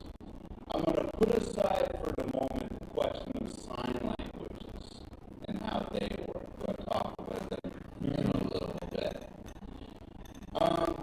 The idea is that English has about 40 of these phonemes. So if you're a native monolingual speaker of English, you hear speech, and each sound you hear is categorized as falling to one of those 40 phonemes. So for example, English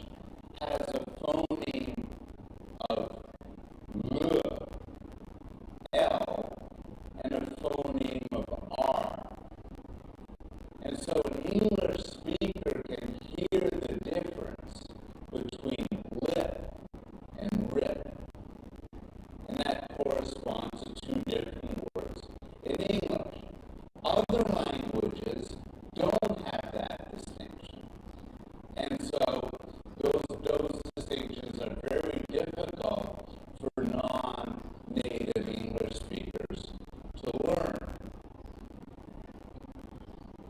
So part of what goes on when you learn is you have to learn the language, the phonemes that your language has. Another part of the problem of learning languages, you have to figure out what the boundaries are between the words. You have to use sound signals to figure out the boundaries between the words. Now that, if the only language you've ever heard is English, that's going to seem like a really weird example of a problem. Because you're listening to me speak, and in between each of my words, you're hearing a pause. You don't have to be very smart to figure out where one word begins and one word ends. But the pause is a psychological illusion. If you were to talk into an oscilloscope that measured your sound vibrations, there are no pauses between the words. Rather, the pauses are inserted by your mind. As you already know where one word begins and another one ends, and you insert a pause at that point.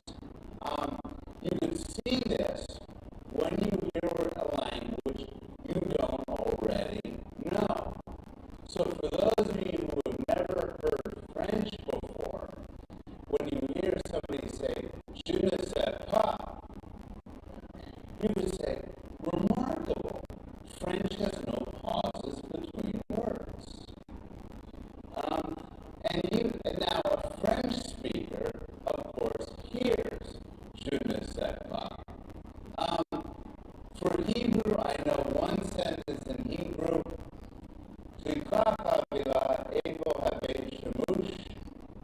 which I think is a request for the bathroom. But if you don't know Hebrew, there's no pauses. And the truth is, when you each gave your demonstrations, nobody spoke properly. Because nobody spoke, here's the sentence. Glorp, Fendel, Smog, Vogel. Rather, you all sounded like without any pauses. Because I don't.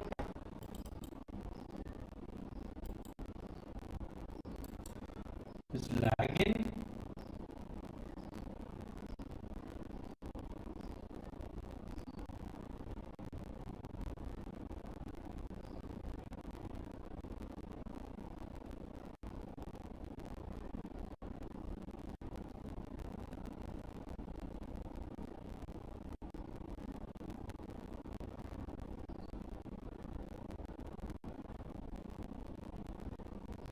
How's it lagging? I mean, it says that it is going through fine. I think it's your PC. Children come into your internet without knowing any specific language. And so they have to learn pauses.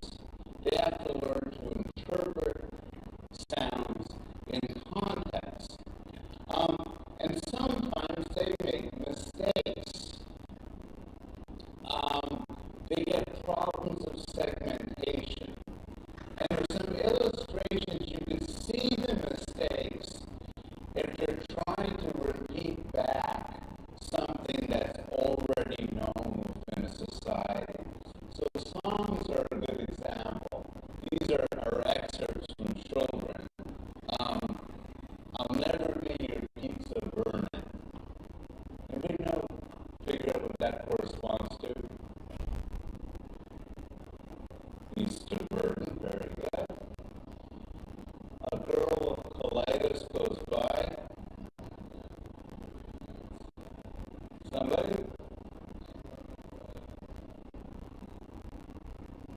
The answer, my friends, are blowing in the wind.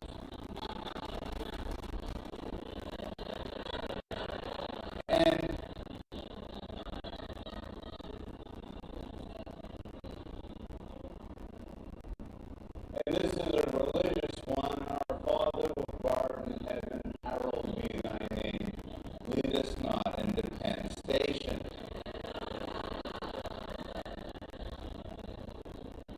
Now, phonological understanding illustrates all sorts of aspects of language processing, and in fact of consciousness.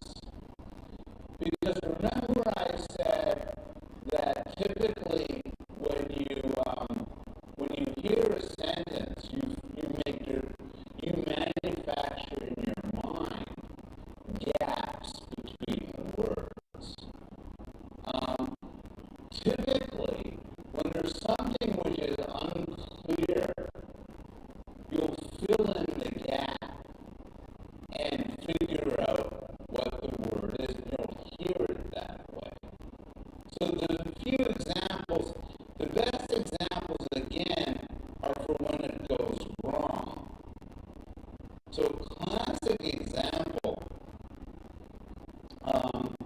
is from the song Super Freak by Rick James.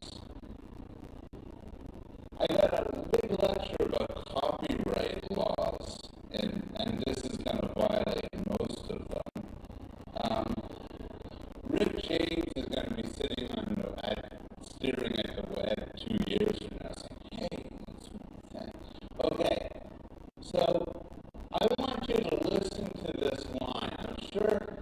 I'm sure most of you have heard this before. You read about. Well, it turns out that nobody really knows.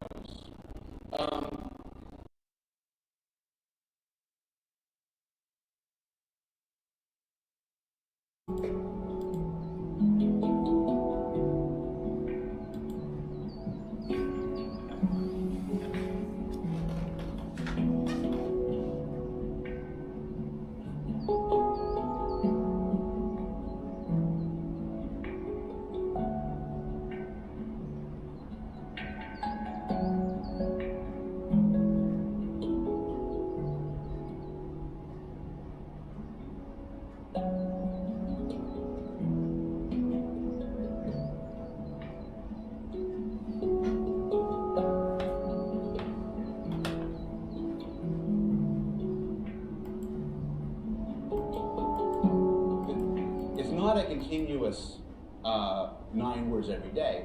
It goes up and down depending on the age. But still, the amount of words we know is staggering. How many of you know more than one language pretty fluently? Those of you who know other languages might have in your heads 200,000 words or 300,000 words. And you're accessing them in a fraction of a second. It can legitimately be seen as one of the most astonishing things that people do. Finally, syntax. So we have the sound system of a language, the phonology. We have the words of a language, the morphology. But all that gives you is dog, cup, chair, house, story, idea. That won't allow us to communicate complicated ideas. So the final step in the story is syntax. And syntax refers to those rules and principles that allow us to combine words into phrases and phrases into sentences. And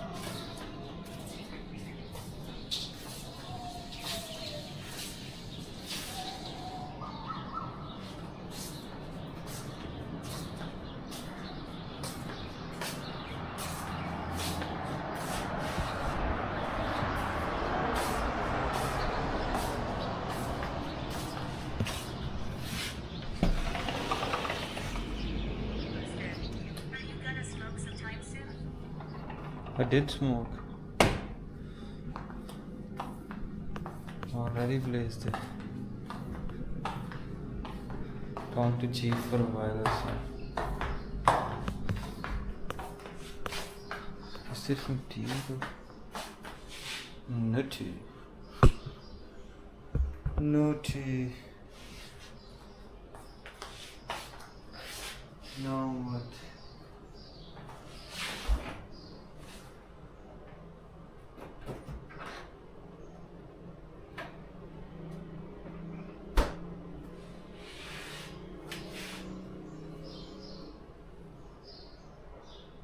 Let me get some yogurt.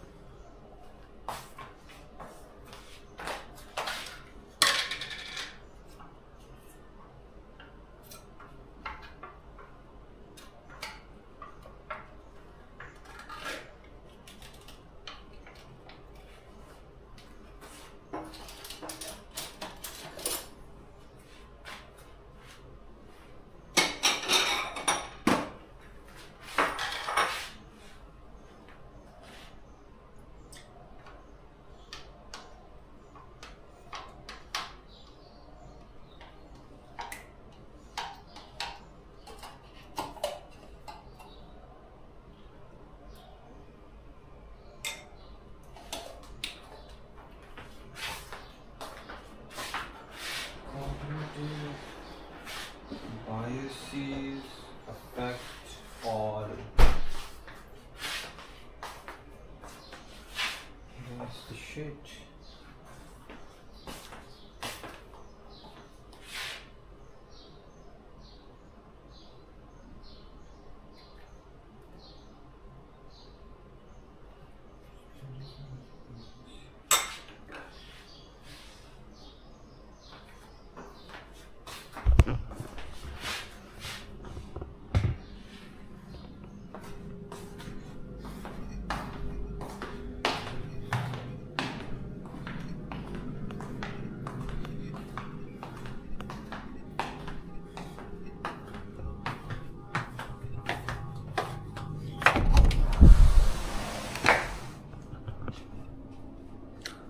The time is 5:45.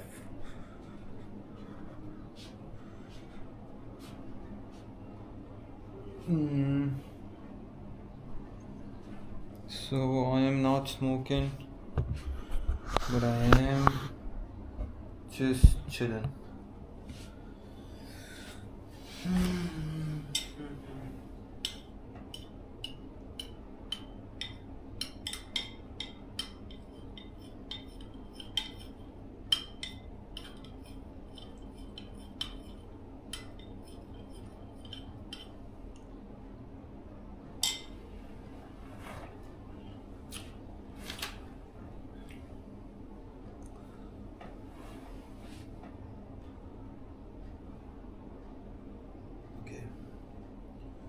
So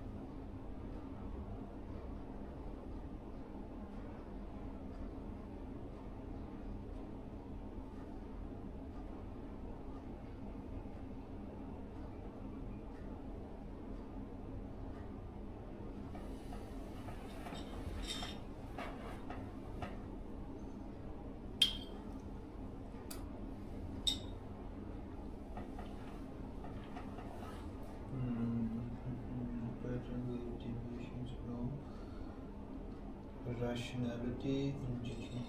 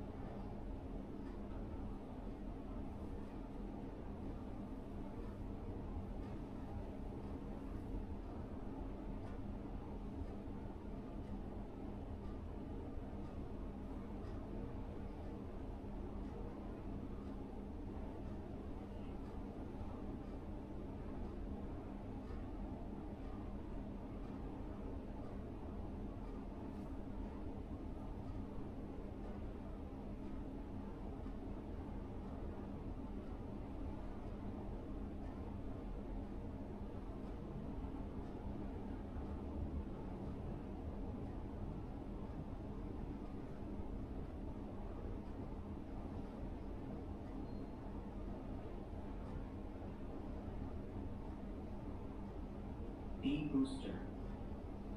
What time is it there? Beam booster. Are you not tired? It is 6 a.m. I'm not tired. I'm just I'm reviewing something. I'm searching about cognitive biases.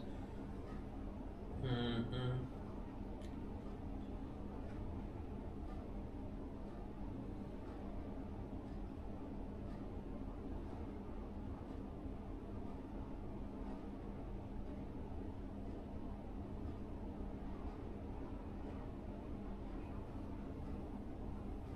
Beam booster.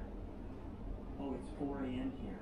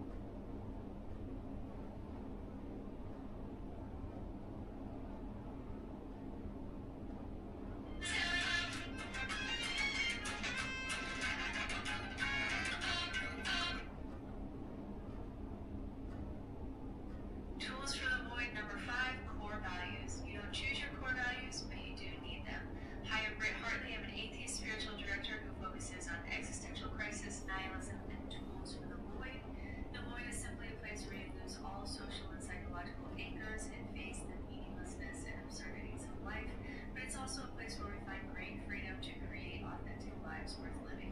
So today's video is on core values. So we don't actually choose our core values. I don't think we have free will at all, but we will do that entire topic another day. We actually discover our core values. So for example, justice and mercy are both values that we need in society. But you never sat down, especially as a child, and thought, which one do I consciously choose is going to be my moral value or my core value more than the other. But the world doesn't wait for you to decide. It forces us to decide between conflicting values every day from the time that we're small children. And so our genetics and our childhood and our teen experiences are all about us discovering what values are most important to us by trial and error. So we essentially walk into the world and make choices and learn and develop personalities, and over time we begin to operate under a hierarchy of values because of all the decisions that we have to make, and every single person is operating under a hierarchy of values. We just don't know what it is until we actually take it out and look at it. So the fact that we don't choose our core values, we discover them, they choose us, is fantastic news if you are in nihilism, because one of the aspects of the void, the abyss, existential crisis is that it's really difficult to make decisions in this place. Too much order is suffocating, but too much chaos is paralyzing, because there's no reason to choose one thing over any other, because there's no reason for any of this. Everything is absurd. So having core values that you don't have to choose, because it would be really overwhelming to look at a list of 250 core values and just pick one at random to live your life. Existential lung crisis. Existential lung crisis. Would you even do that? Human brains don't even like that many choices. If you went to a grocery store and I said you need to pick one salad dressing that you have to eat for the rest of your life, and you just... When are you going to sleep? Oh, I'm gonna go to sleep very late. I think around 1. I have to go to the gym after this. Like at around 7, I'll go to the gym. get to pick one based on no information. Stop wiggling your toes. Okay, I'm gonna... That sucks. We don't like that choice. We would get analysis paralysis. So it's far better for us when we're in chaos that some core values already make more sense to us, resonate with us. There's already a pyramid of values that you operate under that you just discover, that you don't have to choose and put together. So Jean-Paul Sartre, we're going to be talking about him a lot in existentialism. He argued that humans are condemned to be free, meaning we are burdened with the responsibility of choice in a meaningless universe. And while this can feel paralyzing, Sartre also believed that by discovering values like authenticity and personal responsibility, we can create meaning. And so the value of authenticity, acting in accordance with your true self and your hierarchy of values, can help guide you through the chaos, helping you to act decisively in an absurd world. And so why does that help us? It helps us because it becomes a compass that can help navigate a path through the void. And now the void becomes the place that helps us find our bravery in constructing a unique life that is worth living just for the experience of it. And for a life like that, it has to be really unique to you. It can't be given to you. You can't be just living for the expectations of society and your parents. That's not going to be Is that the way? life that survives the harshness of the Right, I'll So when wiggle the Nietzsche toes. proclaimed God is dead, he wasn't just announcing the loss of traditional religious meaning. He was calling for individuals to confront the void and take responsibility for creating a life around their own values. And these values are just plucked from thin air. They arise organically from our life experiences, instincts, and interactions with the world. And Nietzsche argued that through struggle and introspection, we can refine our understanding of what truly matters to us and what message and gifts we have for the world. We can get super honest about it because the void strips everything else away. This process, he suggests, leads to a more authentic life, one that reflects our deepest drives and individuality rather than societal expectations or empty norms. Okay. For Simone de Beauvoir, it's similar. Her existentialist feminist philosophy addresses how core values guide us in the face of life's absurdities. In her Ethics of Ambiguity, she argues that while the world is inherently meaningless, it is through our choices and our actions that we give it meaning. So like Nietzsche, she believed that the freedom to define oneself can be daunting, but it can also be liberating. And so she emphasized the importance of responsibility. Okay, we get it, but like, how do you do it? Choose our values outright. We take ownership of them once we discover them and claim them. Values like freedom or justice or empathy that emerge from your lived experience, and these can become the compass for navigating the gray and messy and unknown. So for me personally, what that looked like is when I lost everything. I lost, God and religion and my marriage and free will and sense of self and connection.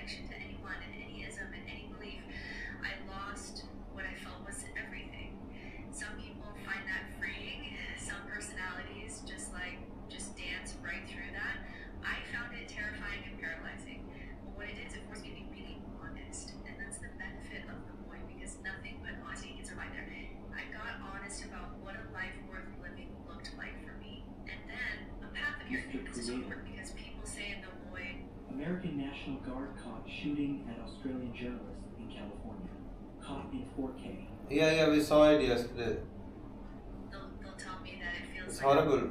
floating in nothingness, or it feels like the floor dropped from underneath me, or I feel existential fear all the time.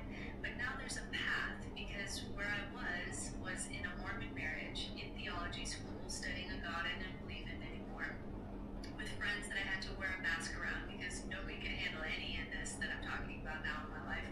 At that time, I had children. I didn't know what the hell to do about that because I felt like a total fraud telling them to do their homework when life is meaningless and I don't even know what the world is going to be in 20 years. And I just wasn't in the life that would be worth living at the level of experience because I was living the life that was given to me by society, my parents, my religion, all these things. And so if life is just a ride, I wasn't on the right ride. And no one is. We just find ourselves on a train and wake up and one day and look around and realize I don't even remember getting on this train. Dante calls it, at the very beginning of Dante's comedy, he says, midway upon the journey of our life, I found myself within a forest dark, for the path had been lost. Those are the first lines of Dante's Divine Comedy. And this is where the journey starts for him, and he descends into hell and purgatory and heaven on this journey to discover morality in his own inner nature. And there's lots of lessons that he gleans from that experience, but it starts where he's midway The in Australians life have and responded the and path they has chose been to have a lost. kangaroo attack an American journalist in retaliation. Bean Booster. No, the toes need to stay still. I swear. No, why do the toes need? Guys, fucking stop micro looking at my toes. Why are you looking at my toes?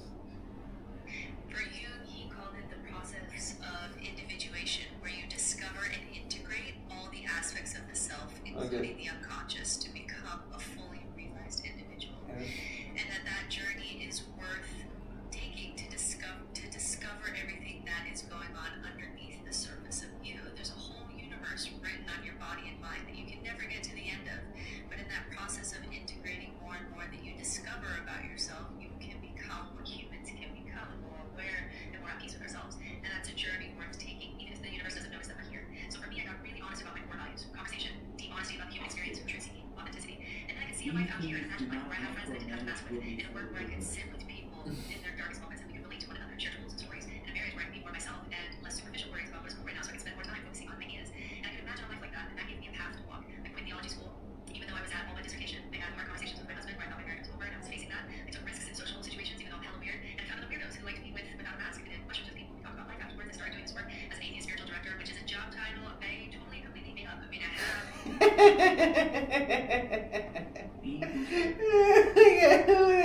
What the fuck? You wiggled them, that's why we're talking about them.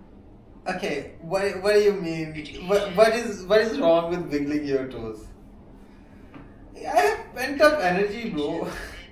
theology school and a 2-year spiritual direction program, but it's essentially a career title that I never heard of, and I didn't know if a single person would sign up for spiritual direction coaching, but because I had that vision of what my life could look like, nothing else is really worth living for. So I was able to have the bravery to take these big leaps into authenticity, and then my life got better. My depression started to go away. I got better friends. I transitioned into a work that I love.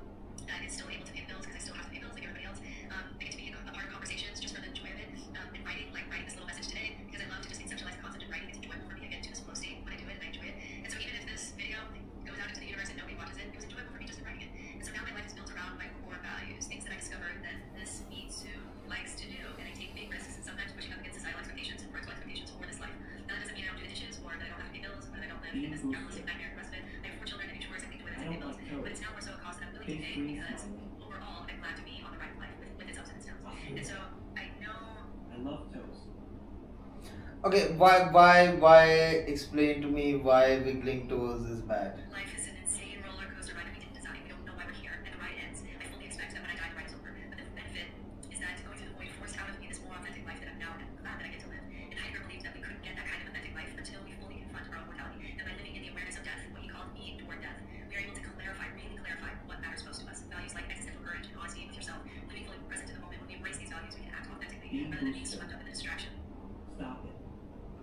No, like why is wiggling toes bad? Because they're toes. What do you mean? What do you mean wiggling toes? Have you never wiggled your toes? Do it. Being of an booster. everyday existence where you're just And they're wiggling. Being a booster. hamster on a hamster wheel. No, wait, what? Wait, this is the most strangest thing I've ever heard. Okay, here I will save you from the horrors of my wiggling This is toes. speaking to you. You're already dying and suffering in the void. You might as well give it a shot. What are some good resources for self-discovery? Because Nietzsche says that most humans won't be able to do this on their own. We need help. I certainly did too. The universe inside of us is often as confusing as the world outside of us. I certainly needed help, and there's no shame in that. So tools that can be helpful. I really would recommend the Enneagram because I find it to be a helpful tool with no We've glue. got it. No. Getting violated. Being booster. Thank you, Osqueer. A man, what about me? Unreal. Osqueer. Wait, what is the okay, bro? Engram. 8 claims that I have to believe in order to use this tool. Whereas something like astrology and human design, there's a lot of truth claims involved in that are hard to get on board with. And remember, we want the tool without the woo when we're in the void because you probably got here from being somewhat skeptical. Now, 4 with a 5 wing, if you know anything about the Enneagram, then that probably would make sense to you. 4s What is an Enneagram? 5s tend towards logic models in their mind. That's where they go for safety, so I have that combination. My partner is a 3. He's a natural goal center. That's a motivating force. Enneagram can just help you find your core motivating values and the core values of others, and also the shadow side of those values. The 16 personality types, this is where you get like INFJ, those kind of things. Some people really like, that didn't resonate with me as much, but some people really, that resonates with them. You know, the description of their personality type really feels like someone, you know, has a microscope and is looking at them. So some people really get into that. Personality typing test, there's the big 5 personality test. This one helps tell. Oh my God! What is the toe slander? Neurotic you are by nature. Spoiler alert, I'm very high in neuroticism. And if you are low in extroversion and you are high in neuroticism, you suffer more in life just by nature. And those are good things to know about yourself. Making flashcards of core values, you can find a list online. I'll leave a link in the comments. They're everywhere. And you how neurotic you are by nature. Spoiler alert, I'm very high in neuroticism. And if you are low in extroversion and you are high in neuroticism, you suffer more in life just by nature. And those are good things to know about yourself. Making flashcards of core values, you can find a list online. I'll leave a link in the comments. They're everywhere. And you can just put, you know, make flashcards of each core value and narrow them down until you have about 2 to 4, usually core values. Inner child work helps, shadow work helps. These are just aspects of yourself that you can dig into. My Reconstructing Spirituality course has a whole section on core values and a section on inner child work and a section on shadow work if you want help with that. But there's also online resources that you can find. Wait. I don't know, you or mine wants to talk about toes, so we're talking about I certainly did too.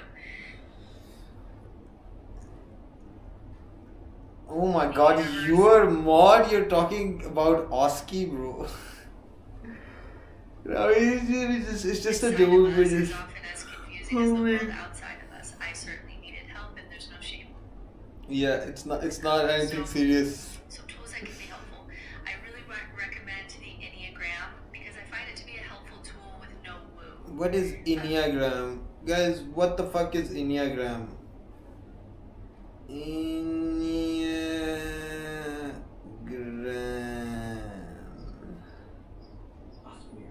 What the fuck is that? Only you brought up the toes first. Lizzie Gobbler. Did someone say toes? Okay, unreal. Enneagram start here. Intro to Enneagram. Beam booster. What are the 9 personality types? Man, what is wrong with wiggling? Okay, I am just gonna Enneagram explained with. Okay. While it's fun to take those quizzes to figure out which of our favorite film and TV characters we are, I genuinely believe that there's something special about wanting to understand ourselves through someone else. Someone we can point to and say, that's me. Of course, picking mayonnaise over soy sauce on a BuzzFeed quiz is no way to soul search, which is why I'm happy to say that there are other personality typing systems out there that had a lot more thought put into the making.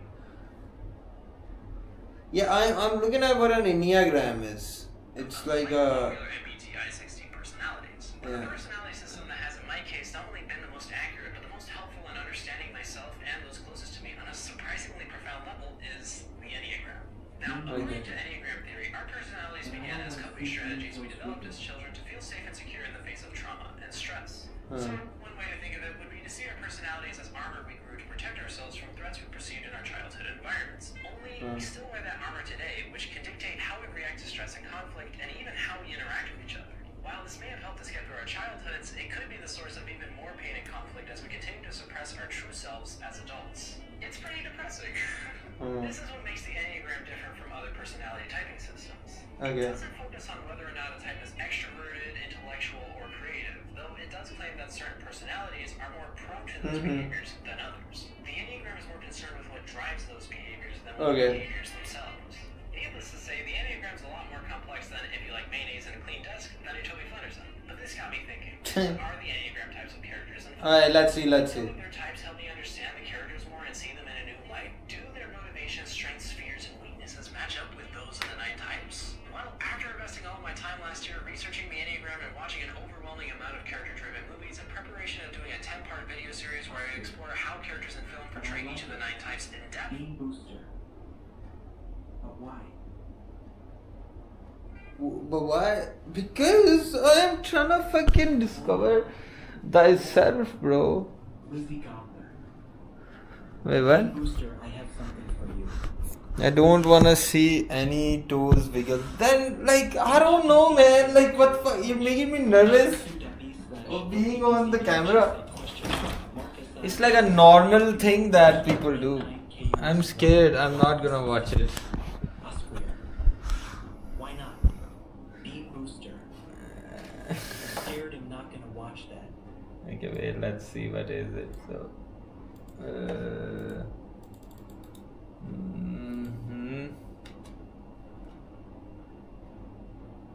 New and improve Sensodyne rapid action 60 seconds में sensitivity से आराम देता है मैं recommend करती हूँ Sensodyne Directors of daycare centers. What the hell?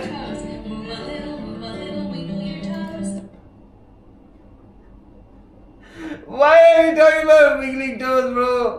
Okay, wait. I gotta fucking find the Enneagram shiz. Where were we? Hooray. Hooray. Osqueer. W wiggly toes around the world. Beam booster. The answer is yes. Osqueer. Well, before I can show you everything that I found in this huge... No, the Enneagram. It's like another... And how the Enneagram works, I first need to make some things clear. First, the Enneagram is not scientifically driven nor based in clinical psychology. But then again, neither is MBTI's 16 personalities. However, it has proven itself to be very accurate and useful in therapy and personal development for other people, including myself. Think of it more as a neat tool for personal growth rather than the end-all be-all scientific model of human psychology and all of its mysteries, because it's not that, nor was it. Alright, let's talk about the Enneagram. It's just a very helpful visualization for how personalities work that has made an undeniable positive impact on many people's lives, and as it has been the case for many others. The Enneagram, no, it is the Enneagram. Right? This is like a way to categorize personalities. It's not pretty like... It doesn't encompass all, just like all of these theories. It's not very scientific. Just like, Alright, all done, man. Let's talk. Just like the personality type thing, the introvert, extroverts is also very general. It's also very general. There is no scientific, Others, it's helped me come to some profound realizations about myself, as well as help me heal some childhood wounds I never came to terms with. The second and final clarification I want to make is that just because I use a villain as an example of what a type looks like when unhealthy, doesn't mean that you or anyone else would... Do you prefer heels or Osqueer? There's also that type is as morally depraved and evil like that. Yes, there are 8 points. There are 8 points, right? And let's see what is the Enneagram. I'm simply saying that character matches the description for that type when extremely psychologically healthy. I'm not trying to label or limit anyone to being a villain from a summer blockbuster because that would be stupid. I'm just exploring the Enneagram through fictional characters to see how they exhibit the traits, fears, and motivations of their types. Alrighty, now with that out of the way, I'm going to go into how the Enneagram works. And what better way to do that than through iconic characters? Yay! Have you seen those? So what does this socks that are symbol like mean? gloves for your Well, feet, you'll and notice they that look there are especially cute on the toes. Okay. 9 corners or points, each representing a different personality type. Alright. Starting with type 1s, we have the reformers. Type 1s greatly value integrity and have a strong passion for the fulfillment of their ideals and the pursuit of high standards. Yes. Ones can feel like there is something inherently wrong with either themselves or with the world around them, so they strive to satisfy their internal critic by restraining their instincts, being good, and doing things correctly. However, this can be done in perfectionistic ways, making them seem critical and judgmental to others. It's Leviosa, Okay. not Leviosa. Type 2s, the helpers, tend to be incredibly caring, Osqueer. Made with love, integrity. Yes. Beam booster. When I was in high school, my counselor used to wear those. Beam booster. Like why? Beam booster. Stop. Glizzy gobbler. Osqueer, come on, he said, enough with the toes. Talk about the arches instead. No, Glizzy gobbler. he is not a They make dude. shoes like that That now, is too. Bean Booster is woman. Osqueer. Yes. generous and I hardworking think I in get it service now. of others with a focus on relationships and gaining approval. 100 tickets. I'm not gonna write 100 tickets. I'm gonna write 200 tickets. However, they can use their helpfulness as a strategy to get their needs met as they continue to repress feelings that they're in conflict with. This can lead to them becoming so self-sacrificial that they forget to take care of themselves. I do this time after time after time. I do all this shit for other people. And then I wake up and I'm empty. I have nothing. Type 3s, the achievers, fear being worthless, so they pursue achievement and recognition with a strong competitive drive to feel valuable, cementing themselves as hard workers and social chameleons. A man can change his stars. GPUI. And I won't spend the rest of my life as nothing. However, over-identifying themselves Yeah, but what are and these? creating an image of Yeah, success but that what aligns is with this? This makes absolutely no sense. These are shoes, right? Like, what the fuck is this? These make no sense. Why do they exist? That link is about toes, isn't it? Glizzy gobbler. No. Wait, where is the Enneagram guy? Oh shit, I think we lost him. Did we lose him? Oh fuck, did I fuck this up? No. Wait, where is the Enneagram Player guy? 5. Huh? Face fuchsia white eyes. Others causes threes to lose touch with their feelings, who they really are, and what actually matters to them, leaving them feeling empty. I think I have this thing where I need everybody to think I'm the greatest, and if they aren't completely knocked out and dazzled and kind of intimidated by me, then I don't feel good about myself. Type 4s, the individualists, are said to be the most introspective and emotionally intuitive of the 9 types and often focus their attention on their own feelings, the feelings of others, and authentic self-expression. However, they also feel as though there's something missing in their lives, something that they see as somehow unavailable but ideal, which can lead to them over-identifying with their negative feelings and dwell in melancholy. Player 5. Il est brisé. Toes. Plus que brisé, il est seul. Wilson pressed that link. I did see. This Here's is how I keep track fucking, of all this my is tasks. weird. I start by brain dumping everything I need to get done. Type 5s, the investigators, are analytical, curious, and spend a lot of time collecting knowledge and information as a way to conquer their fear and feel safe in a world full of unknowns, all while maintaining an emotional distance from others. The Book of the Invisible Sun, Codex Imperium, Key of Solomon. You finished all of this? Yep. 5s greatly value autonomy and self-sufficiency and fear being incompetent and having emotional demands placed on them, causing them to detach from their feelings and over-identify with their thinking. I need to do something to take my mind off her. Easy enough, except I need an idea. Type 6s, the loyalists, are said to be the most fearful type on the Enneagram, resulting in 3 different ways 6s may react to their fear. The more phobic 6s escape their fear by making close connections with others, other 6s cope with their fear by following authorities and ideologies, and more counterphobic 6s escape their fear by being strong and intimidating. It's me, Will. Remember we went to kindergarten together? But no matter the subtype, 6s are R gets those toe shoes. alert and watchful and focus on the types and threats in their environment. However, their strong sense of fear can make it hard for them to trust their own thoughts, causing them to sometimes come across as anxious and paranoid. You feel a break? Sometimes you can't tell because fluid is rushing into the area. Now, any rushing fluids? Are you woozy? How many stripes do I have? Type 7s, the enthusiasts, are fun, spontaneous, and quick-witted, often avoiding unpleasant feelings by focusing on what's pleasurable by keeping the mood upbeat and enjoyable. Life moves pretty fast. You don't stop and look around once in a while, you could miss it. However, they can do this to escape the pain and anxiety that boredom brings them. While their fear of being trapped can fuel positive quick thinking, it can also cause them to act out in self-indulgent and excessive ways in their search for pleasure and happiness. We want to be free to do what we want to do. Yeah. We want to get loaded. Yeah. And we want to have a good time. Type 8s, the challengers, are confident, assertive, and fiercely independent, expressing a need to be strong and go against power as they focus their attention on control, all while being fearlessly willing to confront others and protect those they care about. Get away from her, you bitch! However, their impulsive tendency to take what they want can also lead to them becoming domineering, aggressive, and unwilling to experience vulnerable feelings. You're an asshole. Sue me. And finally, Type 9s, the peacekeepers, are easygoing, laid back, and like to go with the flow as they focus their attention on others, their environment, avoiding conflict, and achieving peace and harmony. Oh, we got a hugger. But this can be because they lack a clear sense of themselves and deeply fear conflict. Meaning they Fuck, bro. Like, everything is bad. Place them with the agendas of others just to keep the peace, causing them to grow increasingly frustrated for not going after what they really want in life. Am I not supposed to have what I want? What I need? Now I know what you're thinking. Isn't grouping every complex human individual into only one of 9 personality types extremely limiting and overly simplistic? And you're right, but as you'll soon see, there aren't only 9 personality types. There's actually 27, but we'll get to those in a bit. Everyone is a mixture of their basic type and the 2 types next to them, often leaning towards one of them. So take Jack Sparrow for example. He's a type 7, meaning he's mostly concerned with satisfaction, excitement, and maintaining his freedom and happiness. But does he wing with 6 or 8? Well, 6s are primarily concerned with security, guidance, and having support from others, and are known for their strong loyalty and friendships, which, when we consider how much Jack Sparrow manipulates and backstabs his friends throughout the entire trilogy, Can't let you do that with me. it becomes clear that he does not wing with 6. But 8s, on the other hand, are primarily concerned with strength, resilience, and having control over their own destiny, which suits Jack Sparrow rather nicely, making him a 7 who wings with 8.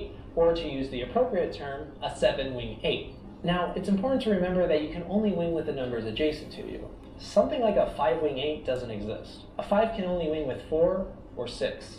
In case you were wondering, I'm a 9-wing 1, which means I'm primarily concerned with keeping myself and others at peace, but also share the perfectionism of type 1, which is why it takes so long to make these damn videos. Moving on to the inside of the symbol, you'll see that there's a bunch of lines and arrows connecting between the personality types. This is known as the inner flow. Basically, a type will adopt the behaviors and characteristics of another type depending on if they're in a place of growth or stress. For example, 3s move to 9 in stress and lose touch with themselves and the world around them, just like Mr. Incredible does in the first film. Dash got sent to the office again. Good. No, Bob. But when 3s are healthier, they move to 6 and become more accepting of their fears and learn to work with others. And that's strong enough. If we work together, you won't have to be. This happens with every type and the respective stress and growth points. The final aspect worth mentioning about the symbol is the 3 centers in which the 9 types are divided into. At the top we have the body types, which are best characterized by their relationship to their instincts. To the right we have the heart types, which are best characterized by their relationships to their feelings. And to the left we have the head types, which are best characterized by their relationship to their thinking.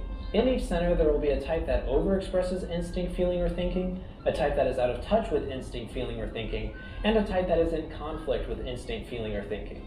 For example, 8s overexpress their instincts, causing them to seem impulsive and domineering. Alright. Why do you suppose I just hurled a chair at your head, Neiman? 9s are out of touch with their instincts, causing them to seem lazy and unmotivated. You know, that's just like, your opinion, man. And 1s are in conflict with their instincts, causing them to seem rigid and tense. I've done you wrong. Let no forgiveness be shown. The beautiful thing about the Enneagram is that all of what I just said is brilliantly visualized through the symbol, and I love it. But there is one last thing about the Enneagram that I need to cover.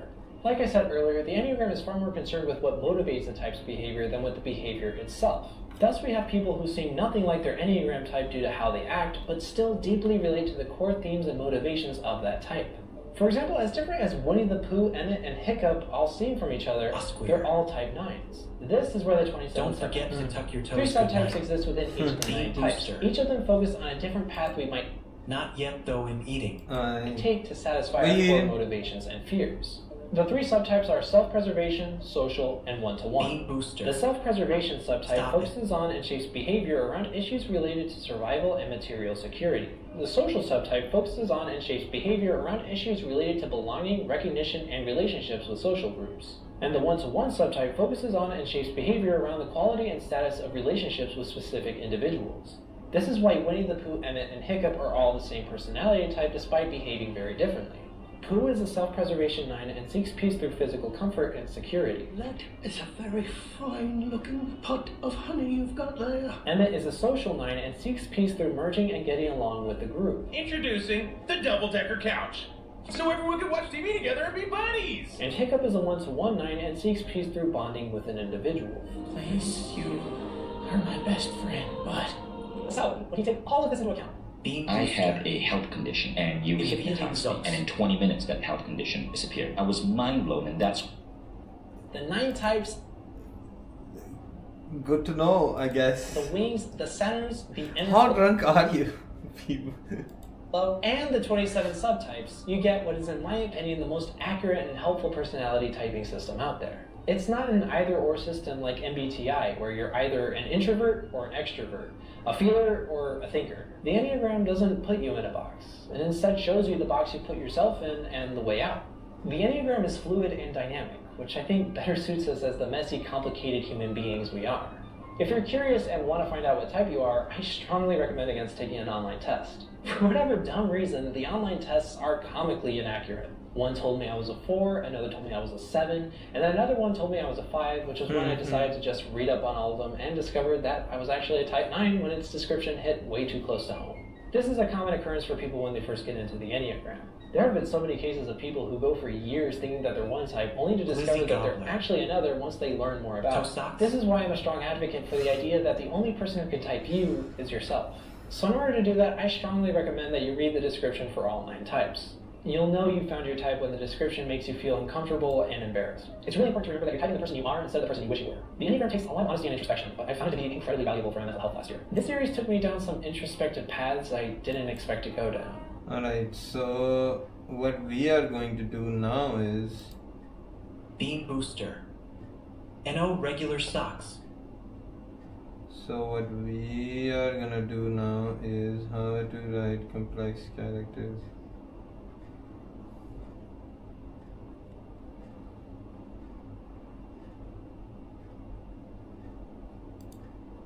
Pete Hegseth has confirmed he's activated 700 Marines to take back the streets of LA immediately. You have an obligation to defend federal law enforcement officers, even if Gavin Newsom will not. Hey, I don't know who needed this. I see a lot of people talking shit about America.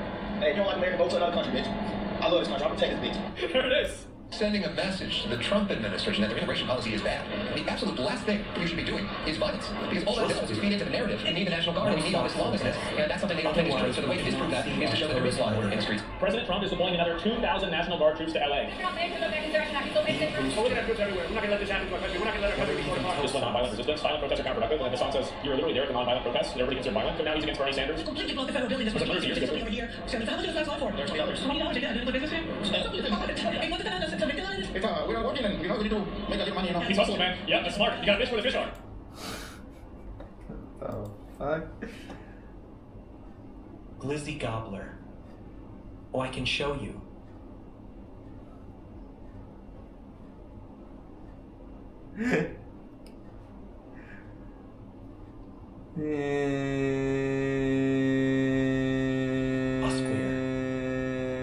https://.co/d/afktti7.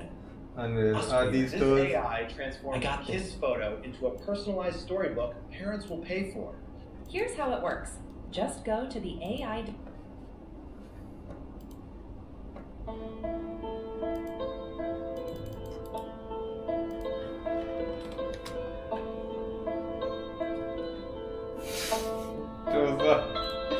I do have toe socks.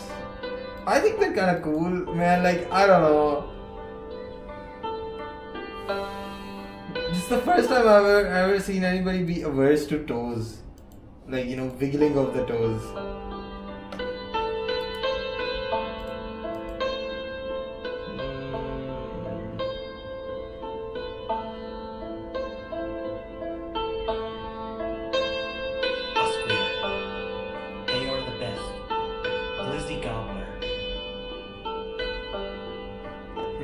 https://youtube.com/shorts/ncabaki 2ma question mark si =hb9 sbopcgsn. Amazon life hacks.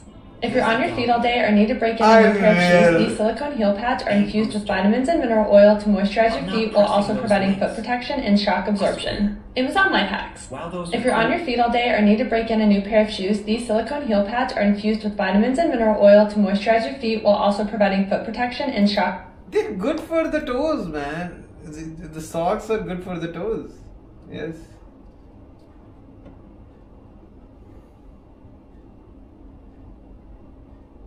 Glizzy Gobbler. Press them.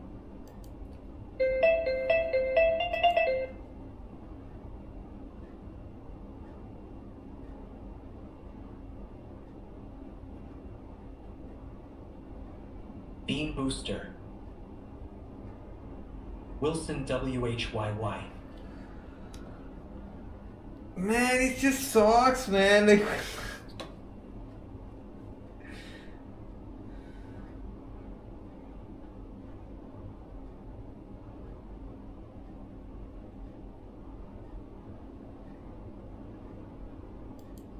The following content is provided under a Creative Commons license. Your support will help MIT OpenCourseWare continue to... Through you have your preferences, your desires, what's easy for you, what's hard for you, what's delightful for you. Why do other people behave the way they do? How do they think? How do they feel? And so there's a lot of realms of this that are tough to get to by science, but what we're going to focus on this semester is, where's the scientific approach that shed light, in the way that we're used to thinking about experiments and evidence about how humans tick. And as we go through this semester, we'll talk about the brain. The following content is provided under a Creative...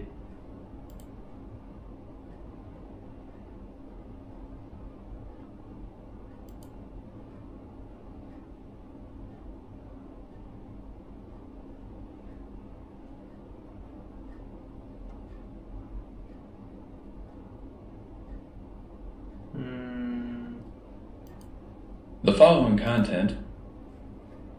Glizzy Gobbler. I think I'm out of toe content. Wilson, can you give me as assist, please? I am not participating in the toe-ness of the things. Okay.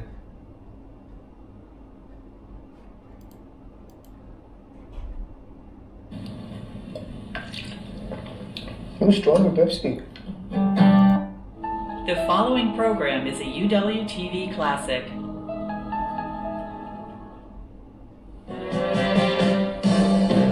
It's the fucking 80s, boys. It's the fucking 80s. Well, first of all, you're assuming French is different from German, and the French would probably say... Well, there's no simple measure of how different languages are from one another. In fact, if you look at the languages structurally, the way a linguist would look at them, French is different from the other Romance languages in a variety of ways, which make it more similar to German and other Germanic languages. There are a number of features of French which are sort of Germanic in character. Give us some of those features. Well, for just to take a simple one. What do you mean? Like, let's fucking stop talking about my toes, man. Like, what the hell? You can. It's natural process of life. I have to drink we can't do that the blood of my enemies. In Italian or Spanish, and in fact, it's common Romance goes right back to Latin. French is the only Romance language in which you can't do that. It's like a Germanic language, pretty much in that respect.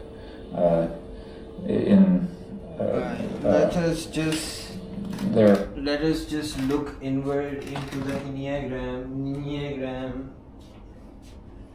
Man, what the fuck is wrong with me? Glizzy Gobbler. Someone get Pizza Brian over here. Pizza Brian is a beautiful woman.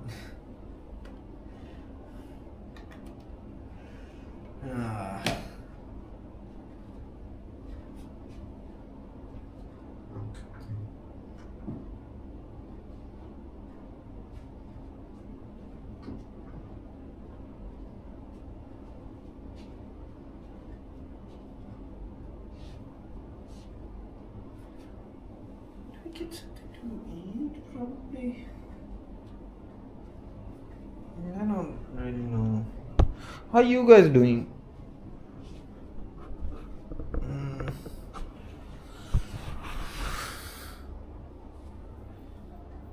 I am Bean Booster.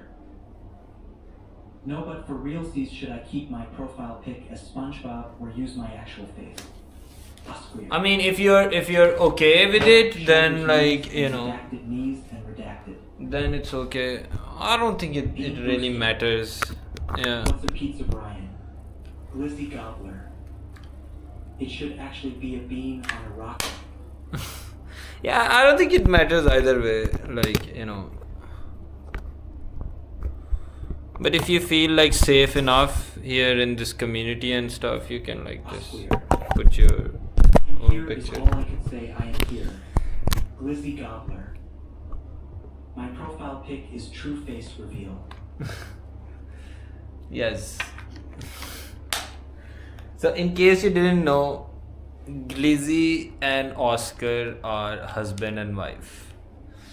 And they're probably both on the same couch watching this right now from their own accounts. Right? And you know, they're just sending toes.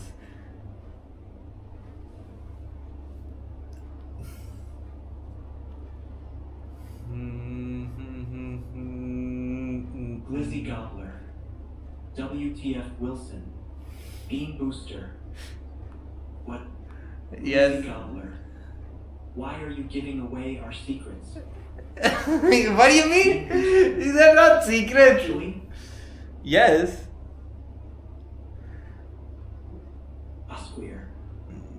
Yeah, now everyone will know our toe fetish. Okay, and yeah. Yeah, they've been watching for 2 years. No, wait, a year and a half now. Bro! Oski, the young ones don't know. They don't know.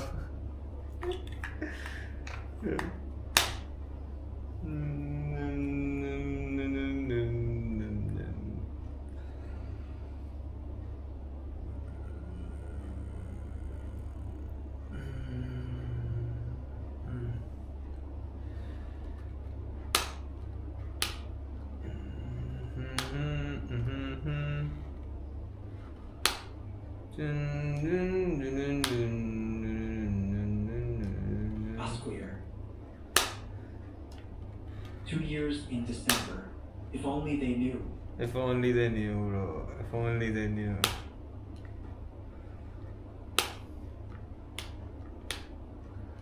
Bean Booster. UGH, I don't like toes unless they have a pedicure. Okay.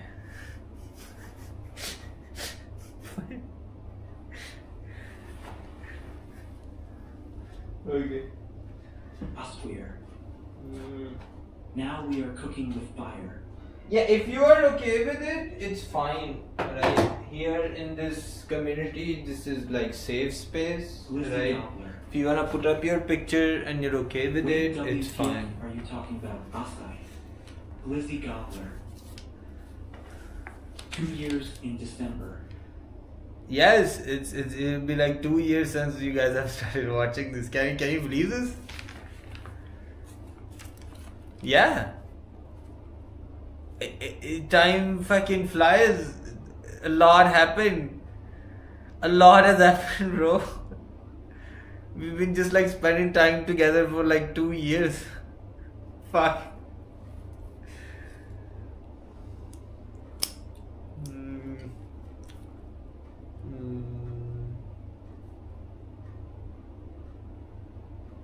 Glizzy Gobbler. Time isn't real. Bean Booster. Can't wait till I can say the same. Oh my god. I think that it is what it is.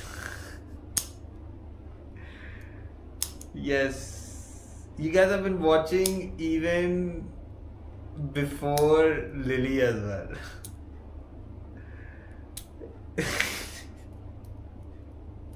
Yes. Osqueer. If you're lost, you can look and you will find me, time after time. Yes. Beam Booster. How long have I been watching? Like 2 weeks. Yeah, like 2 weeks and stuff. I already know a lot about you. I know a lot about you now.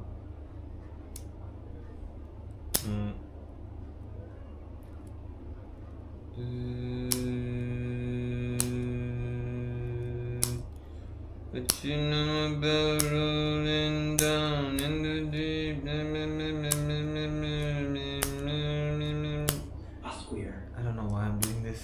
Like 10 toes worth. 10 toes in and standing up. Guys, how do I make an AI picture? Jay? I don't know. In my humblest of opinions, pen pal websites should have been gate kept. Glizzy Gobbler. What do you mean pen pal website? I need to make Beam Booster a profile pic. Alright. Beam Booster. Glizzy is a joker. Jay. OMG Guy Oscar is real in Pride Month. Yes, everybody changed their name to like Gandalf is Gandalf Gay Moth. Chief Gadi is Queef Gadi. Beam Booster. Wait, did you talk about me? Do you know about me, Wilson? Yeah, I mean, I know like certain things. You're from Ireland, right? Wait, Ireland or was it Finland? Fuck. And you're going through like a time, in your life, going through a weird ass breakup, and you're Beam Booster. Glizzy do IT, I double dog dare you. Osqueer. Queef Godifa is my favorite. Beam Booster. Finland, yes, Finland. Doesn't matter. Finland, Ireland, they're all lands, right? They're all lands. There is nothing we can do about it.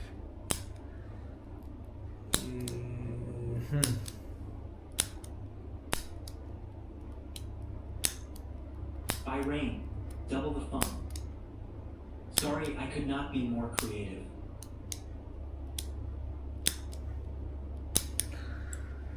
Beam Booster.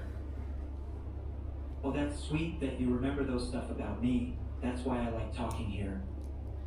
Obviously, there's not a lot of people here being boosted. Don't worry about it. Yeah. I know people on like an individual level and stuff, which is fucking weird. Why do I know? Yes, no, it is not.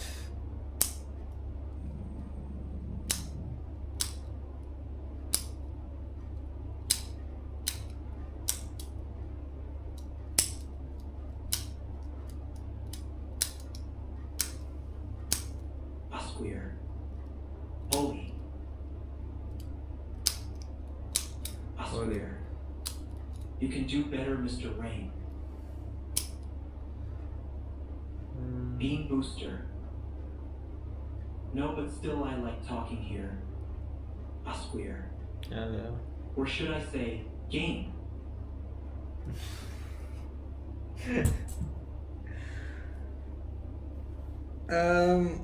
Do I get ready for gym now? I think it'll be good for my body too. Like, for like 2 days I've been just like sitting here reading Chat GPT, watching fucking lectures upon lectures upon lectures. Beam Booster. You give good advice. Osqueer. Thank you. Mind, body, and soul. Yes.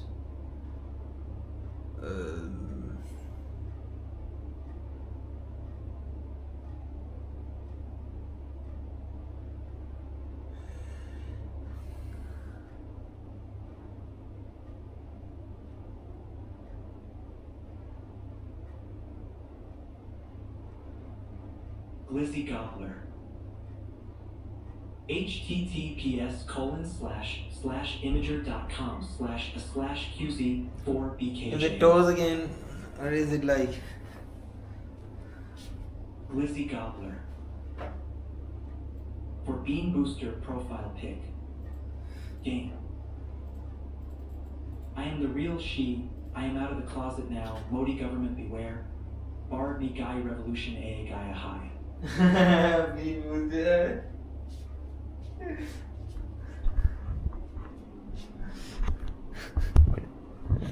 It's kind of cute. Alright, guys, I'm gonna do the unthinkable. Spread my lats. Okay.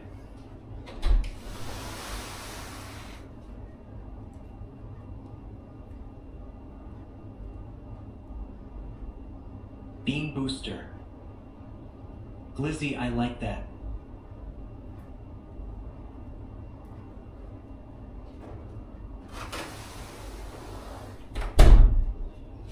Bean Booster. No, I got this name from Telegram.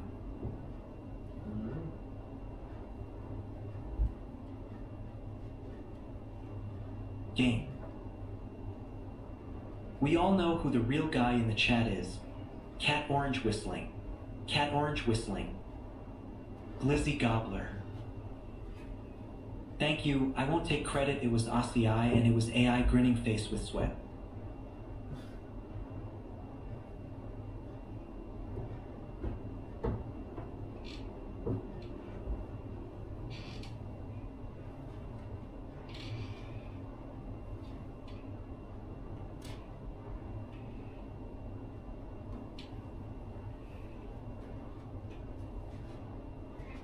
Queer.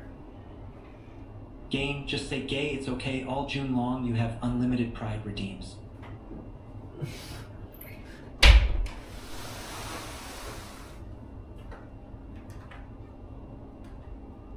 Asqueer. Saucy Afu.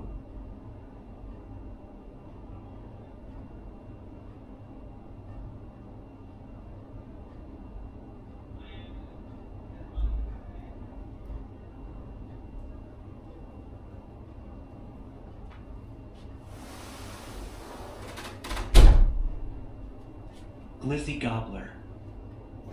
If Game made their name a gay version, I think it would just be gay. Game. Try putting Glizzy Gobbler in the AI and see what it interprets. Asqueer. Redeem FBI. Asqueer. FBI, open up.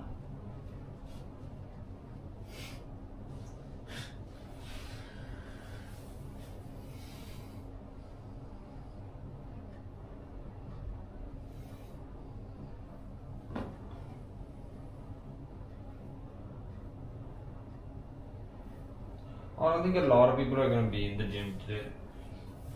And I'm just like, now I'm going. Why? You will, for reasons you will never know.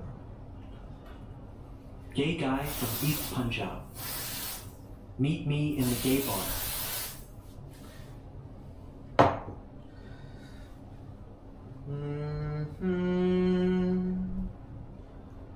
Bean Booster. I changed it, thanks y'all.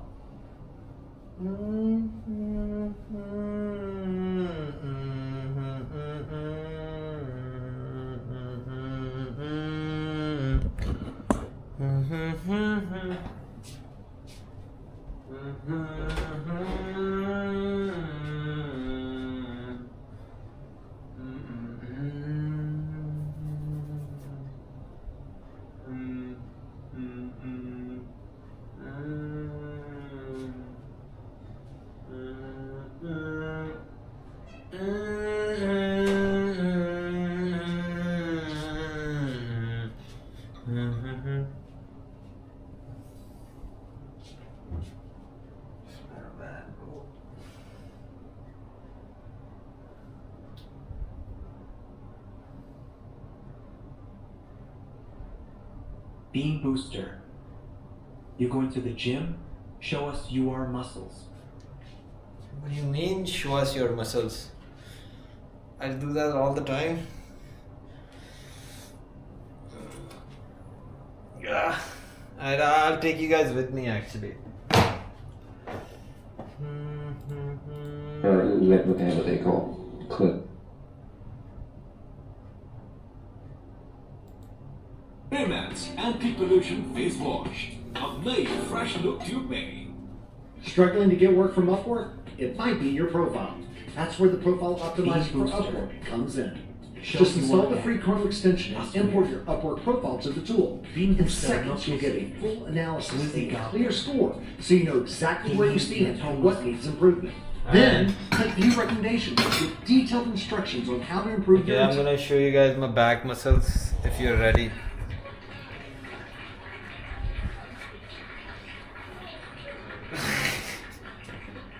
I'm sorry, I had to.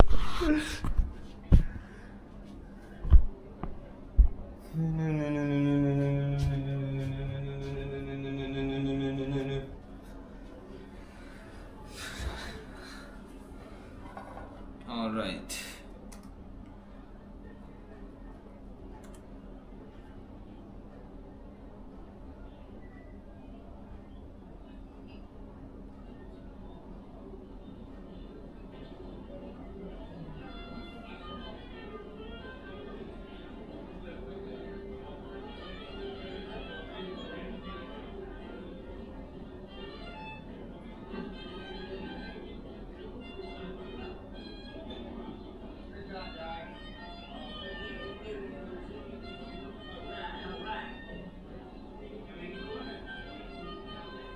Beam booster. Stop.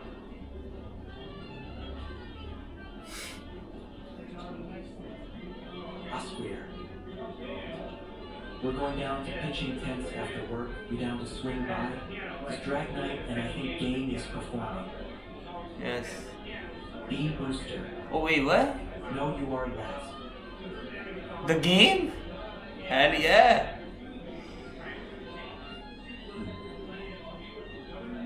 The lads, man, it's like, you know, it's, you will see in the gym.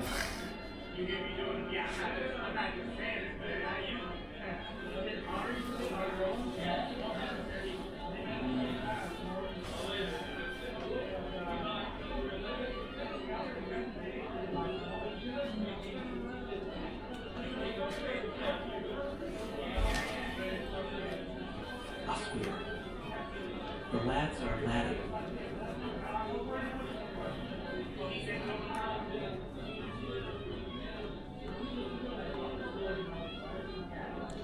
The lads are not letting right now, okay? It's been 3 days I haven't been into the gym because there's what you call it, Eid break.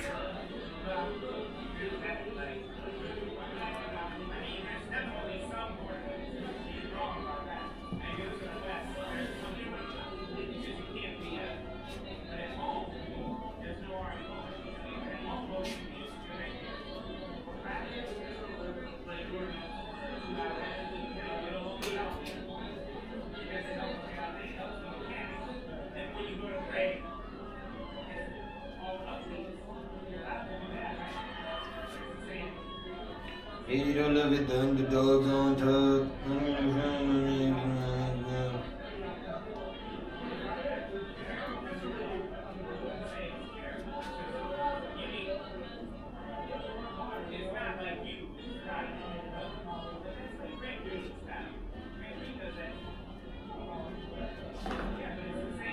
Beam booster. Leg day or upper body day? Actually, don't know. I think we will do the back today. The Mandem celebrate Eid the Trap still jumping on Christmas Day. Yes. I'm gonna like switch the stream to the laptop. Beam booster. What the helly? No, wait. I think you're gonna...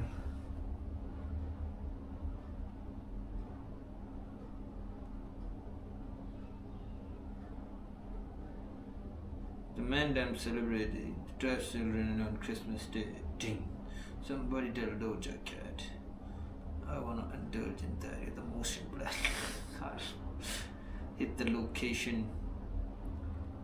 And okay, so I'm gonna switch the stream from PC to the laptop, and then we're gonna like go outside.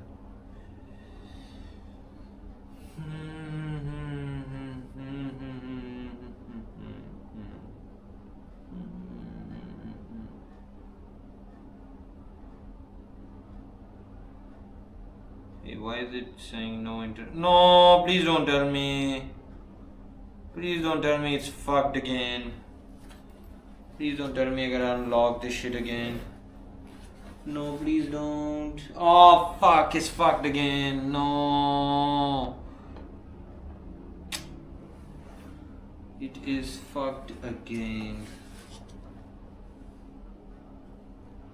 No, dude, why does it do it on its own?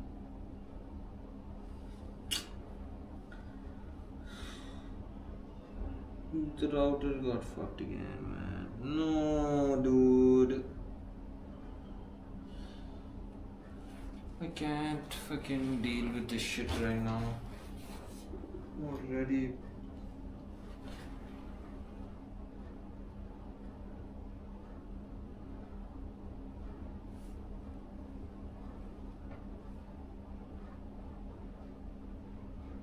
Yep.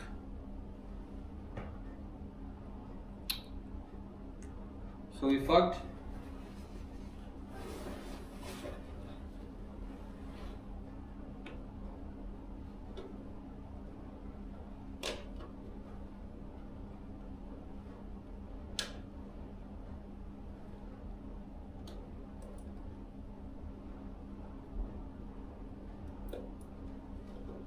Yep.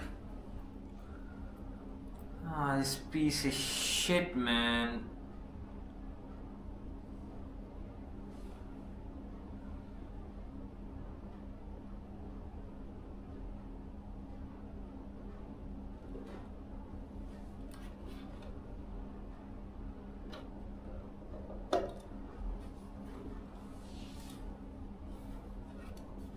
Why does it do that on its own though? Like, what the fuck is that all about?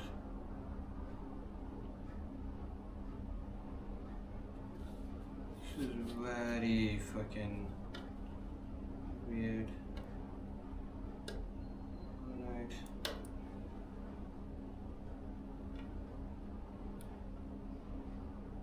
So I guess we're fucked.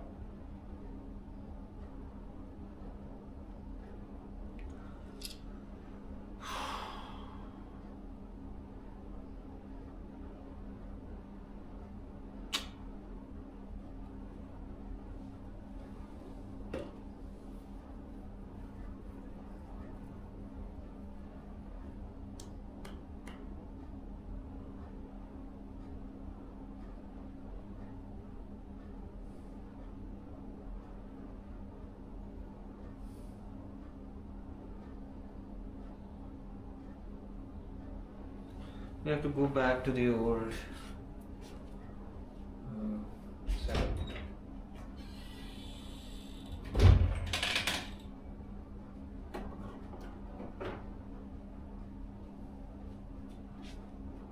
I knew it. I knew that this is like illegal shit, and this always fucks it up.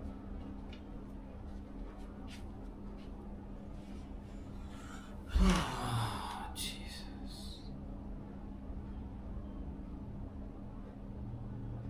How would I go? I already feel fucking dead.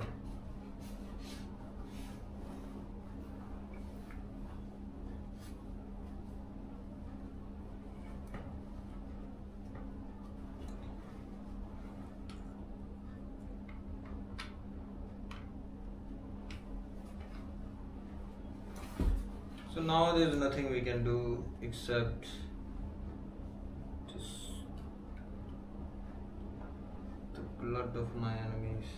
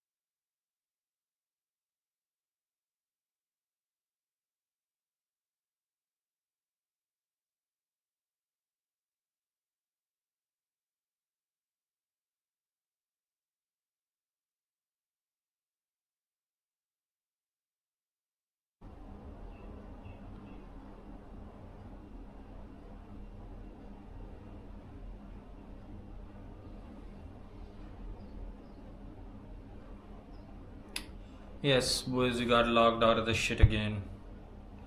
The other routers.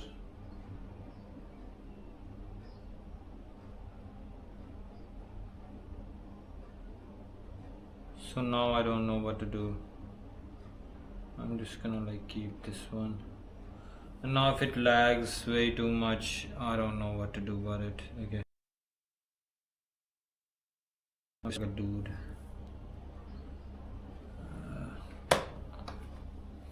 Not even a dude, I'm like a dude.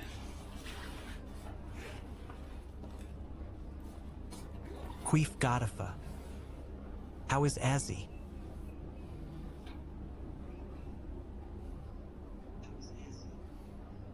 He's doing good, he hurt his knee and stuff.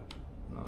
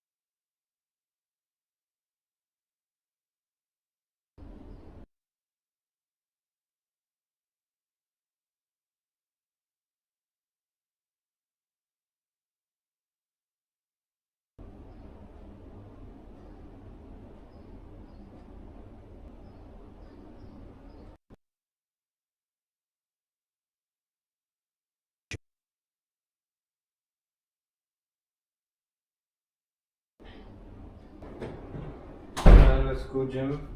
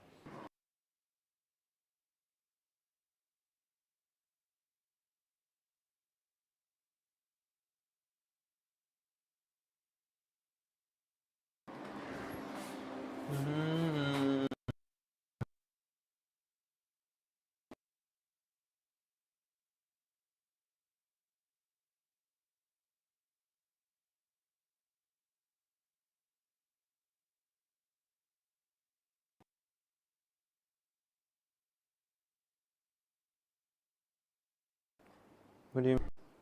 I don't think it's hag. Hag doesn't like what. Does that mean? He's never told. He's not told me anything.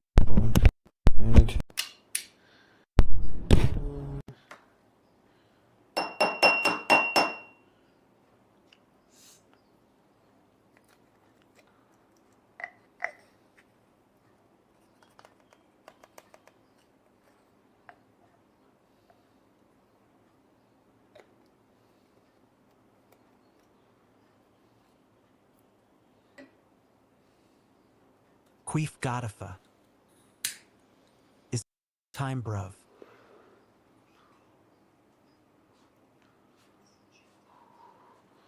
Yes.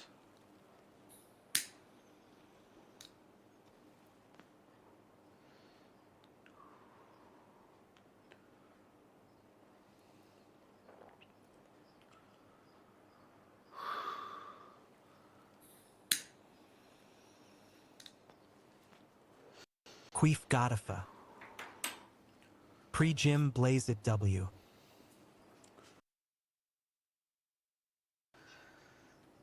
No, I didn't blaze it. It's just tobacco.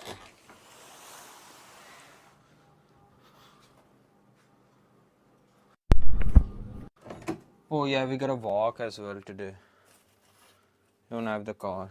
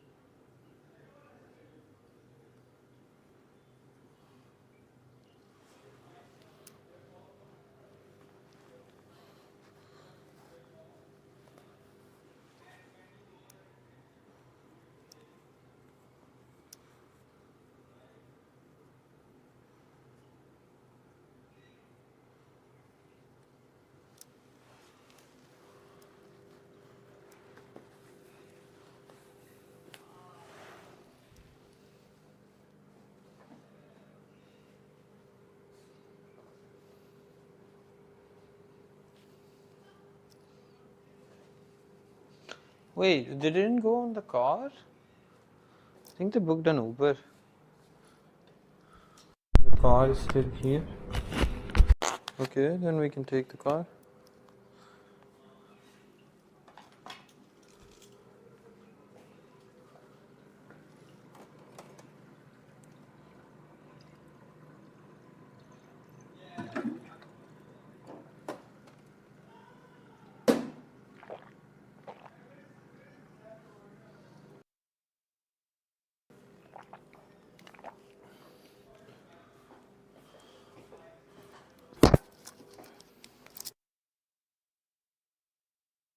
Doberman. Happy 800.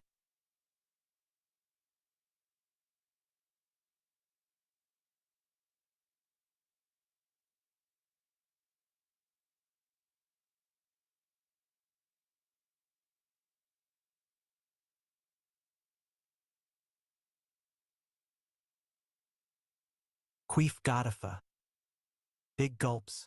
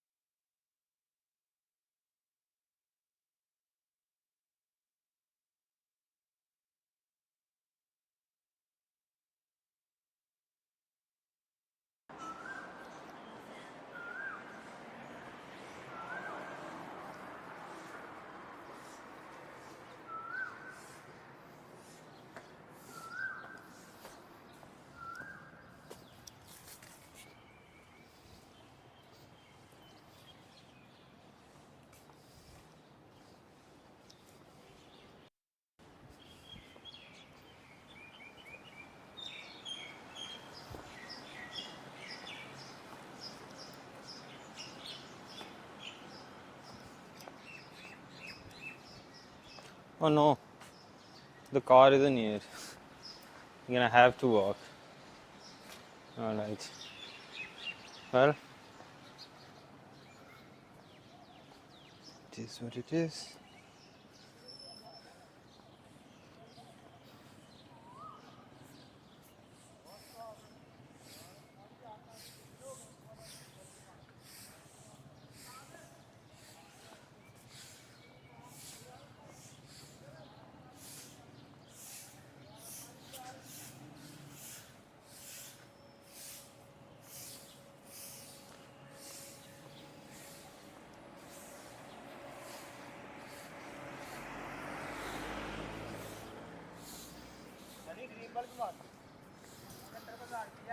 Holy, this dude got a cowboy hat. Hell yeah. Cowboys in Pakistan.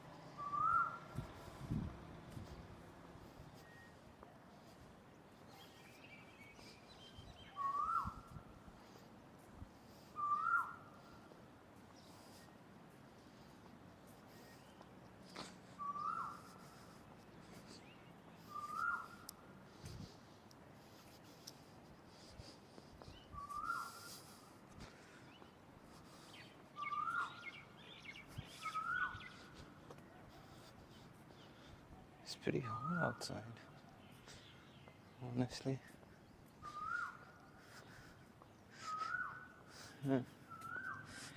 Fuck.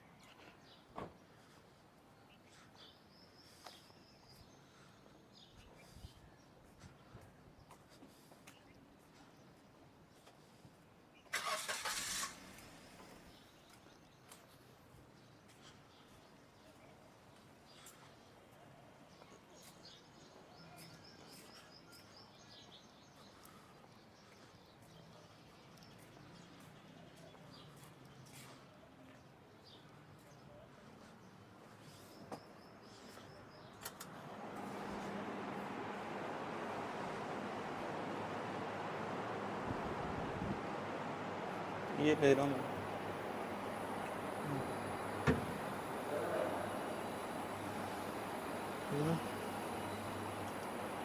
अच्छा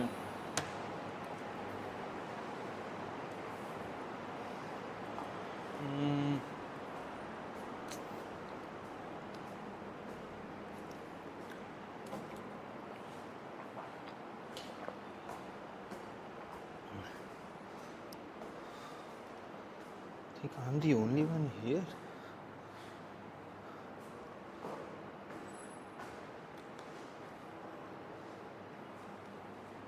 Oh no. But I was the only one here.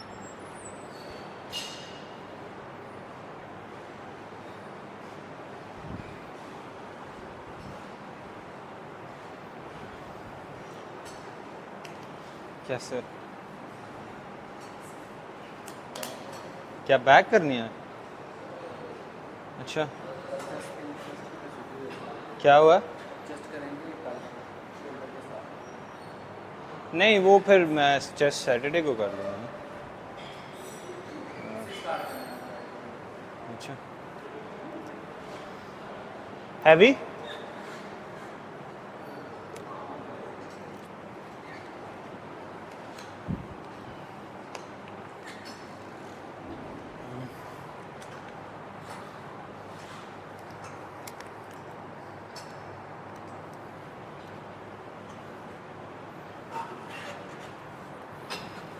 क्या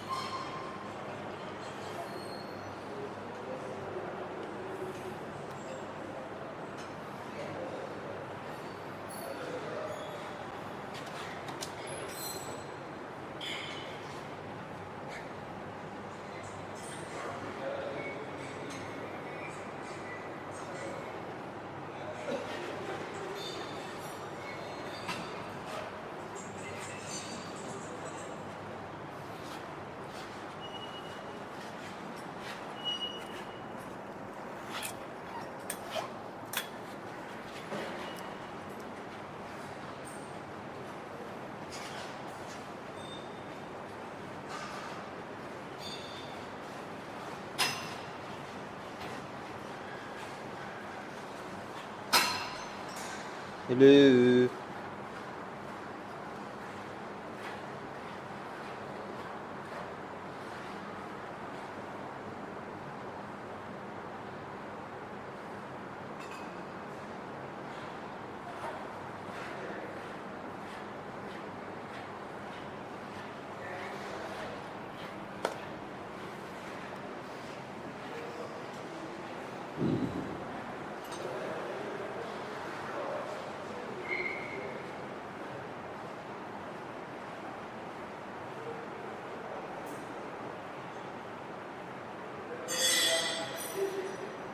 Ten.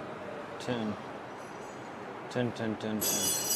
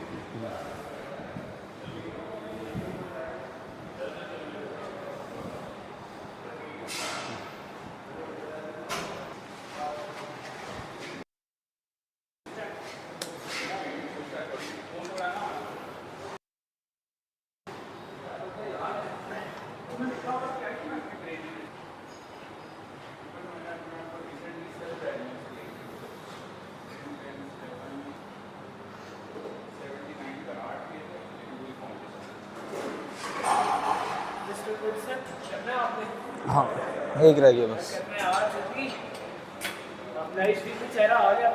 ना करो किस तरह का camera ये देख रहा कैमरा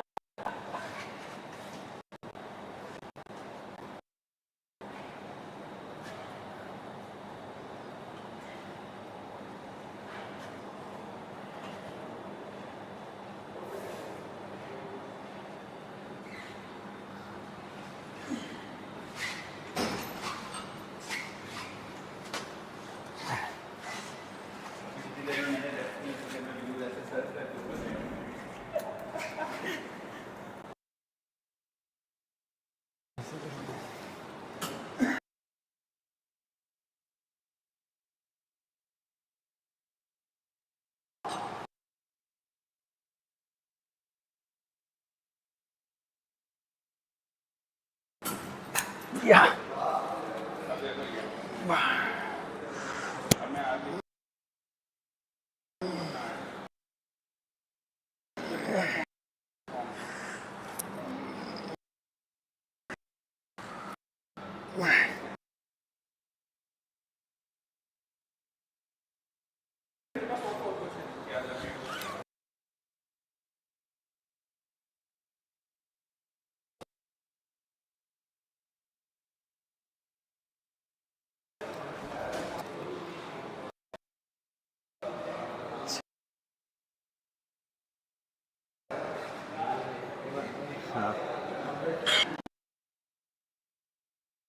थोड़ी वापस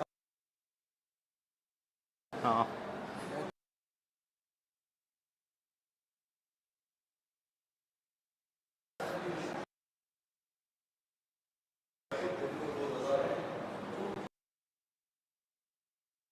गोश्त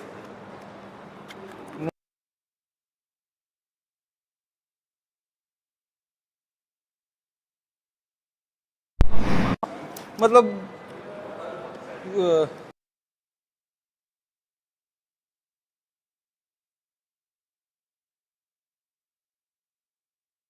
और वो और चिकन बनता है, रोज मटन और चिकन बनता है।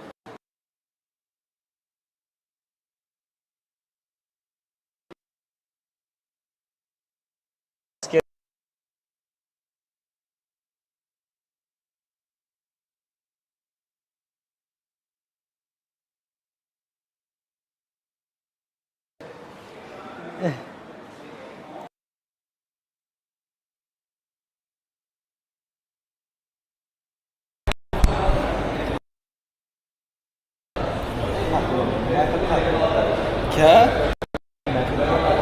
अच्छा, क्यों? खाता था कभी, बहुत खाया जब से छोटा। खाना चाहिए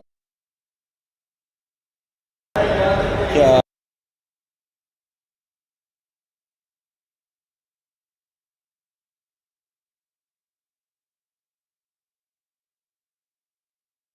क्या कोई बायोलॉजिकल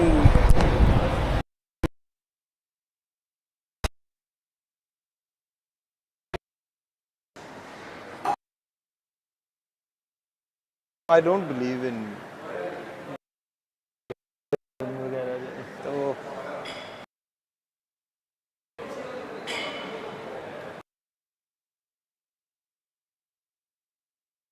मैं बस कल्चरली क्रिश्चियन हूँ।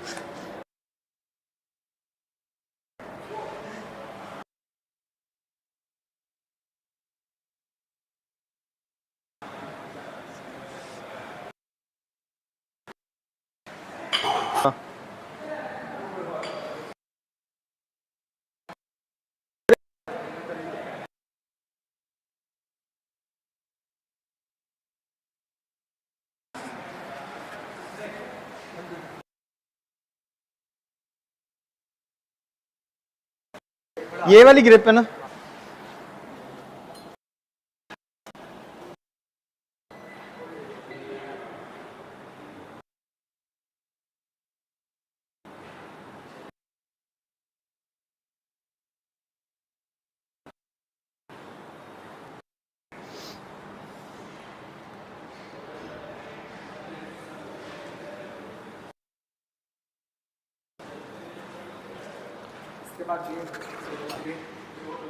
सिंगल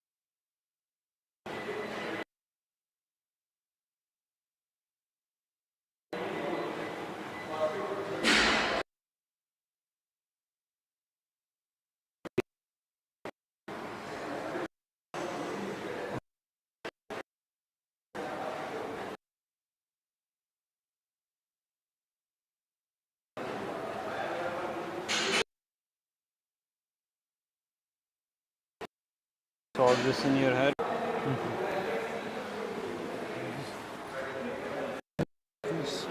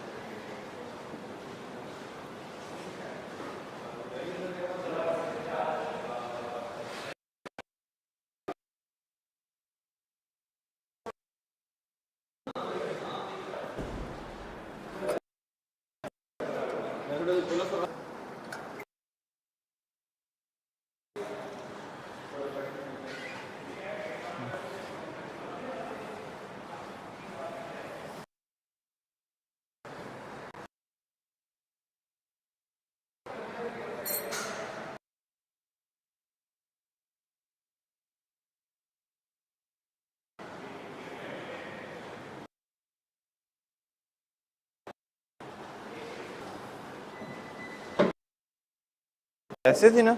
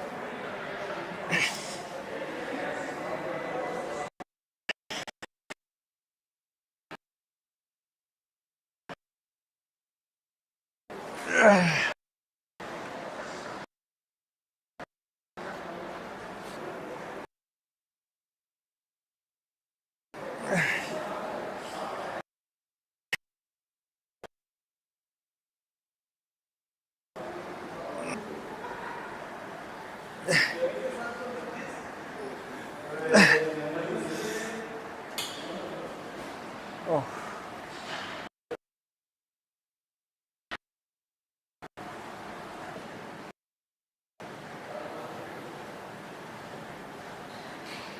मैं ठीक ठाक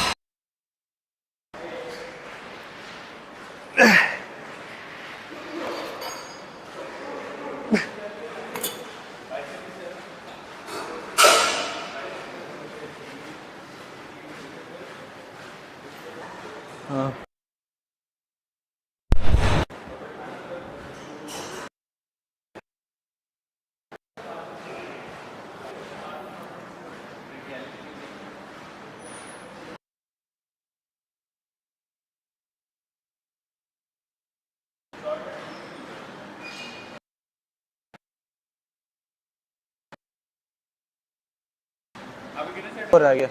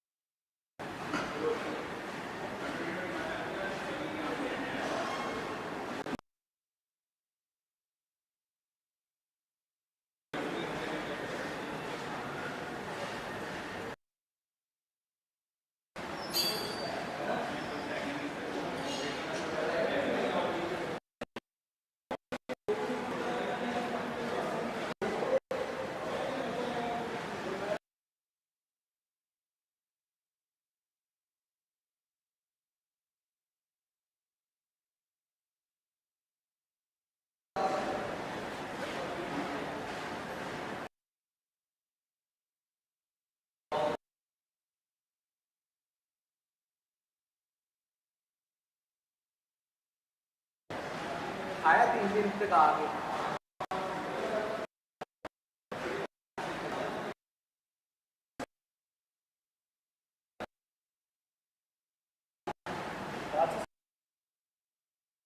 खाया पापू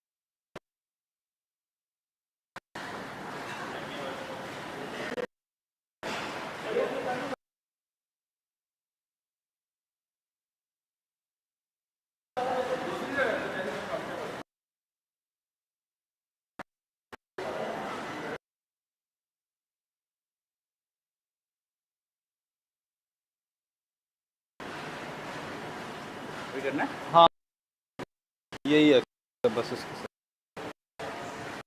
तो क्या वर्कआउट चल रहा है?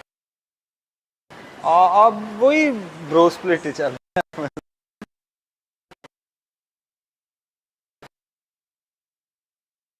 है गोल गोल डालेंगे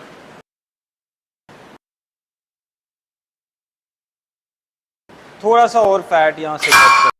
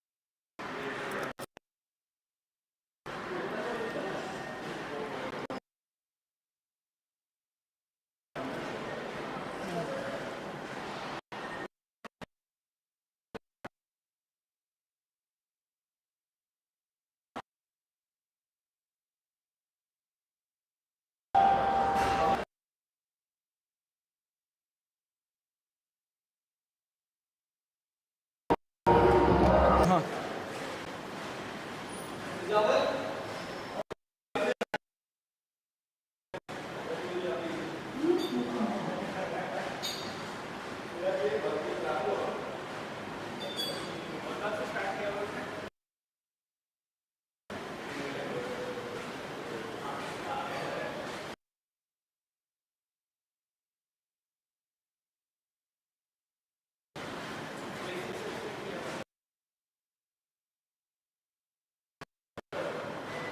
नहीं ले रहा ना प्रोटीन ले रहा हूँ ना कुछ भी नहीं वो भी नहीं प्री वर्कआउट भी नहीं प्री वर्कआउट नहीं ले रहा पहले ले रहा था प्री वर्कआउट पहले ले था प्री वर्कआउट प्रोटीन जो अब ना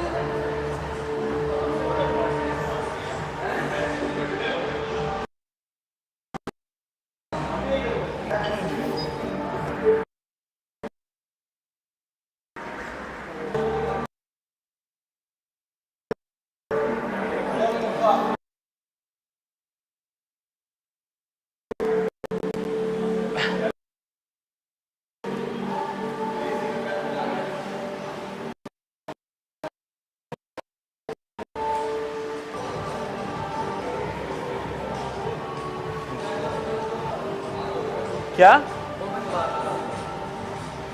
बार के ऊपर करो ये पड़ी तो हुई है इस पे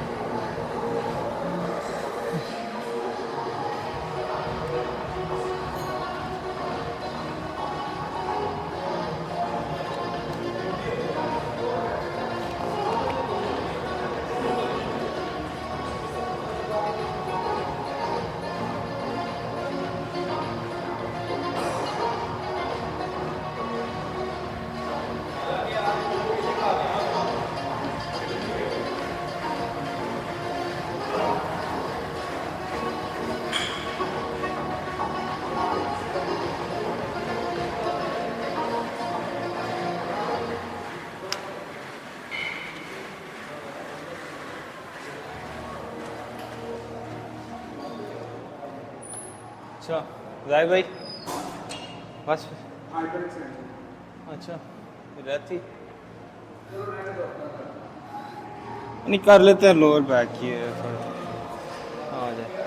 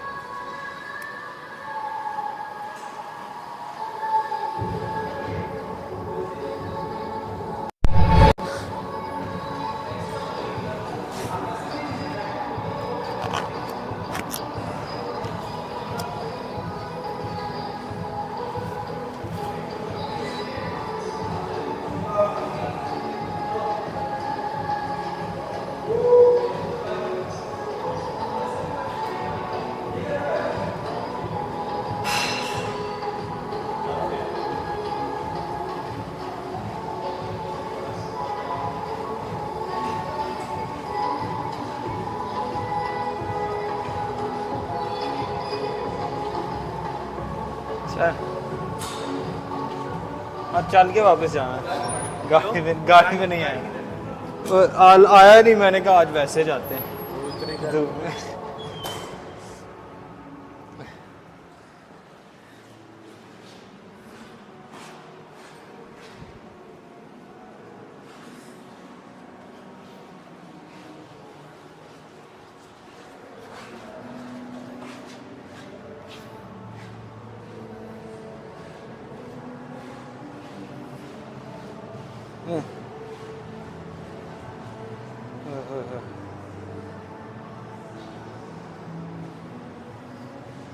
आज मैं चल के जा रहा हूँ वापस।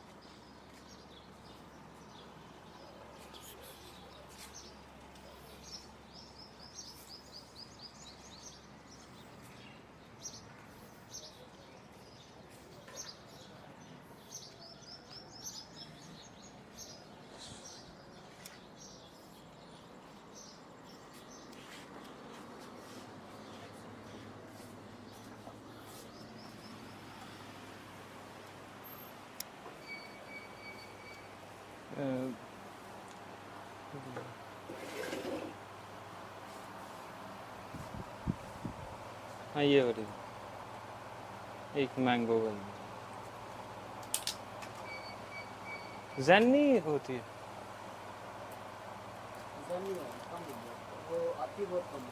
अच्छा चलो ये एक ये ऑरेंज ये जो येलो वाली है ना सब, हाँ ये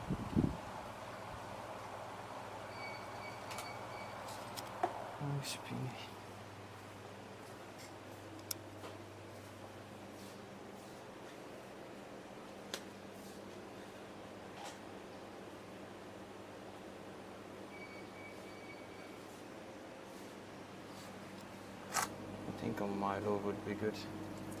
It's milk is good. It's chocolate milk. कितना हो गया?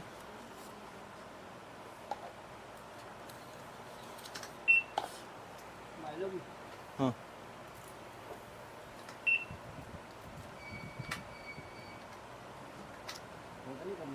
क्या? हाँ ये भी क्या?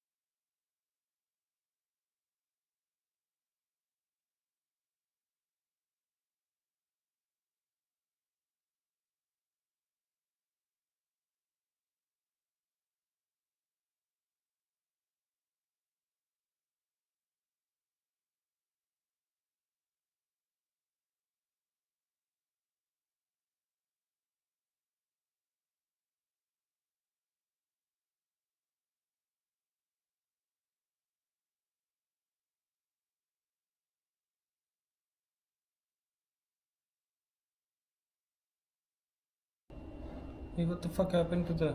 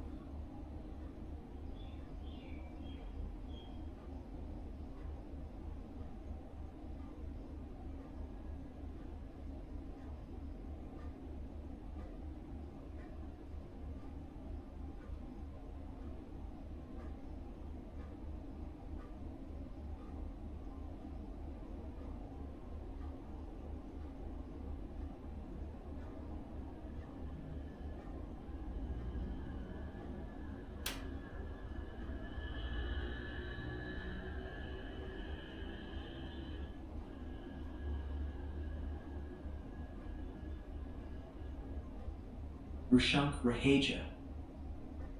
Morning Wilson, I was randomly wondering whose photo is there on Pakistan rupee currency. It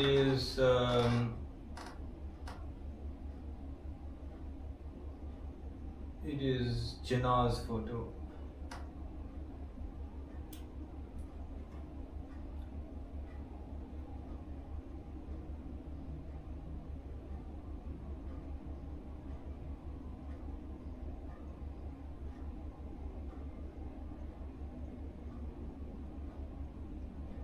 Oh my god.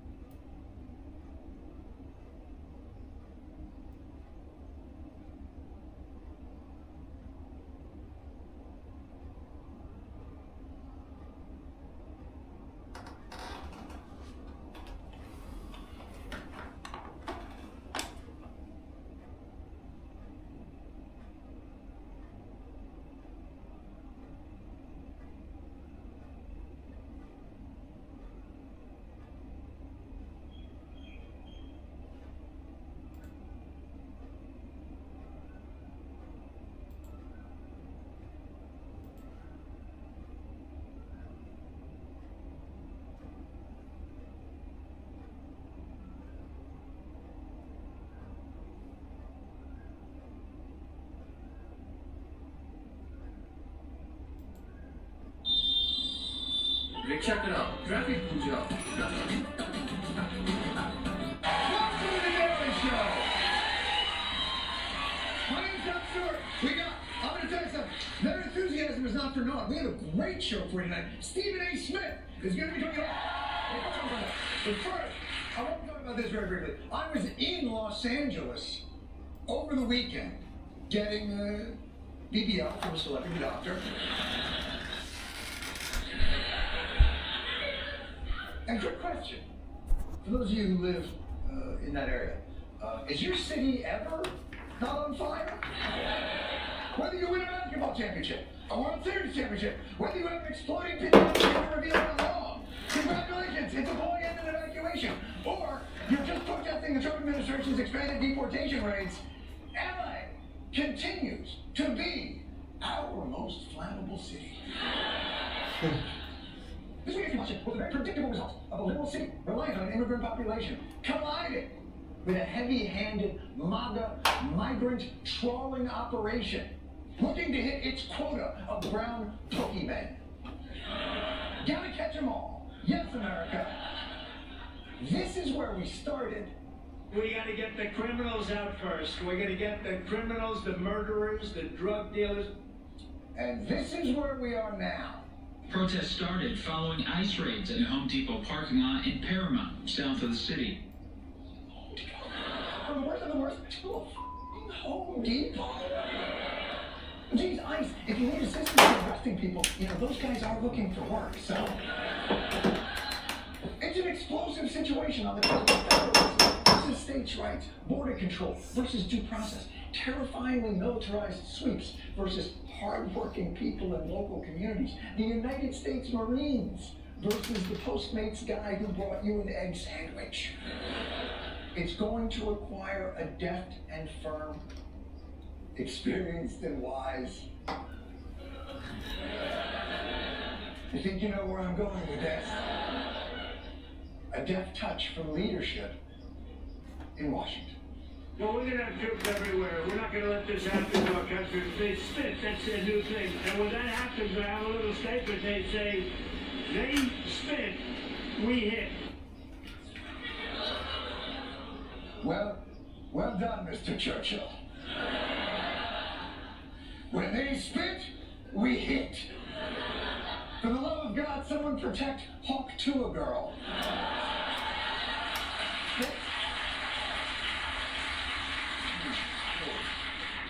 Now obviously, this is a bit of a change in attitude from Trump towards protecting law enforcement from his previous January 6th attitude of, they hit, we don't give a shit.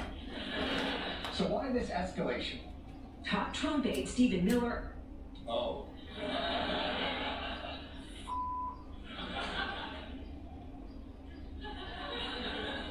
What is it young Lord Vader wanted? Stephen Miller held a meeting screaming at ICE officials to arrest more undocumented immigrants. Yeah, that sounds like it. Although I'm pretty sure Stephen Miller wasn't screaming. I think it's just his default tone is banshee. It's what happens when oxygen molecules are desperate to exit his unholy lungs. So it just comes out like,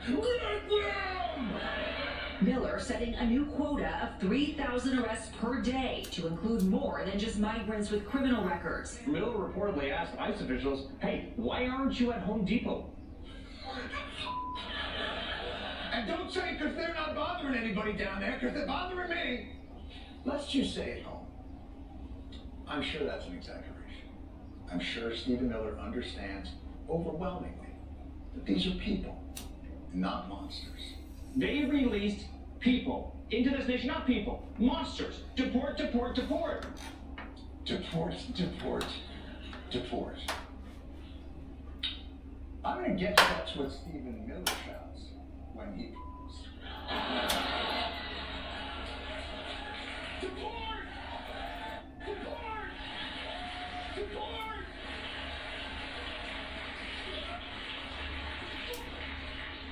And then obviously too, right?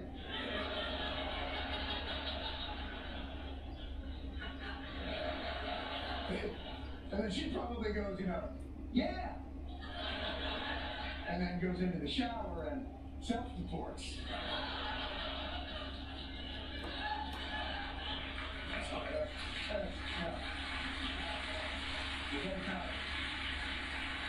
So now, predictably, these non-targeted, much broader deportation efforts in cities that feel very connected to the immigrant population is a tinderbox. And Trump happily lights the fuse.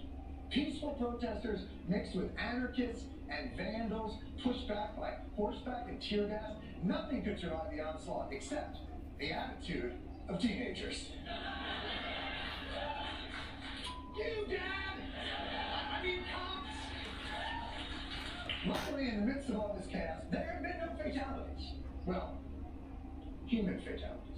Self-driving car company Waymo said it was suspending service after at least 5 of its cars were vandalized and set on fire. Took 5 of them before you were like, should we stop sending the Waymos? You think they're just sitting around? 4 could be a coincidence. But it would not believe it. It is believed that those Waymos were summoned or booked by the protesters with the intention of then getting them, the location, and torching them. My God! How dare you! How could you use Waymo's innocence and helpful spirit against the Waymo? Imagine for a moment Waymo's disappointment upon realizing it was, as Admiral Akbar might say, a trap. You got Waymo going, hello, it is my honor to take you to Hollywood. And what are you doing? My God, no! I'm giving you only 1 star! No! Tell my Roomba I love her! For more on the immigration raids, we go out live in Los Angeles and our very own Jordan Fletcher. Jordan!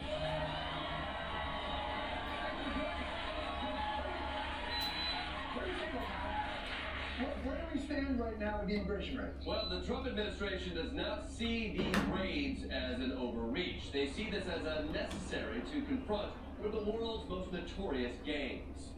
Gangs? And what would they believe these people are what? Trying to rob us? Even worse, Casa del Depot.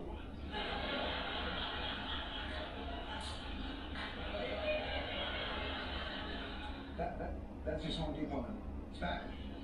Si, senor, these are bad hombres. a daily. Well, to be uninformed, perhaps, but I've seen some of the pictures of what these folks are capable of. Gruesome depravity. If anyone at home is watching and there are children in the room, you might want to ask them to leave, but take a look at this. It's disgusting. Well, I mean, we're not going to say stone wall. You're looking at what's supposed to be a Tuscan-inspired retaining wall. Does that look Tuscan-inspired to you, John? Yeah, it was fine. John, the nine pennies have $40 each for fine. Look at that side patio. Oh. All right. I mean... Okay. Be patient, John. I mean, you can't handle full sun. Look at these stairs. Does this box sandstone look plumb to you? I don't know any of those words. Okay. Some of these guys know the words of the worst. See, isn't this what the children's ministers want? For people to conflate violent gang members with innocent day laborers who are already being exploited? I don't even want to be complaining about national system of justice, getting rid of criminals. This right now is needless and provocative, I'm saying. You're right, that's right. I love my hat, really. The American guys would be a patio figure that just was no big dick, John. You're right, I can't get behind indiscriminately kicking out blameless workers, especially since I still want to put in a boycott. But, you know what? You can't expect an impassionate approach to deportation. They got a psycho like Stephen Miller in charge. That guy just gives me a witness. Turtle, but Stephen Miller is he clicking? Is Stephen Miller clicking? Yeah, John, he's clicking now. And another Stephen Miller will count up 30 years!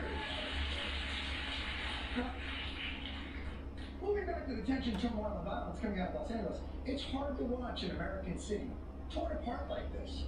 And quite honestly, I was a bit surprised, but even the magosphere is somber and reflective at what they're seeing in Los Angeles. It's deeply, deeply unfortunate. Look, I'll be honest, this like really hurts my soul. I think it's a sad thing to see. No one wants to see this. I hate to see it. I think America hates to see it. Most importantly, it's going to be bad for the country. I think it is important for us to pray, for peace. Sorry, being told that wasn't about Los Angeles. That was then heartbroken that Trump and Elon have gone no contact. That's right. See, for right now, I guess that's the real national tragedy. Elon Musk has unfollowed cat. We must bring peace. See, I'm saying nowadays in blue state, the people, and they don't give a fuck. I'm incredibly happy with President Trump's decision. Trump is right on target with this. It just screams common sense. An enormous positive for our country. It's certainly well deserved. There was never any consequences. And now the hammer is being dropped. Do you want to live in Los Angeles, which is mini Mexico? To be fair, they also have a fantastic Koreatown. But no, why escalate this shit now? You know, that's nowadays pretty well from these arrest patterns. I believe the right refers to federal overreach as don't tread on me, we the people, pull dead hands, something along those lines. So why is this happening now? What's it meant to distract from? I mean, again, remember, what were we even talking about right before the first Waymo went up in flames? Elon Musk is now accusing Trump of being in the Epstein files. All right, that's what we were talking about. Which, now, to be fair to Trump, it is ridiculous. I mean, you can't just make wild accusations like that just because Trump and Epstein hung out once or twice, or Trump was in the flight logs, or Epstein called Trump his closest friend, or they went to parties and whispered, I can only assume biblical passages in each other's ear. I'm telling you, Epstein, 2 Corinthians, you gotta check it out. It's f***ing awesome. It's not a crime to be in each other's hearts. And what indication has Trump ever given that there may be things within those Epstein files that may be concerning to him? Would you declassify the 9/11 files? No. Would you declassify JFK files? Yeah. I did a lot of it. Would you declassify the Epstein files? Yeah, I would. All right. I guess I would. I think that less so because, you don't know. You don't want to affect people's lives if it's phony stuff in there.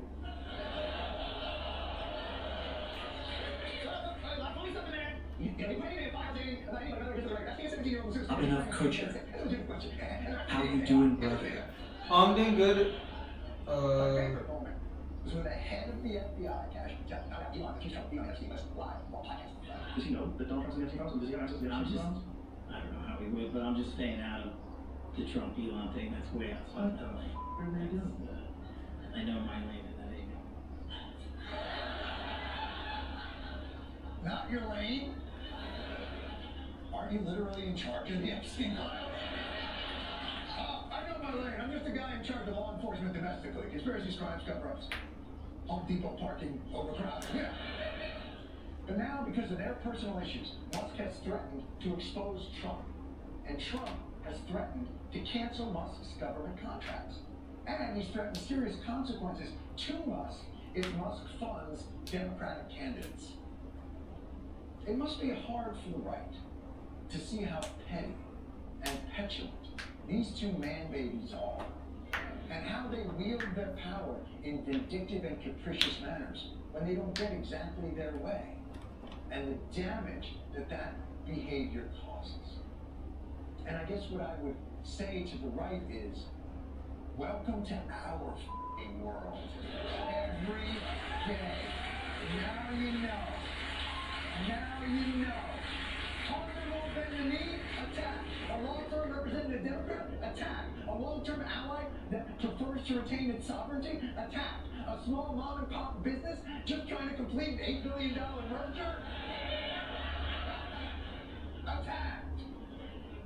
You on the right didn't give a shit when Godzilla and Mothra teamed up to destroy the city. You're only mad that now they're fighting each other. Because you just got a taste of their paper-thin, oversensitive, fragile, ego-driven nihilism, or, as you call it, It's like watching two giants fight. These are two titans, two very strong-willed heavyweights, two big dogs living in close quarters. Two grown men that are fighting, two alpha males duking it out. Alpha males? Dude, I don't think we're watching the same fight.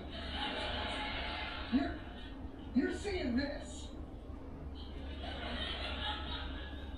It's actually this.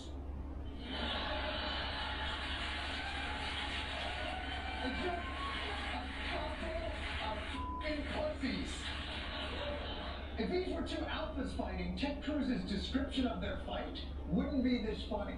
These are two alpha males who are pissed off, and unfortunately they're unloading on each other.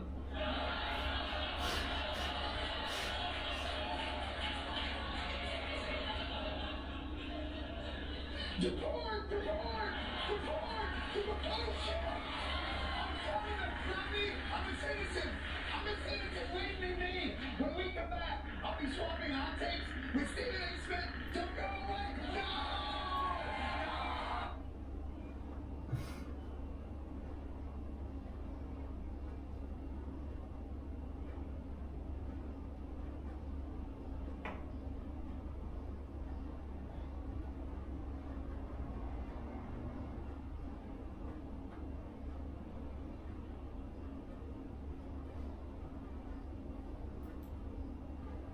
So, if you ever wanted to start your own AI agency but had no idea where to start, this program is for you.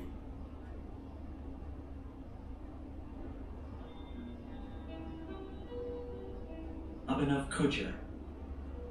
Have you watched The Maury Show? You're not the father. It's amazing. Yeah, I've seen it. I've seen the viral clips and stuff. She's seen the thing.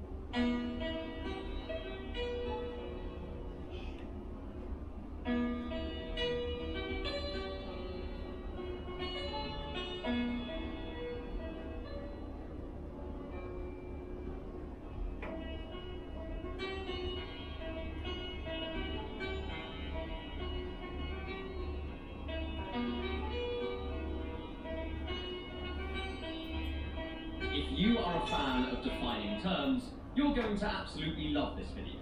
Recently, Jordan Peterson went on Jubilee's Surrounded to debate 20 atheists at the same time, and it was, it's fair to say, a little bit confusing.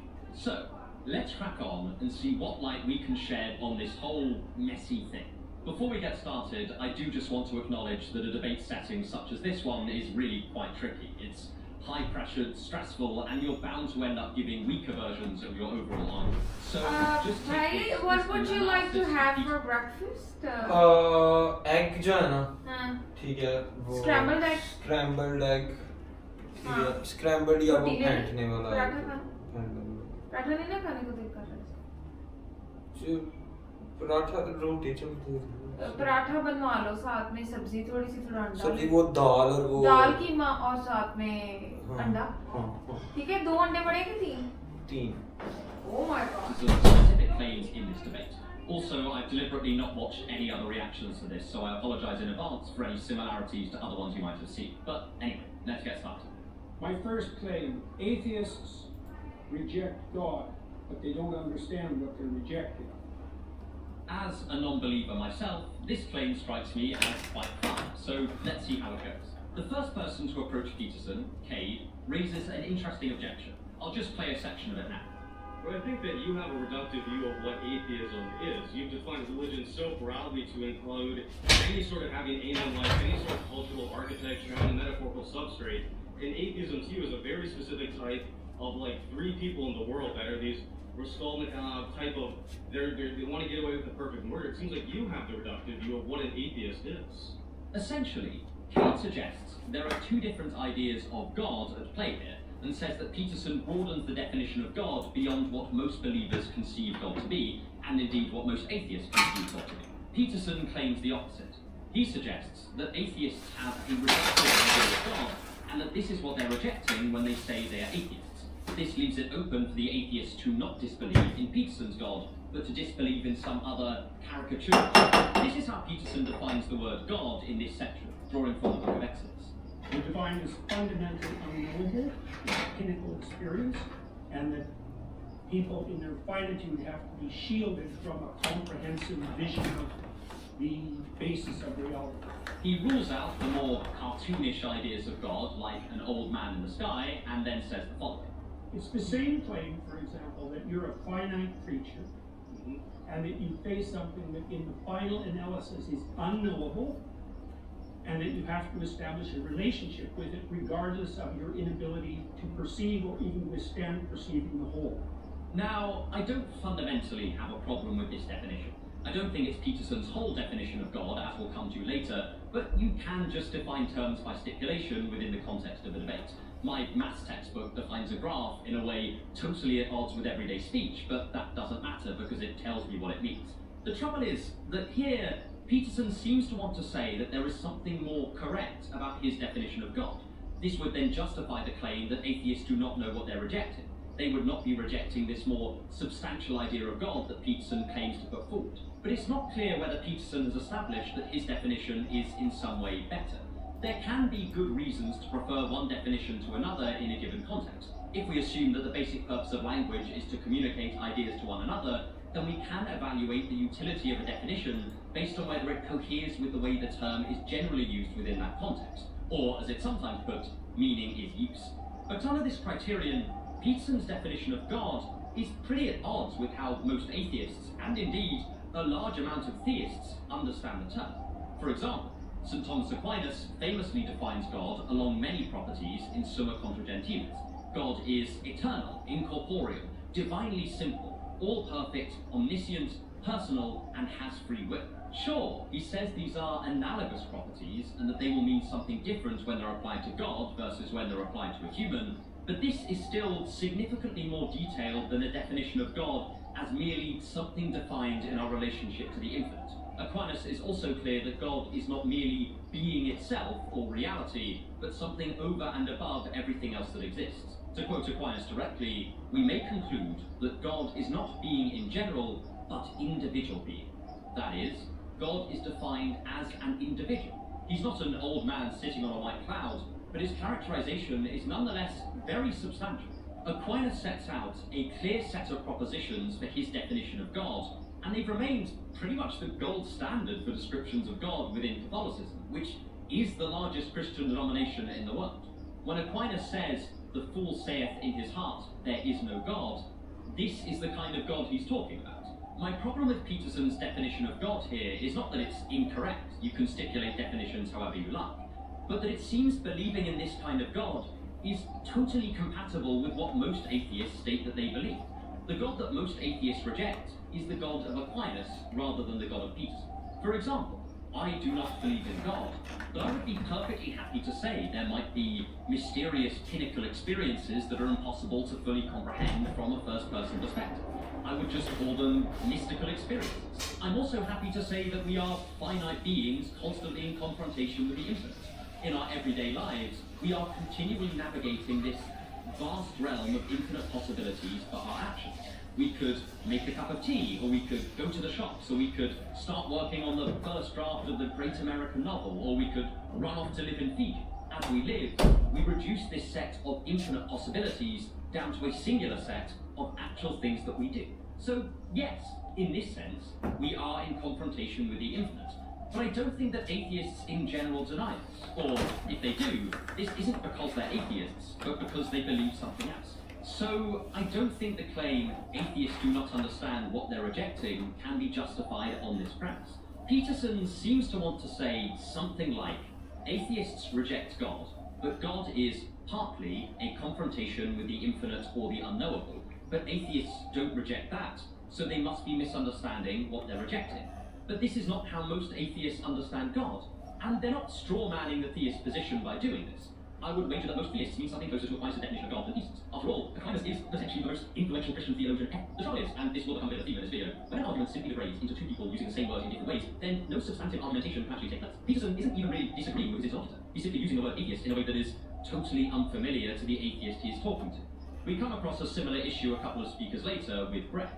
But first, if you want to avoid messy argumentation, special deal. It's at the end of Pelisson, where Peterson and the stack, they're just miscommunicating. In response, Peterson defines God as conscious, drawing from the prophet Elijah as an example of this definition of God, in addition to Carl Logos and Newman, who is a very cool thing about it. So Elijah, the prophet Elijah, defined God in the Old Testament as the voice of conscience within. Okay. That's a definition. So you're saying by that definition of God, I see this is kind of goes back to what I'm saying initially. I'm not defining Elijah. Okay, so as Elijah defined. तेरे कमरे में तो नहीं है तो check तो कर मिल नहीं गई. Jonah too. Okay, so as Cardinal Newman also defined it that. As I'm sure you know many people who define it that way.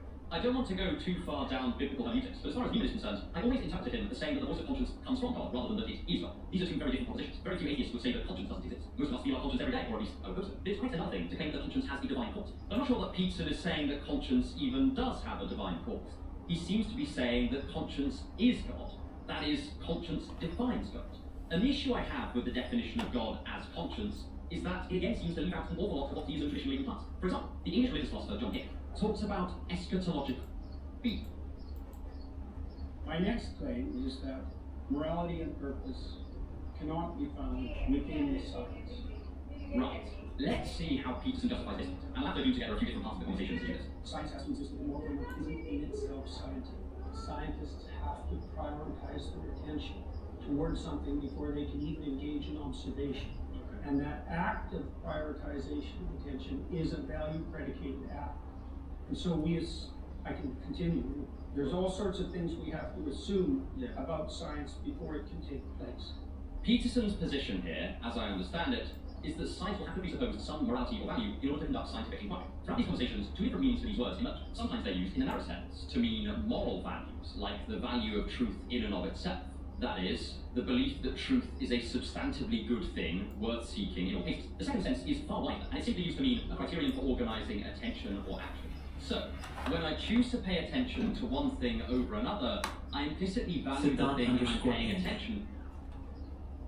Speak, so you ain't gonna stream on the ELD channel anymore? Oh yeah. I'm not gonna. More than the things I'm not paying attention to, at least in that moment. The difference between these meanings is really significant. When someone says there is a value to truth, they normally mean that truth itself is a good thing, capable of producing normativity and dictating how we ought to act. They might say we are duty-bound to study the truth, or that having true beliefs... Yes?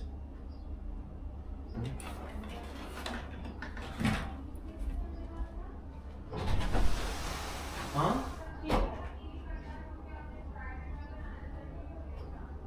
Okay. Sorry, मुझे लगा बाजी दे.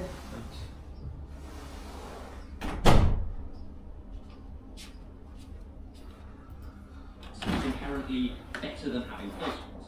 This is not merely meant to be an instrumental claim about truth's utility, but a substantial normative claim that isn't relevant to any age. When Aquinas or Plato argue that doing good, beauty, just being goodness, and consistent truth with are all studies. related. I'm also studying. Yeah. They are not Siddhant simply instrumental. Pandy. They mean these things are capital G good. Alright, They're not simply desired, but desirable in themselves.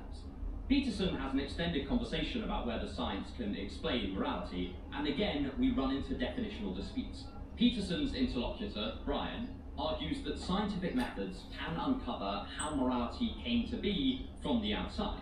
He chooses a biological evolutionary story, which would later be supplemented by a sociological one. Peterson seems to think this is insufficient, and then they go on a long tangent about animals predicting the future, at which point Brian is kind of unfortunately voted out. I think the point that Peterson is trying to make here is just the fact that science by itself can't tell us how to live. That is, it can't explain which moral system is the correct one. I don't have any issue with this, but it seems like it's just restating a very well-known philosophical problem, the is-ought gap, the idea that we can't infer from how things are to how things ought to be. But then, if this is true, why not just say that? The is-ought gap is very widely recognised, and I think it really would clear up some of the confusion. He later says that science rules out questions of value a priori, which I also agree. Science is an empirical discipline concerned with predicting observations, not dictating values to us. But it's difficult to tell if this is exactly what he's getting at, because the whole point is put so obscurely. Likewise, of course, science presupposes a set of values, but I don't see why an atheist would deny this. In fact, there is a whole field of philosophy of science that looks at scientific values. They aim to answer questions like, what defines a scientific question? What is the domain of science?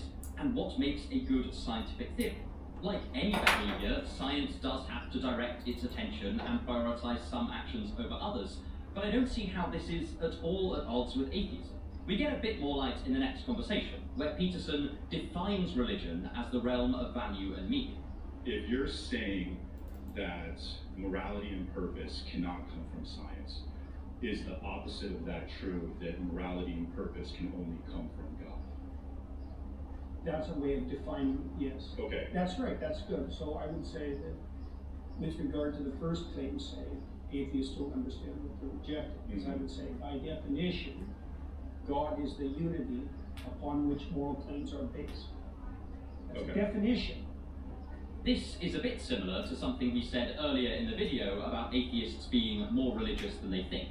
And he is clear that this is a definition. But the trouble is, if he's simply defining a term, then there's no real claim being made. If we define a bachelor as an unmarried man, we still haven't said anything about unmarried men. We've just outlined the way we intend to use the word. As Wittgenstein might put it, bachelors are unmarried is an empty tautological claim. Or as Hume might put it, it is a relation of ideas and not a matter of fact.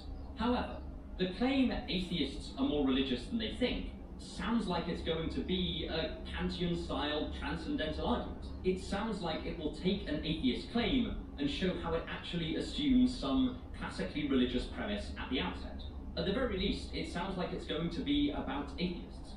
C.S. Lewis has a famous example of this, where he argues that atheists presuppose reason, and that reason can only be accounted for in non-physical terms. Thus, the materialist atheist is caught in a performative contradiction. This is quite an ambitious argument, and even though I've critiqued it very heavily, it does attempt to make a substantive claim about the commitment an atheist might have to the existence of non-physical stuff. I just don't think the atheist is, on balance, committed to the non-physical stuff. But if the term religious is just used to denote the realm of value and meaning, then Peterson's claim about atheists being more religious than they think is just claiming that atheists value things. But I think that most atheists would admit to valuing things. I certainly would. And so the idea that atheists are secretly religious or secretly committed to religious ideas turns out to reference a far wider concept than is ordinarily meant by religious. It's a bit like if I said all religions are secretly atheistic, but then defined atheism to be merely a belief in the existence of material things. The statement would seem like it's demonstrating something about religions or religious people, but that would only be because I'm defining atheism in a very strange way. In fact, the classic theistic premises remain untouched. Next, we have an interesting exchange between philosophy there and peace. So do you believe in all the God? What do you mean by believe? You mean feature. That's a circular definition. What do you mean How by is it circular? believe? How is that circular? Because you added no content to the answer by substituting the word true and believe. I said, you think it to be true. So, if you believe something, you stake your life on it. What do you mean by that? You live for it, and you die for it. That's what I mean by that. This is all about Peterson's definition of belief, which is kind of tricky.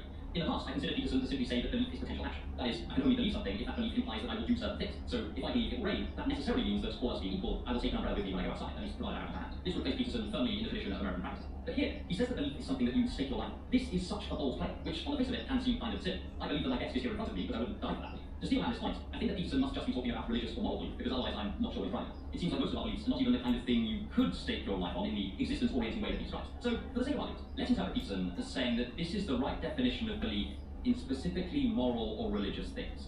I can sort of see where this is coming from, in that I would say that someone who is certain of God's existence probably would die for that belief, and if someone were not willing to die, this is probably evidence of some doubt in God. After all, if you're going to inherit eternal life, then dying shouldn't seem like that big of a deal. I don't think that the same necessarily holds for moral claims. Someone can believe very strongly in utilitarianism, but still fail to enact it through some interfering factor like cowardice or weakness. But, that aside, we then get a thought experiment by the speaker, Parker.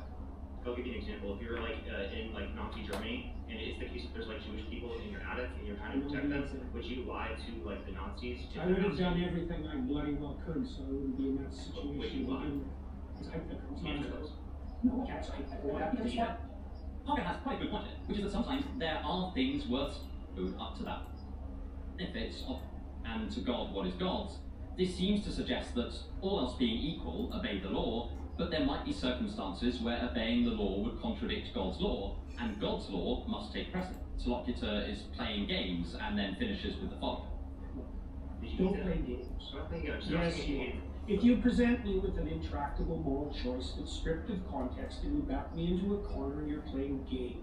I just told you I would do everything that I could to make sure that I'm never in that situation. By the time you've got there, you've made so many mistakes that there's nothing you can do that isn't a sin.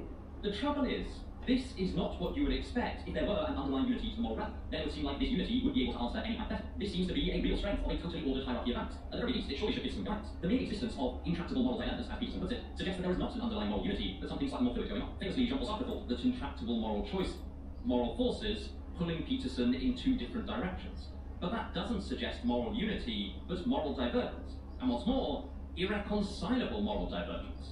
But if it's not intractable, is less important than saving the lives of innocent people. We live in a fallen world, and so we should expect these kind of dilemmas to value, yet he also feels of good that he...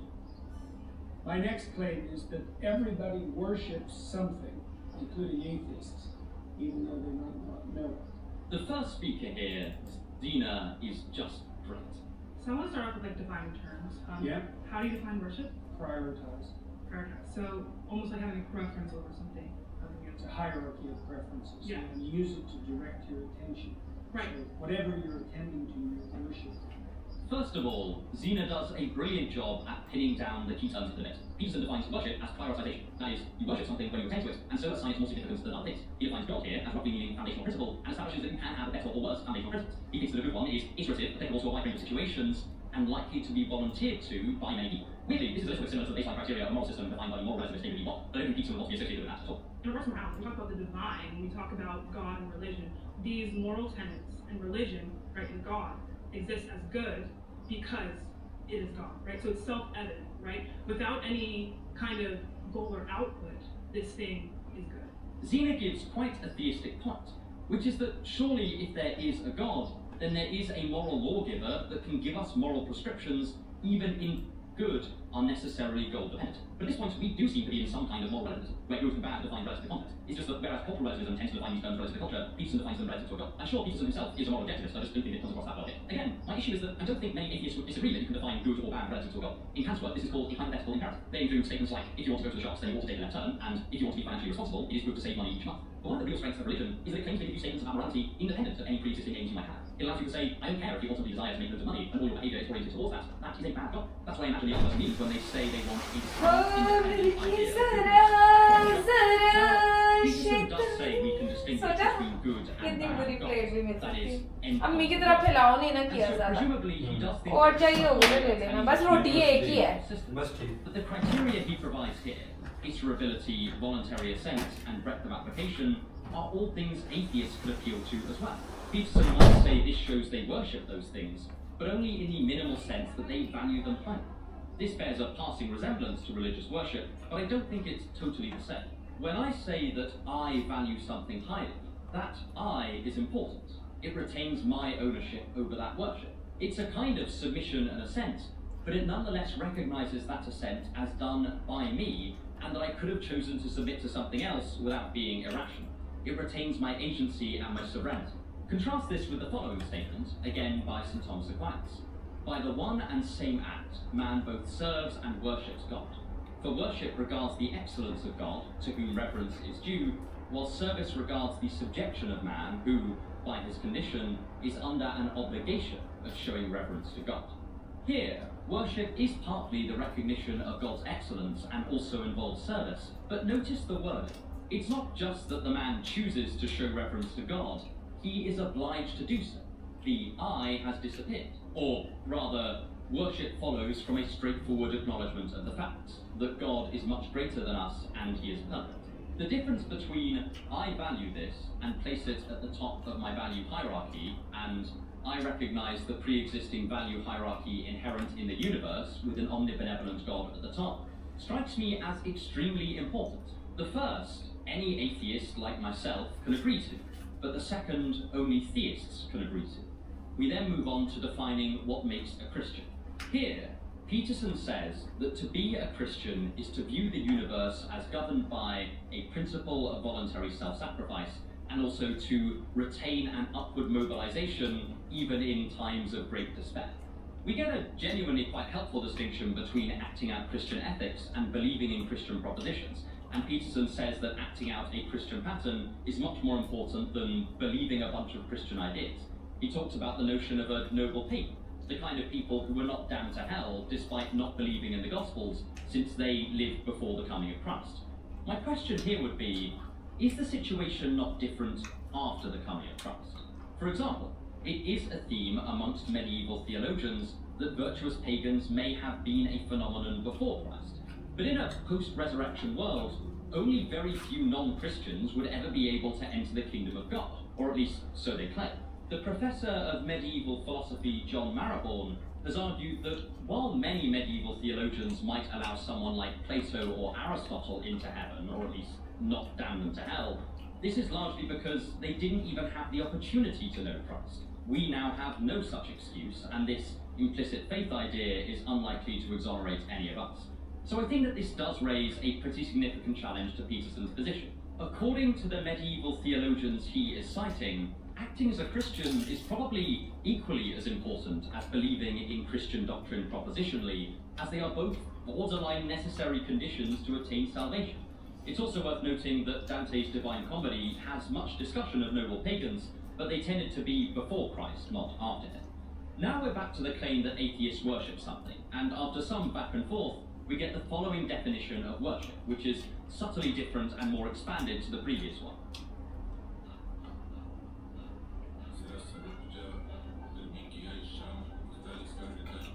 There's a hierarchy of attentional priority, and as you move up it or down it, depending on whether you think about it as a pinnacle or a foundation, you move more towards worship. Right, so even the small things, I'll give you an example. Imagine you go on a date. Well, imagine that your aim is a long-term relationship like a marriage. Okay, now imagine that your aim is short-term sexual gratification. Your pattern of attention is going to vary during the date, depending on your ultimate end. Okay. That's the hierarchy. Here, we get the addition of shades of worship. So we have the image of a scale of priority with God at the top. As we approach this God, we get closer and closer to worship. I don't have any issue with this in principle. I'm actually an enormous fan of using gradability in philosophy. However, I think this is yet another example of framing what could be quite an everyday phenomenon in unnecessarily religious language. I get that when a believer uses God as their endpoint of value, That is similar to when an atheist utilitarian might use the greatest net happiness as their endpoint of value, but rather than say the atheist is religious, I would just say they're both doing versions of the same everyday event, using a set of criteria to decide what they're going to do and how they're going to make decisions. You can call that religious if you like, but that doesn't make it anything metaphysical. Peterson then distinguishes between having a moral unity and being fragmented and confused. It's a hierarchy of prioritization, and there's either something at the top, or the bottom, depending on the metaphor, or you're fragmented and confused. Those are the only options. So let's say you're either going in many directions, or you're going in one direction. My question here would be, is there any time it is appropriate to be confused about a moral decision? Would it be a virtue for the student in our earlier example to be able to answer his dilemma instantly and confidently, or would we say he's being flippant and not grappling with the real difficulties of the dilemma at play? It seems like this emphasis on moral decisiveness could lead us to never question our moral foundations or wonder if there are any alternatives. Would this not prevent the very kind of moral change Peterson often praises, like the abolition of slavery? Isn't changing your value system only possible if you do have some baseline uncertainty within your value hierarchy? Peterson seems to implicitly assume that moral fragmentation is always a bad thing, but I would say it is also the precondition for any moral improvement and indeed any moral change. The other speaker, Gerard, offers a fantastic analogy here with great literature. Do you think there is a hierarchy in literary quality? I think that there is a hierarchy to an extent in literary quality, but I think once you get to a certain threshold, it is just opinion. Like, I agree, Dostoevsky is better than a Macbeth. Is F. Scott Fitzgerald better than Ernest Hemingway? I don't know. It is easy to say that Dostoevsky is better literature than a Playboy magazine, but is it easy to say he is better than Stendhal or Flaubert? Who's the better writer, Tolstoy or Shakespeare? Well, they're each better at different things. Dostoevsky and Stendhal are unparalleled psychological writers, while Tolstoy's actual writing is unbelievably beautiful, as is Flaubert's. Shakespeare is, unsurprisingly, probably the best dramatist and certainly has the most thrilling pacing. It seems we use many different criteria to define great literature, and that when we compare two authors who are comparably great but on different metrics, we do struggle to make a decision between them. We are in a literary dilemma. But I would say this does not make us fragmented or confused. It demonstrates the appropriate level of humility about judging between great writers.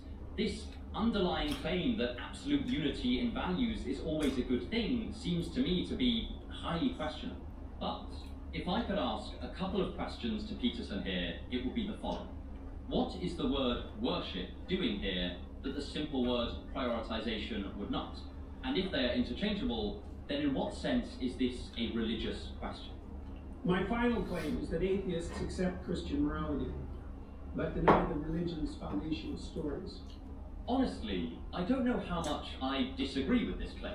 I think it depends on exactly how you cash out the term Christian morality. Oftentimes in debates like this, there are at least two definitions of both.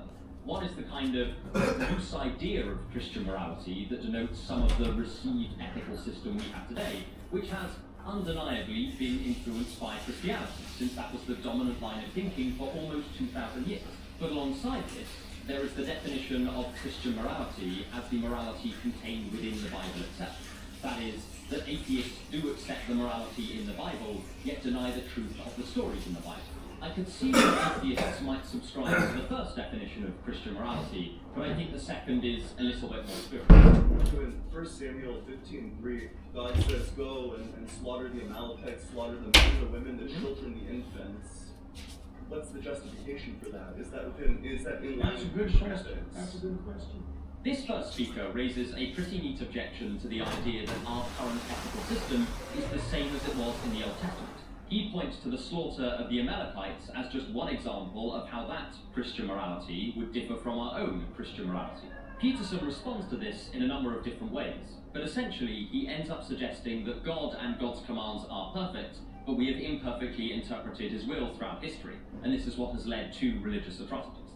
Imagine something that's perfect. Sure. And complete. Sure. Okay, it's trying to communicate with creatures who are anything but. Sure. Well, they're going to get it wrong. Sure. But now they wait a second. Do you blame that on the interpreters or the phenomena itself?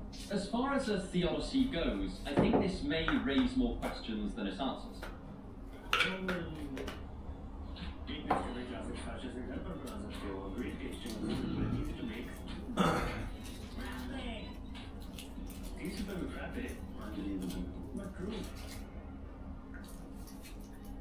For example, it's now a little bit mysterious why God would not correct us when we misunderstand him so profoundly. Take the slaughter of the Amalekites. It is one thing to say that this was somehow for the bet. There are two ways to win as a participant on Jubilee. Be the nicest, most cordial person. How are you doing? I'm good, how are you? Or be the most inflammatory, insulting person. Don't be a smartass. In this format, where each person only gets a few minutes to speak and can have that time cut short at any moment, no one can explore any subject or argument in depth. There is no time to present substantial analysis or well-sourced argumentation, or to be judged by your ability to deliver those things. The audience is left to evaluate each person's contribution to the episode by their emotiveness and their physical qualities, things that can shine through in only seconds. And so this gamified form of debate produces a competition of charisma, of pathos, and little else. The comments under this video illustrate this further. The atheists in this episode do very well in taking the cordial path to victory, as they kind of have to. We don't know these people. Most of them have modest platforms on social media like I do, but this is probably the first time most of the audience is meeting them. As with any first impression, we react most positively to a kind, likable person. Viewers in less secular parts of and I'm seeing fewer up in the crowd. You can tell that these tactics are having the desired effect for LAPD officers. There's much fewer people here, and I think that the just sort of shock and awe of the boom, boom, and then of course of the tear gas, it's enough to. I mean that stuff is very effective. There are people here that have gas masks on though. There's a lot of people and sort of face masks as well, but I think there are people here with goggles and all kinds of things to try to stop the spray paint from or not spray paint, or the pepper spray from affecting them. And Tom, are you on 2nd Street or you're on 2nd Street, right? Yeah, I'm on 2nd Street. I'm looking at the San Pedro sign. Yeah, I'm looking at from my vantage point, so I can see the San Pedro street sign like from the traffic light. Did he just the San Pedro street? San Pedro. San Pedro.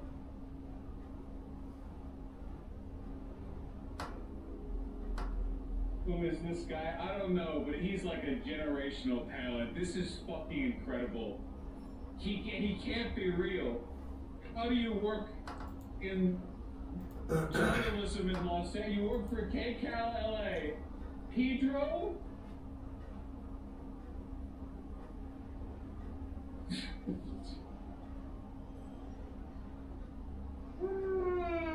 Sign up like from the traffic light from where I'm standing, and we're like a half block back. We were right on top of it, for a bit, but then it was just getting too. This is you pronouncing Canadian provinces and Townsville now. Okay, but I don't live in Canada. Is the difference though? And sounded too volatile. Like our photographer here, Anna, who's doing an amazing job, was like, "It's magical." If you or someone you know is easily satisfied with the simple things in life, gets along with just about everybody, and is deathly afraid of conflict, then they might be a type 9 peacemaker. Also, if you've tested or been told by other people that you're a 2, 4, or a 6, but you're not quite sure, then this video should help confirm or change the Enneagram type that you identify with most, because those 3 types often mistype themselves as 9s, and vice versa. In fact, true 9s are actually the hardest people to type using a traditional Enneagram assessment because they see a bit of themselves in every other type. This is what makes them good peacemakers, but more on that later. So, with all that said, here's a quick look at all the topics we're going to cover in this overview of the Enneagram personality type 9. We'll We'll start off by defining their major personality traits. Then we'll go back in time a bit and cover their childhood experience. Then we'll get into the variations based on their wings. Next, we'll describe their movements of integration and disintegration based on how healthy they are. Then we'll get into their instinctual variants and triad groups. And lastly, we'll end with some practical tips to help avoid the pitfalls of their personality and maintain a healthy sense of self. I'll even cover in some silly topics at the very end, like spirit animals, spirit country, and some others, just to lighten up a bit, take a break from all the serious stuff we'll cover throughout most of the episode. Alright, that's where we're going. Ready? Let's get into it.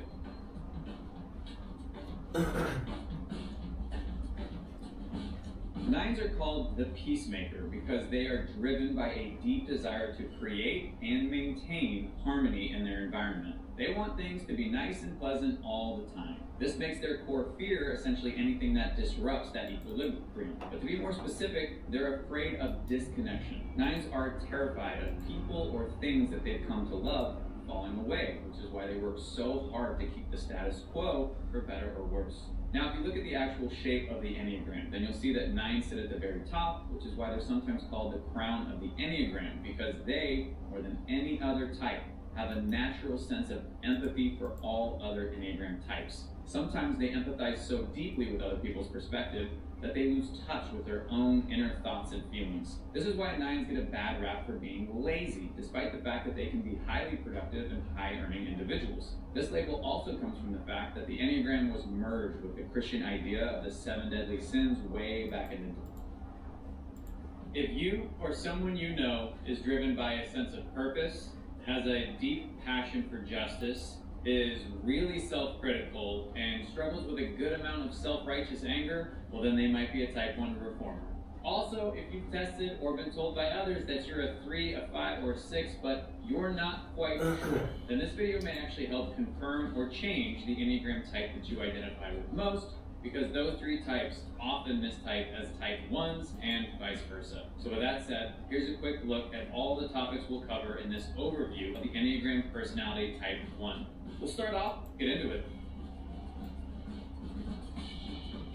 Type 1s are called the reformer because they are driven by a deep desire to improve the world around them. A lot of Enneagram teachers refer to the type 1 as the perfectionist, but I actually hate that label because so many other types can be perfectionists in some area of their life. Like 6s are perfectionists when it comes to their daily work, and 3s can be perfectionists when it comes to their public image, and 4s are even highly perfectionistic when it comes to their artistic creations. But the reason 1s are labeled perfectionists is because at their core, they believe there is a right way and a wrong way to do everything. They have a borderline neurotic desire for integrity caused by an overactive superego. And the superego is just that part of the brain that comments on your personality and makes moral judgments about your behavior. The problem is that their superego doesn't just point inwards, it also points outwards to everyone around them. And type 1s are usually incapable of withholding critical comments. If they see something, they say something, and then they usually do something about it. Reformers are hands-on people that want to control their environment to avoid pain and punishment.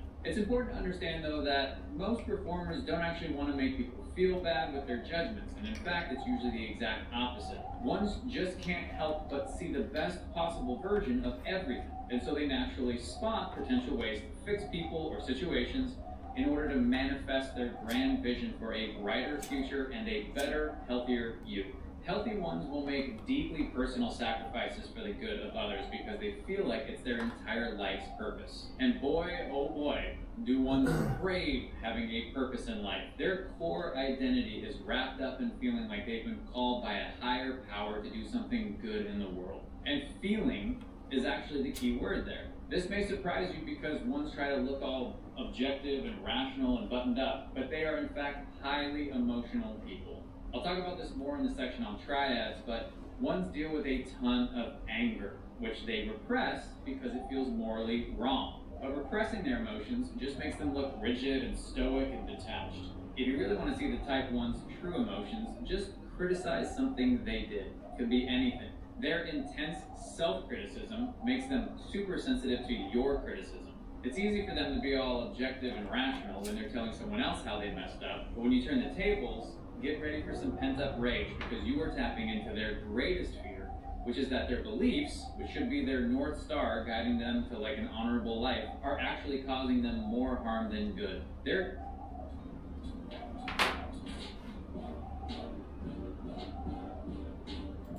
terrified of of being the bad guy. And that's because at their best, performers want to be wise, benevolent people that change the world through their passion for justice and personal growth. Alright, that's the type 1 personality in a nutshell. Now let's talk about how their childhood experience continues to shape their identity to this day.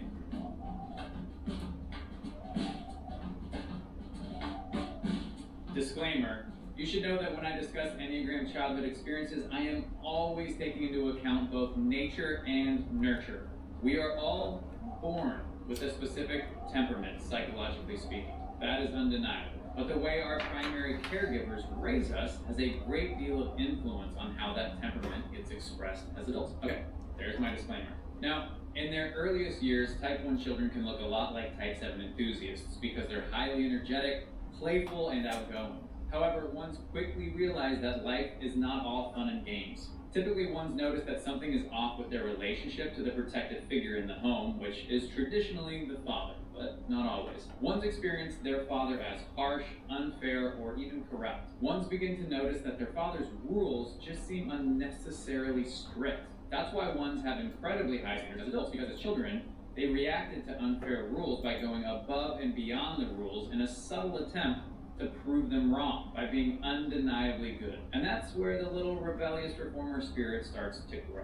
As a type 1 myself, I 100% identify with this experience. I was punished every day for every tiny little thing I did wrong, like walking up the stairs too loudly or not lining up my shoes perfectly by the back door. A lot of ones, myself included, reacted to this by doing everything extra perfect in life as a way of saying, how could you punish such a good kid? We get straight A's, we excel in sports, volunteer for community service, and so on and so forth. And this is actually a big reason why reformers can get mistyped as type 3 achievers and type 6 loyalists, because they have this need to protect their image like a type 3 and this weird relationship to authority like a type 6. But remember, it all comes back to the childhood experience of anger towards the father figure and their desire for fairness. As ones grow up, I'm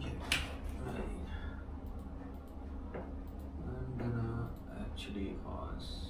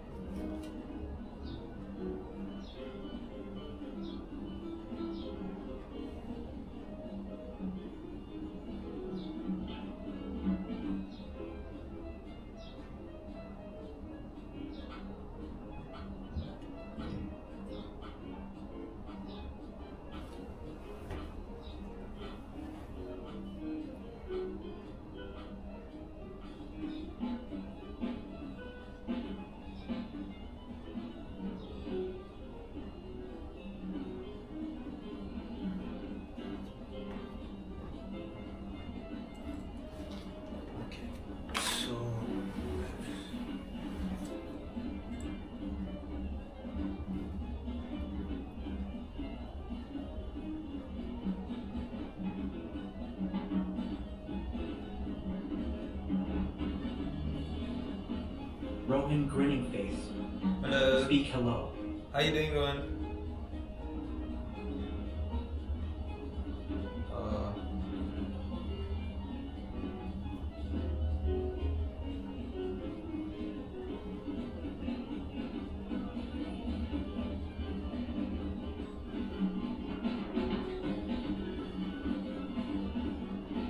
Rohan grinning face.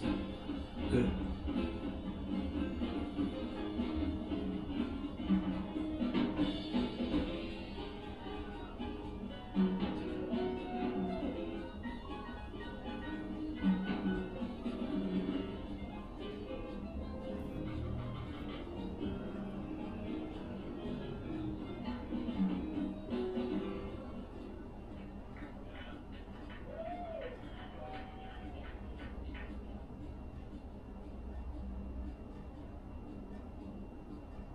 Rohan grinning face. What are you doing? I'm trying to find out what anagram type I am, or something like that. It's very good. It's helping me figure out a lot of things about myself.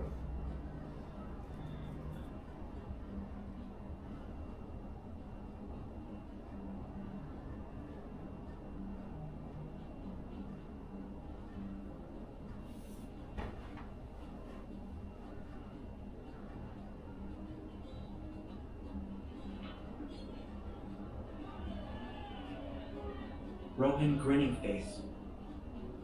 We reached day 800. Yes, we did.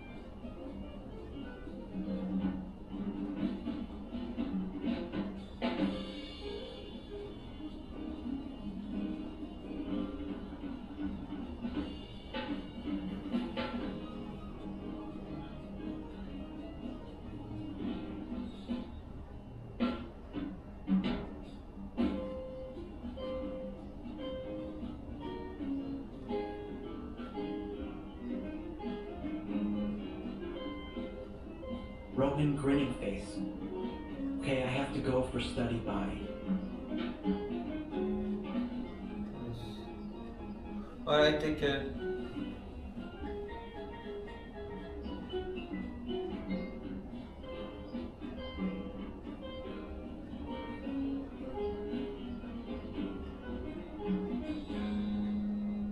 The Fastu. I came, I saw, I liked the steam. Let's fucking go. W that. I'm trying to find something here. Core. Doberman. Seeing the news someone got shot and Una live on a YouTube live stream last night.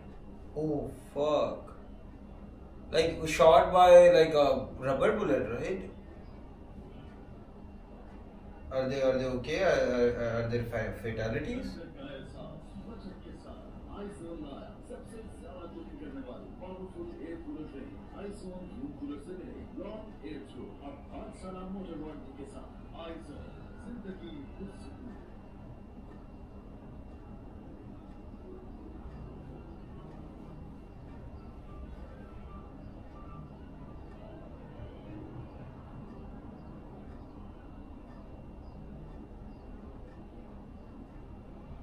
Doberman. 2 YouTubers were beef, both boyfriend-girlfriend gone. Wait, what?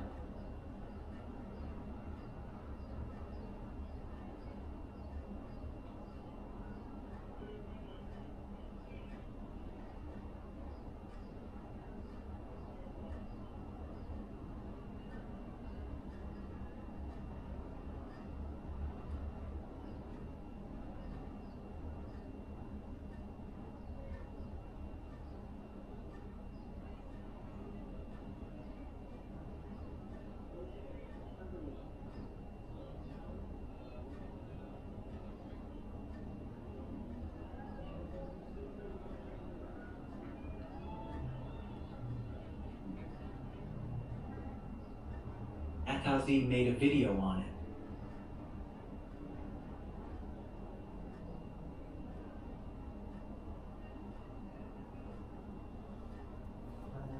Wait, I'll look at it. I'm just like researching something. Boy.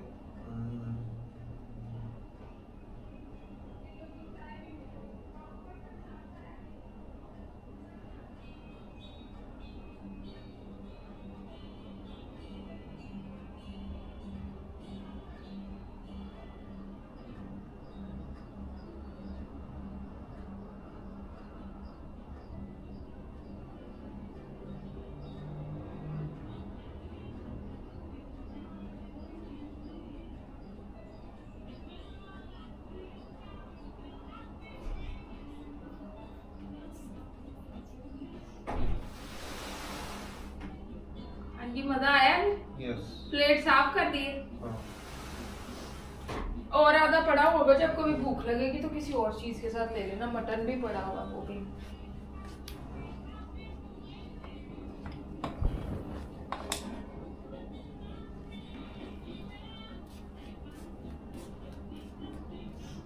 अभी भूख नहीं ना है, बस full अब चाय ला दूं बस। हाँ?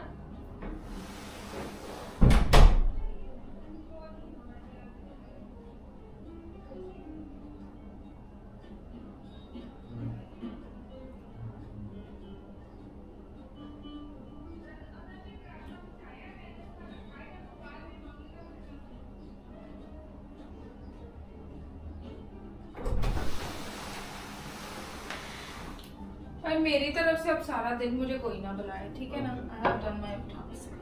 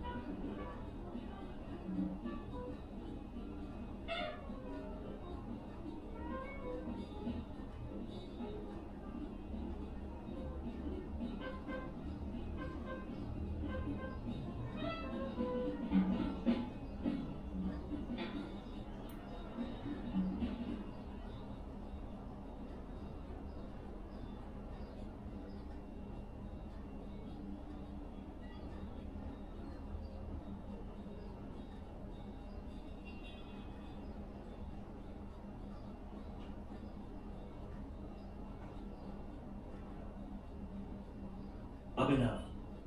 Hey.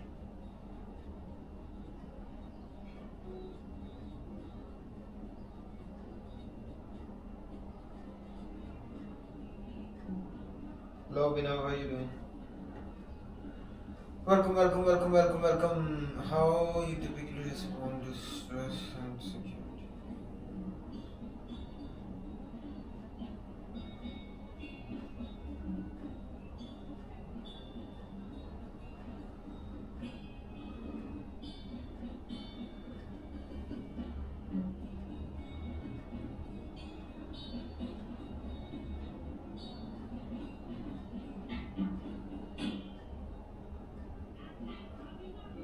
Up enough.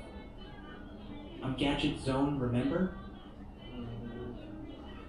Gadget zone. I don't know. I don't remember any gadget zone.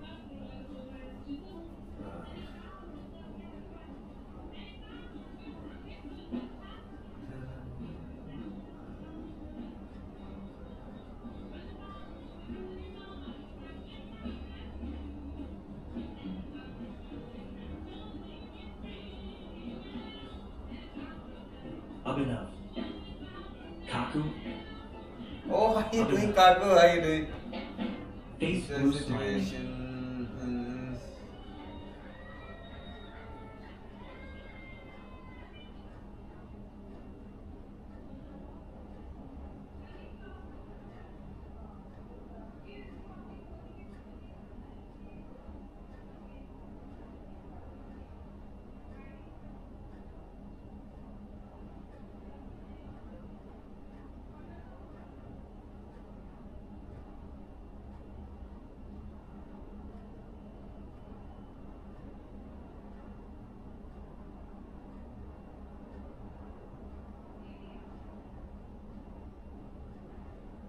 Up enough.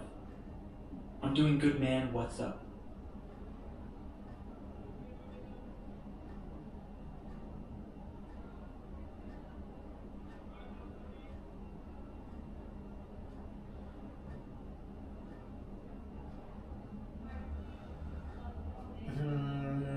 What's up? I don't know.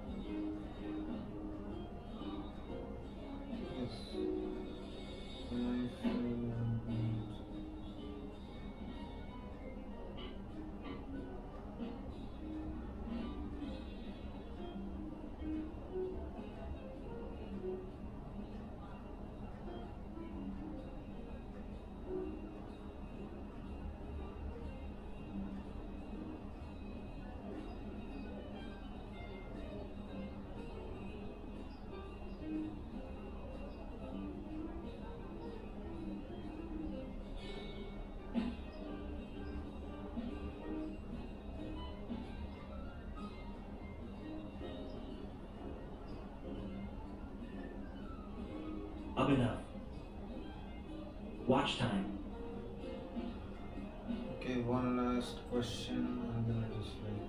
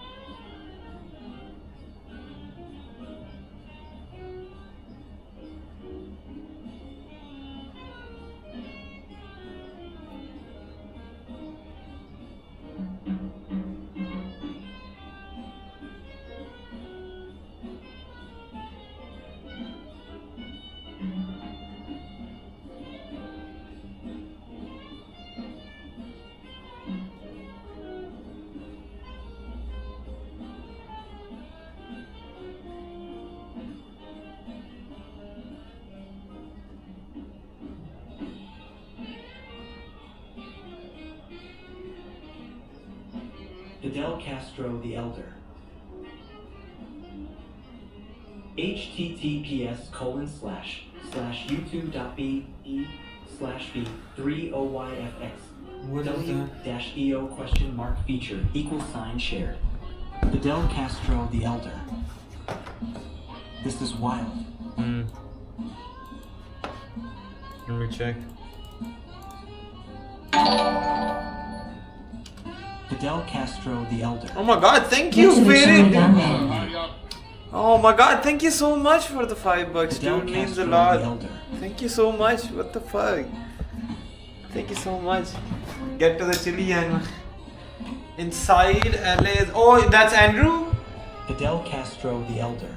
Anti-ice rights. Exclamation mark, exclamation mark, exclamation mark, exclamation mark. What's your opinion on Parliament? The reason why ice raids is coming there in Parliament? Andrew did a video? Troopers. How are you? I'm doing good. I just discovered something about myself, and this is like clearing shit out a lot. Okay, and I think I'm ready for the book now. It all came from anagrams, bro. Do you plan on shooting people today? How lethal or not lethal are these rounds? Would you rather shoot somebody or hit them with your stick? Oh yeah, how did you end up becoming ice? Is this like a legacy career? Are you happy that Young Thug is free? What's the probability? Free Crip Mac, bro. Free Crip Mac. We're gonna get tear gas tonight. What's your favorite thing to do? Shoot people with non-lethals or hit them with the baton? They don't really want to talk. Cats got their tongue. Are you in the jail on TC? Oh, yeah, I think it's gonna shoot me later for sure. Well, we got a man there with a dress coat, tennis shoes, tie, and a black hood over his head, right in front of the federal officers here on Temple. All right, so yeah, we're right here in the federal building downtown LA. You know, this is a building where a lot of people get held when apprehended by ICE, federal criminals. So far, like the whole city has kind of just been swarmed by ICE. So we have ICE coming in Compton, Paramount, Linwood, the fashion district here. The head of ICE just deployed the National Guard. So tomorrow we should see around 2,000 active duty fucking military niggas pulling up. The main reason why people are here is to protest these ICE raids by coming to where all the people are being held at. The cops are lined up, they're pointing their guns at me, they're flashing lights at me. I think they're getting ready to disperse the crowd. Maybe I can ask them something. I don't know. Let's see what some of these is. It's not exactly swamp fest out here, huh? Yeah, no, but I would still say it's pretty lit out here, but you good? It stayed pretty peaceful until the sun went down, which is just kind of how LA rolls. There are people illegally, deporting people illegally without their due process. Can you tell me like what's been going on all day? A lot of tear gas. Did you get tear gas? I did. They're terrorizing U.S. citizens. What they're doing is not okay, and they didn't like that we were gathering, so they started trying to push us back. Wait, I wanna wind this some more. I gotta pee.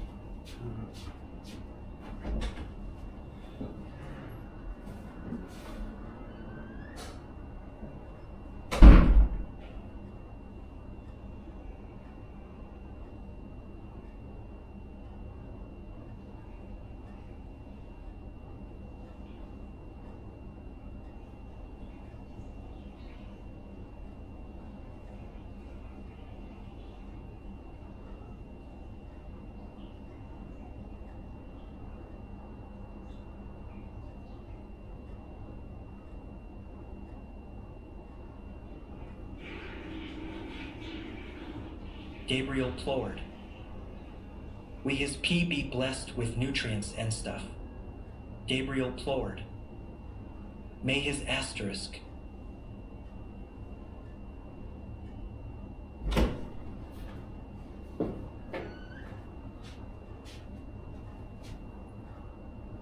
His P is.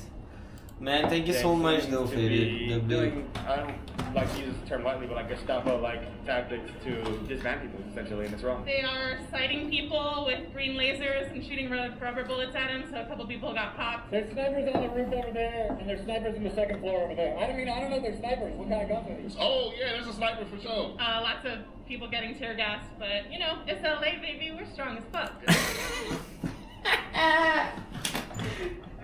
Man. Okay, I think I like the people of LA. They don't give a fuck, bro. Wait. We don't have guns. We're unarmed and we're unafraid. We're in the Ryler ones, but look, all I got in my hands is water bottles. But they got fucking guns. These ICE agents are completely different from the LAPD. I've been protesting for over 10 years. It's a whole other fucking level of threat. It's a whole other level of crazy. I feel really sorry for the people who think they're the good guys. They have been brainwashed and indoctrinated and are now acting out, working at the highest level of hypocrisy you can as an American citizen. Fidel Castro the Elder. Protect us. Are you ready to become a Californian? I think I am. After watching people of LA, now I feel. I thought, like, you know, I thought people in California were like, you know, like from the internet, like I've seen, like they were like kind of like the people with the guns and stuff are in Texas and shit, and like, you know, these people are not like that was my view. So it was like, you know, Texans got like balls and shit, right? Like, you know, they got guns and all of this shit. These guys are pretty cool. Yeah. Put down your guns. Put down your guns. Are you gonna be out here tomorrow? I am not sure yet. Tomorrow is also LA Pride, and I am of the queer community, so I might have to split my time or go with the biggest cause, which would be this. It's fucked up. Why are they raiding people during Pride Month? What's that? Why are they raiding people during Pride Month? Oh. Who the fuck knows, man? Fuck all your homophobia. Fuck all your racism. Fuck all your transphobia. Fuck all your xenophobia. Everyone go fuck yourself. Charlotte, if you're watching this, I love you. No. Wait. What? Wait. What the fuck? Everyone go fuck yourself. Charlotte, if you're... Random shout out to Charlotte. Watching this, I love you. That's your girlfriend? Yeah, my trans girlfriend. You're fucking up my Pride Month. They're killing our fucking Pride Month. What the fuck? Fuck eyes, bitch. Fuck eyes, bitch. Fuck eyes. I got melted ice. Melted ice. Any of you guys want some melted ice? I'm on TikTok Live, streaming to about 4,000 people. I've been out here since about like 3, I think. Well, I'm being here tomorrow? Definitely, yeah. Yeah, I'm going Pride tomorrow, and then I'm going to be over here. We're out here protesting, man. We're out here protesting against these ICE raids. It's about human dignity and human rights. I don't know why the LAPD's out here when we're essentially... Bro, this is the guy. I feel like this is Faded, bro. I somehow in my mind feel like Faded would look like this. Like, always like this. Like, I don't know. I just have this feeling. Like, he's just a chill dude who's like, you know. The movement in Pomona, California to become one of the first sanctuary cities of the United States. But all it means is that we're not supposed to enforce immigration, and the police are not supposed to cooperate with us. We're supposed to make sure that our community and our hard workers and our children and our families are safe. Makes me feel like shit. I don't know why we're living in a police state in my city. Everybody's affected by this. They could come for you next. I wish they would find missing kids the same amount they will go after immigrants and everything. The fact that there are still missing kids being sex trafficked, human trafficking, but yet they don't give the same energy to these immigrants. And you work for the criminals, man. The real... I can only imagine others with it as Fidel Castro the Elder. I can only imagine Always Faded as his cat profile picture. No.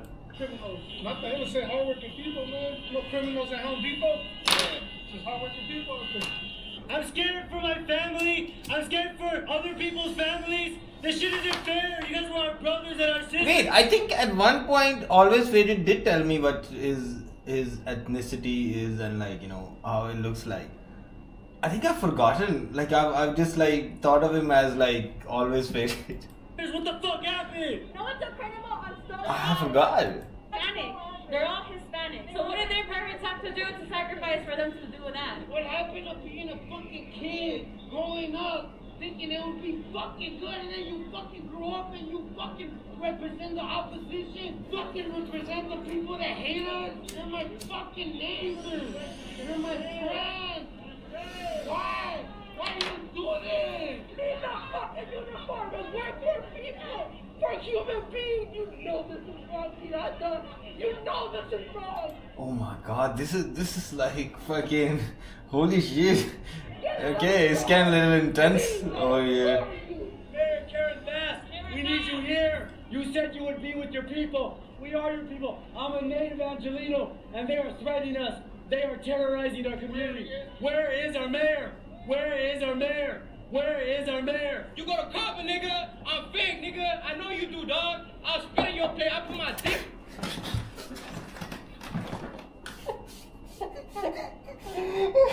I'm sorry, I shouldn't be laughing at this. Like, what the fuck is happening? I'm sorry, I'm just high. Like, I don't know. Like, where is our mayor? Where is our mayor? Where is our mayor? You go to Copper, nigga. I'm fake, nigga. I know you do, dog. I'll spit in your plate. I put my dick on your plate, nigga. Fuck your family. Fuck your kids, nigga. That's all this. I can't sleep comfortably because of you. He be fucking getting the whole fucking plate. He be fucking expecting us to give us the whole fucking shit.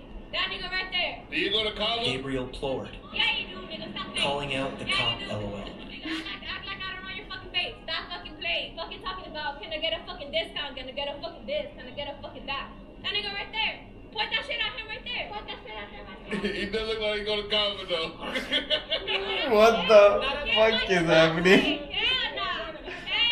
You ain't going to that, Copper. What's your favorite thing to order? Dude, in the first clip is so funny. When like Chantal. Come on, we went to high school together. Okay, if this won't be a complete video if there is not a rapper. Like, there has to be a rapper. Remember? Algebra? Yeah, algebra again. Oh, so you gonna beat my ass? We had algebra together, and that nigga failed twice. Why is that guy on his phone? Shame on you, pigs! Shame on you, pigs! Shame on you, pigs! Looks like they're cooking something up back there. Oh, now they're behind us. Alright, we getting surrounded. Kick rocks. Kick rocks. Get out of here, bitch ass cops.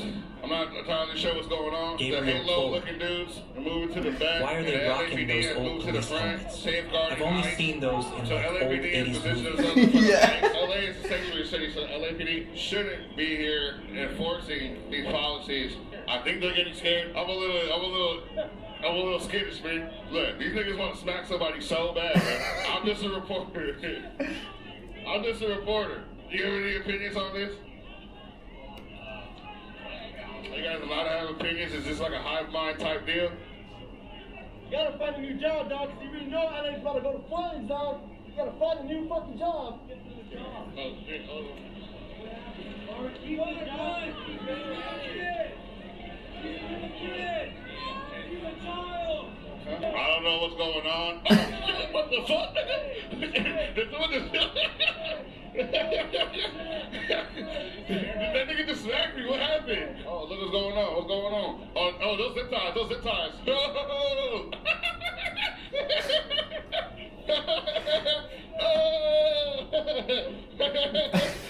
What the fuck am I watching, bro? Uh-oh.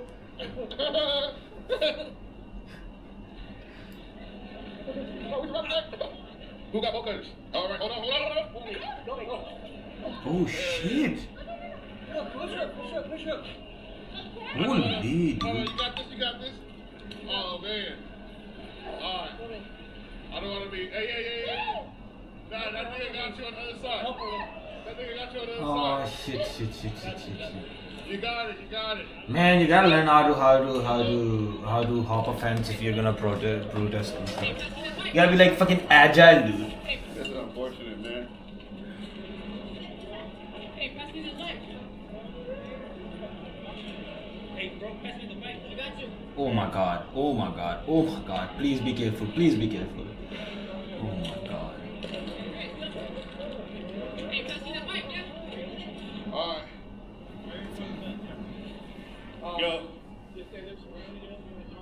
Oh yeah, so right now we got surrounded. Everyone's jumping the fence so that we don't get fucking trapped and arrested, and we can come to fight tomorrow. You feel me? For our undocumented brothers and sisters. I'm fucking tired. That was fucking bitch. It's very loose at the top. Barely got away. And then, yeah, shit's not over. Fight's not over. Some niggas is going to jail tonight. Not us though. Hollywood is blind. Fuck the authority. Channel 5 News. Channel 55. We don't fuck with costers. 5 is the best. Yeah, this is kind of funny. The news guys say.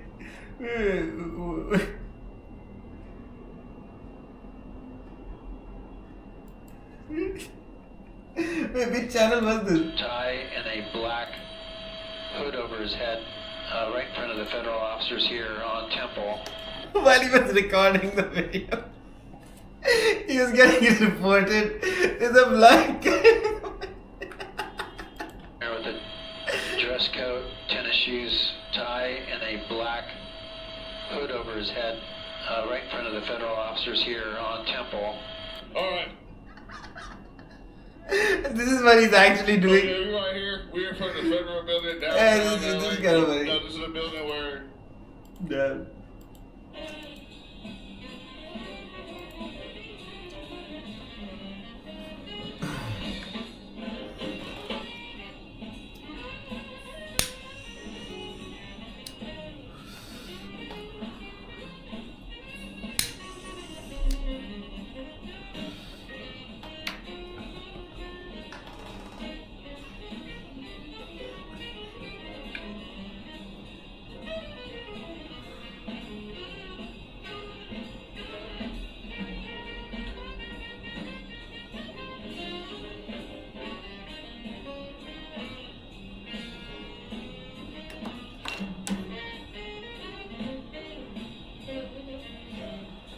Oh my god, holy shit, this fucking got me like completely away from what I was doing as well for a while. The good break, yes. Fidel Castro the Elder. It's really happening, man. Yeah, yeah, hopefully if again it dials down or something, yeah. You, how have you been? You've been okay, yes.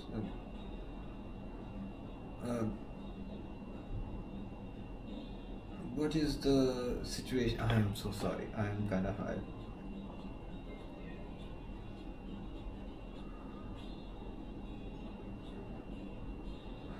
Man, as long as like, you know, like, I don't know, it's fine, like, you know,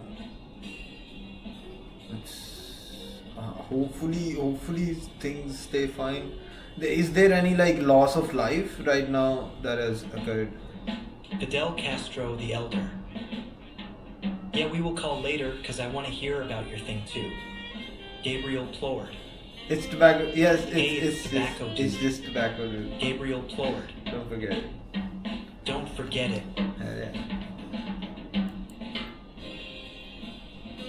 Yeah. What was I? Yes, I am going to look for this specifically. Alright. Fuck, man. I think I am kinda. I think ChatGPT is pretty good in this regard. It's pretty good, like without like educating myself on like all the types and like doing this, it just asked me simple questions, answered the simple questions, and then like, you know, it just gave out, and the questions were very specific, like, you know, the questions were very specific, and I just answered them, and then it just told me like just fucking spew out like a whole thing. Are you this person? And everything was correct and to the T. Is this your type? The Fidel Castro the Elder. Enneagram type. Yes. So I like now I've and now there's like, you know, detachment. I have like a flaw that I know for sure. People say that, like, you know, he's fucking very chill. Fidel Castro right? the Elder. What the hell are you talking about? I have no idea. Okay, so people say in stress situations, how are you so fucking mellowed out in like stressful situations? How are you so cool in stressful situations? I just detach myself. I just detach myself completely from the situation. It's like I have this fucking magical ability that I feel like if I can't do anything about this right now, I'm just not gonna think about it. Like, even if I'm thinking about it, I'm not like really thinking about it. It's like it's whatever. Like, it's like very, yes. And that takes a lot of work as well. Face red heart. Fidel Castro the Elder is a beautiful thing, man. Yeah. Like I do this, but like, you know, problem is like I stay detached for like even more than the time needed, because the detached existence, I don't know how detachment is like, it's so cool. Like, I detach from the problem. Like, it's not detaching from the world. Detach from the problem that you can't do anything about. Like, for you have to like wait or like, you know, for the thing. So what you do is you just fucking don't think about it. Yeah, you think about other things. You think about beauty. You think about like finding yourself and all of this stuff. And I like doing that as well. So it's just that that's why maybe I get like more disciplined or something during stressful situations, because it's like I don't like to. And one more thing is, I don't like to like show if I am like stressed, which is a problem as well. Like, I don't like to show. Like, I feel like it's kind of fun for me to in my head tackle it Fidel and Castro like the fucking, Elder. you know. So how does this make you ready for the book? Yeah, their book asked me questions about like, you know, my thing and stuff, and I didn't even know like what my. Fidel It didn't Castro like put the it Elder. in like an actual fucking thing. Not beating the narcissist allegations. No, it's not a narcissist thing. It's like I like fucking like, you know, fucking tackling my brain. It's very like situation, but it's just like it's kind of fucking cool. Like I like to I like to just think, bro. I just like to think. I just like to like think about. Yeah, I just like to think. It's like a fucking puzzle, like a problem in my head. I like it.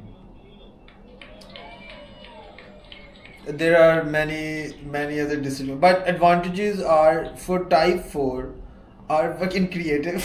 Okay, wait, let me read you what it said. Let me read you what it said. Right. Okay. So basically,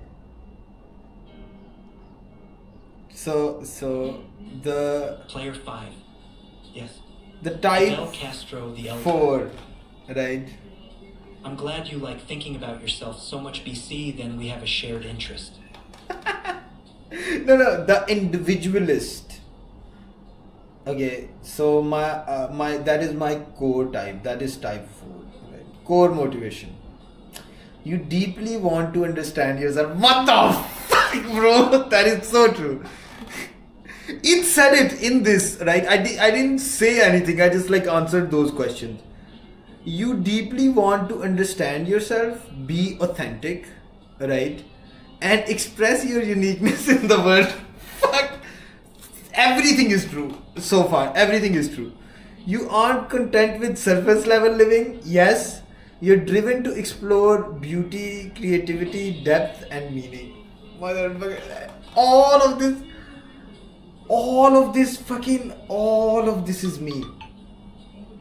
Right. Core desires. Again. To be true to yourself. That is my core desire. To be true to myself. Create something uniquely your own. Right. Yes. And to be seen and understood for who you really are. Is this a personality quiz? No, it's not. So Enneagram is sort of like a personality type thing. So it's kind of like, so they're broad, they're not scientific. Like even the introvert extrovert thing is also, it's not scientific because it's way too broad. It doesn't have falsifiability. But you know, these are still ways to define yourself in like a broader sense. So this is another personality type that's not very discrete and goes towards like you are either introvert or you are either extrovert. This is the trait. This is very cool. So there are like 9 types on the Enneagram, and it goes like, you know, if you want to grow, what value should you, it's kind of like a fucking map, bro. Like it kind of gives the solution as well, like to, if you want to grow more towards this and this and this and this. It's fucking mental map, bro. This is amazing. Okay, so my core fears, okay, I don't know why. You are flawed. Fidel Castro the Elder. I'll take the personality quiz too. It's more technical than personality quiz thing. It is bang on the money, bro. Okay, wait, let's see. And this all is true here. Like, you know, that core fears that you are flawed, insignificant, or without a unique identity. Alright, yes, that is true. That you'll be misunderstood or emotionally disconnected from others. Yes, that is fear. That life will be shallow, ordinary, and inauthentic. Okay. Yes. I don't know about this one, but okay, let's see. Emotional habits. You might sometimes feel longing for something just out of reach. Okay. You may be prone to melancholy, introspection, and deep emotions. Right. You often pull away when you feel hurt, misunderstood, or overwhelmed. That is very true. Strengths are creativity, creative vision, originality, and depth. Bro! That is my strength. Empathy and the ability to connect deeply with people. Yes. Even if people don't always let people in. Right. Okay, so I have the ability to connect deeply. Appreciation for beauty, art, nature, and authentic experiences. Like, you know, loving sunrises or something. And the wing to that is like the core, and there's like a wingman personality with it as well. Like, you know, that is the thinker. A wing is a secondary influence.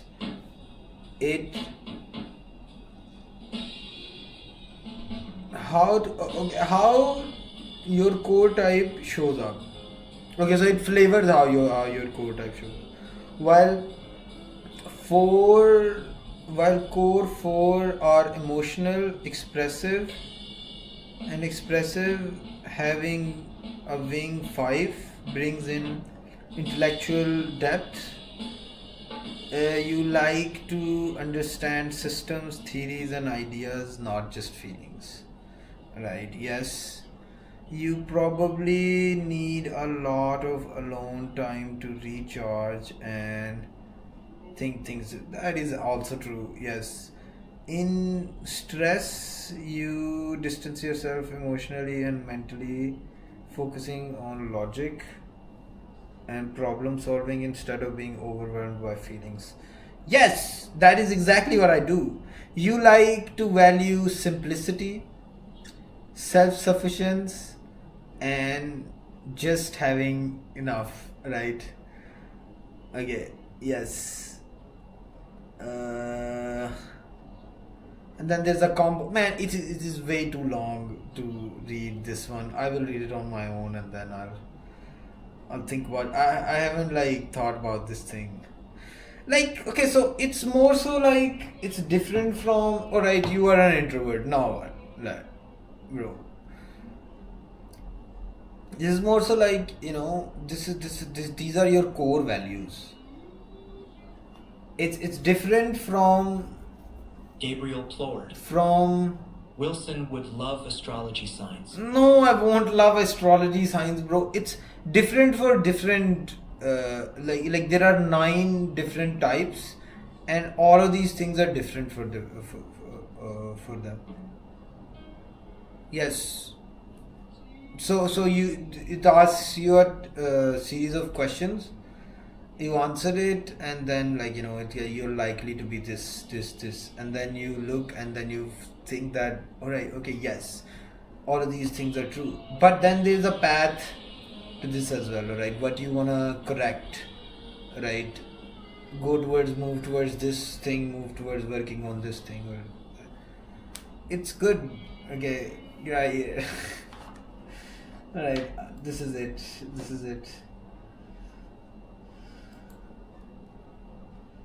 Din, din, din, din, din, din.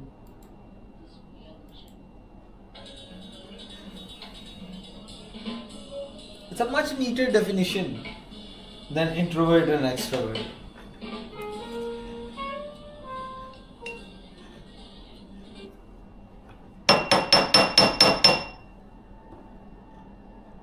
Gabriel Plord.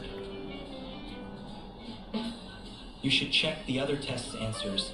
See how much you relate to their results. Oh no, this is not voodoo shit. No, this is not voodoo shit. This is an Enneagram test. This is not voodoo shit. Like voodoo shit would be this is the same level as like the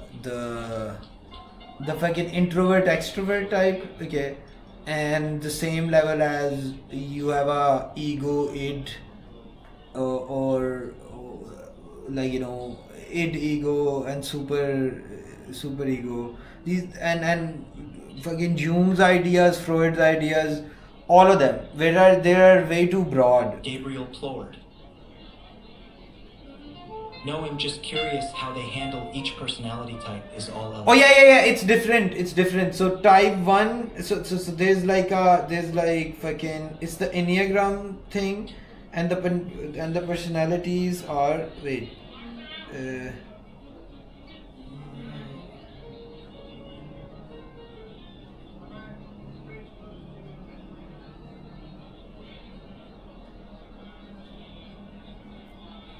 so there are 9 types, okay. So the reformer / perfectionist, okay, the helper, these are all archetypes situations here. The achiever, the individualist, the investigator, the loyalist, the enthusiast, the challenger, and the peacemaker. So now mine is more so individualist, like, you know, that's where it's landing, but they all have, but it's not like introvert extrovert thing where you are just one thing, okay, so you can be there's a core type and then there's like a supporting type as well, okay. So that's like, you know, and then it's made in like this way that man, I will have to like explain the whole thing. Wait, let me see I'll show you what it is. Gabriel Plord. Yeah. While it's fun to take those quizzes to figure out which of our favorite film and TV characters we are, I genuinely believe that there's something special about wanting to understand ourselves through someone else. Someone we can quit a lot less. Okay, so this is the triangle thing, right? Okay, this is where they lie. So if you're 4, okay, your supporting cast could be 5 or 3. Okay, so it for me it is 5. Okay. And then these 2 paths, right, align towards like, you know, this could be my path for growth and this could be for further destruction. Okay, so this could be for growth or this could be for further destruction.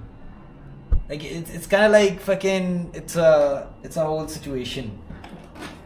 So the negative points in this thing, you try to like, you know, in just this process you get to like list like what are your fears and all of this stuff. Okay, so then you can know that this is the logic given in the 8 type personality is good for the 5. I don't know, I think it makes sense. It might be some voodoo shit, but like, you know, it makes sense. We developed as children to feel safe and secure in the face of trauma and stress. So one way to think of it would be to see our personalities as armor we grew to protect ourselves from threats we perceived in our childhood environments. Only we still wear that armor today, which can dictate how we react to stress and conflict, and even how we... I have that star on my wall as a poster LOL 2 of M, except they have one more point at the bottom center. Interact with each other. While this may have helped us get through our childhoods, it could be the source of even more pain and conflict as we continue to suppress our true selves as adults. It's pretty depressing. Yeah, it's a little bit more scientific than like, you know, because it doesn't claim to be like the end all be all thing. Like, you know, it's not making any truth claims. It's not like, you know, you tell me your date of birth and then I'll tell you what is the situation. Like, you study these types and then you can see how, or like, you know, which ones you can relate to and which one you can. I just use ChatGPT to like, you know, make the process a little faster. And it's not like anything related to astrological sign or like all this shit. I don't know. I feel like this is pretty cool. Yes. It's very It doesn't focus on whether or not a type is extroverted, intellectual, or creative, though it does claim that certain personalities are more prone to those behaviors than others. The Enneagram is more concerned with what drives those behaviors than with the behaviors themselves. Needless to say, the Enneagram is a lot more complex than if you like mayonnaise and a clean desk than a Toby Flinders. But this got me thinking, what are the Enneagram types of characters in film? Would knowing their types help me understand the characters more and see them in a new light? Do their motivations, strengths, fears, and weaknesses match up with those of the 9 types? Well, after investing all of my time last year researching the Enneagram and watching an overwhelming amount of character-driven movies in preparation of doing a 10-part video series where I explore how characters in film portray each of the 9 types in depth,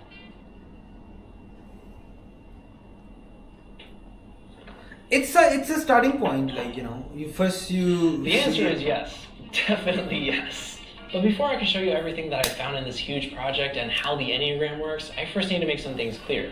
First, the Enneagram is not scientifically driven nor based in clinical psychology. But then again, neither is MBTI's 16 personalities. However, it has proven itself to be very accurate and useful in therapy and personal development for many people, including myself.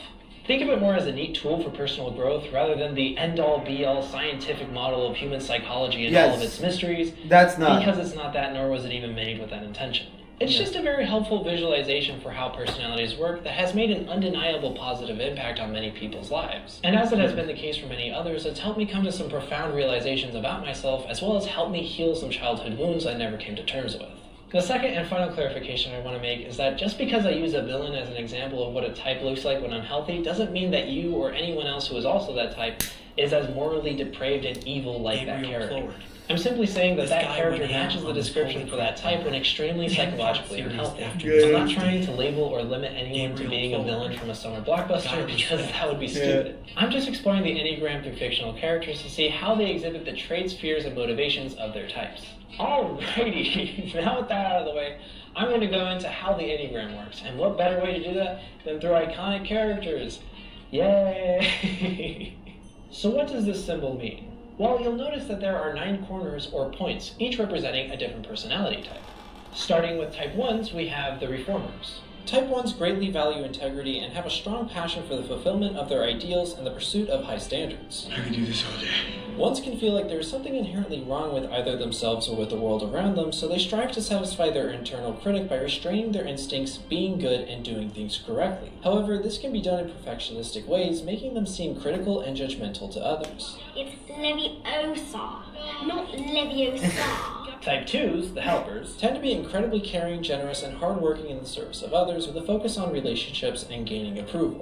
100 tickets. I'm not going to write 100 tickets. I'm going to write 200 tickets. However, they can use their helpfulness as a strategy to get their needs met as they continue to repress feelings that they're in conflict with. This can lead to them becoming so self-sacrificial that they forget to take care of themselves. Because I do this time after time after time. I do all this shit for other people. And then I wake up and I'm empty. I have nothing. Oh my god, man. That's not like, that's not how I... Type 3s, the achievers, fear being worthless, so they pursue achievement and recognition with a strong competitive drive to feel valuable, cementing themselves as hard workers and social chameleons. A man can change his stars, and I won't spend the rest of my life as nothing. However, over-identifying themselves with what they do and creating an image of success in the eyes of others causes 3s to lose touch with their feelings, who they really are, and what actually matters to them, leaving them feeling empty. I think I have this thing where I need everybody to think I'm the greatest, and if they aren't completely knocked out and dazzled and kind of intimidated by me, then I don't feel good about myself.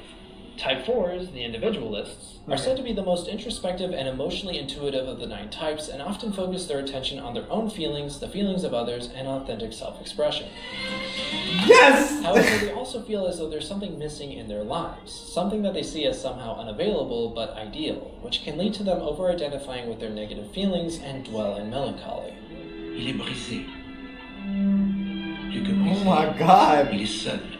Type 5s, the investigators, are analytical, curious, and spend a lot of time collecting knowledge and information as a way to conquer their fear and feel safe in a world full of unknowns, all while maintaining an emotional distance from others. The Book of the Invisible Sun, Codex Imperium, Key of Solomon. You finished all of these? Yep. 5s greatly value autonomy and self-sufficiency and fear being incompetent and having emotional demands placed on them, causing them to detach from their feelings and over-identify what they're thinking. I need to do something to take my mind off her. Easy enough, except I need an idea. Type 6s, the loyalists, are said to be the most fearful type on the Enneagram, resulting in 3 different ways 6s may react to their fear. The more phobic 6s escape their fear by making close connections with others, other 6s cope with their fear by following authorities and ideologies, and more counterphobic 6s escape their fear by being strong and intimidating. It's me, Will. Remember we went to kindergarten together?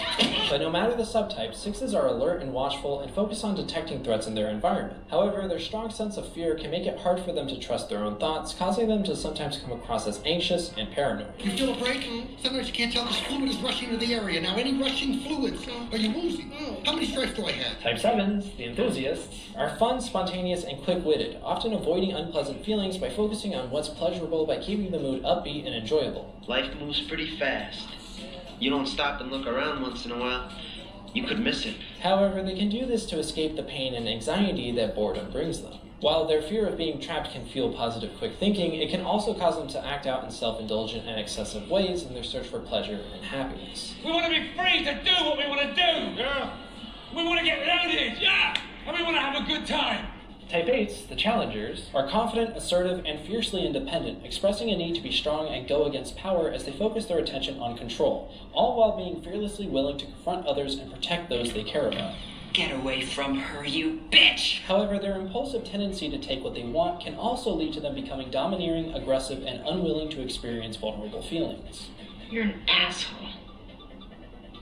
Sue me. And finally, type 9s, the peacekeepers, are easygoing, laid back, and like to go with the flow as they focus their attention on others, their environment, avoiding conflict, and achieving peace and harmony. Oh, we got a hugger. But this can be because they lack a clear sense of themselves and deeply fear conflict, meaning they repress their own desires and replace them with the agendas of others just to keep the peace, causing them to grow increasingly frustrated for not going after what they really want in life. Am I not supposed to have what I want? What I need?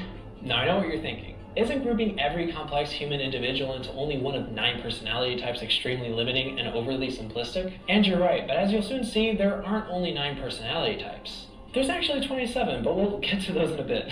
Everyone is a mixture of their basic type and the 2 types next to them, often leaning towards one of them. So take Jack Sparrow for example.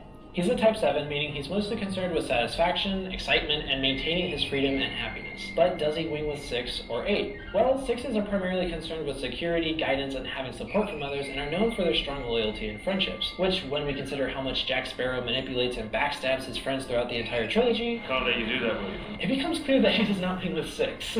But 8s, on the other hand, are primarily concerned with strength, resilience, and having control over their own destiny, which suits Jack Sparrow rather nicely, making him a 7 who wings with 8. Or to use the appropriate term, a 7 wing 8. Now, it's important to remember that you can only wing with the numbers adjacent to you. Something like a 5 wing 8 doesn't exist. A 5 can only wing with 4 or 6.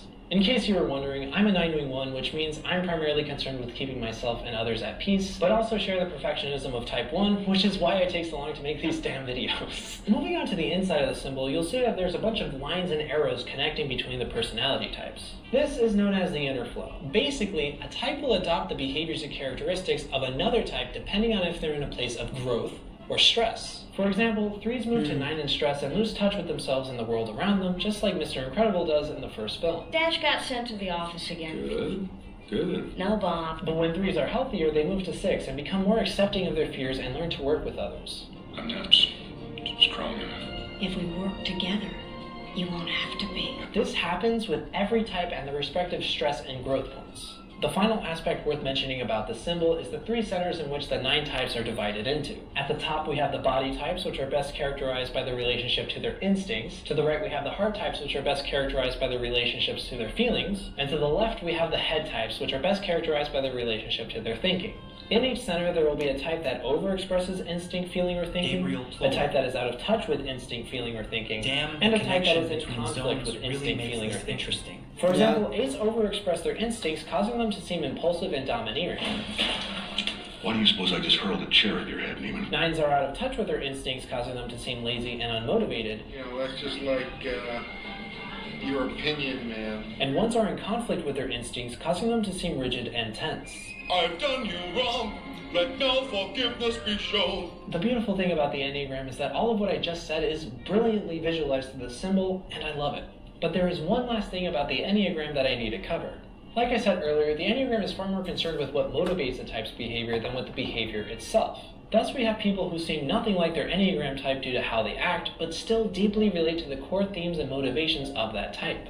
For example, as different as Winnie the Pooh, Emmett, and Hiccup all seem from each other, they're all type 9s. This is where the 27 subtypes come in. 3 subtypes exist within each of the 9 types. Each of them focus on a different path we might take to satisfy our core motivations and fears. The 3 subtypes are self-preservation, social, and one-to-one.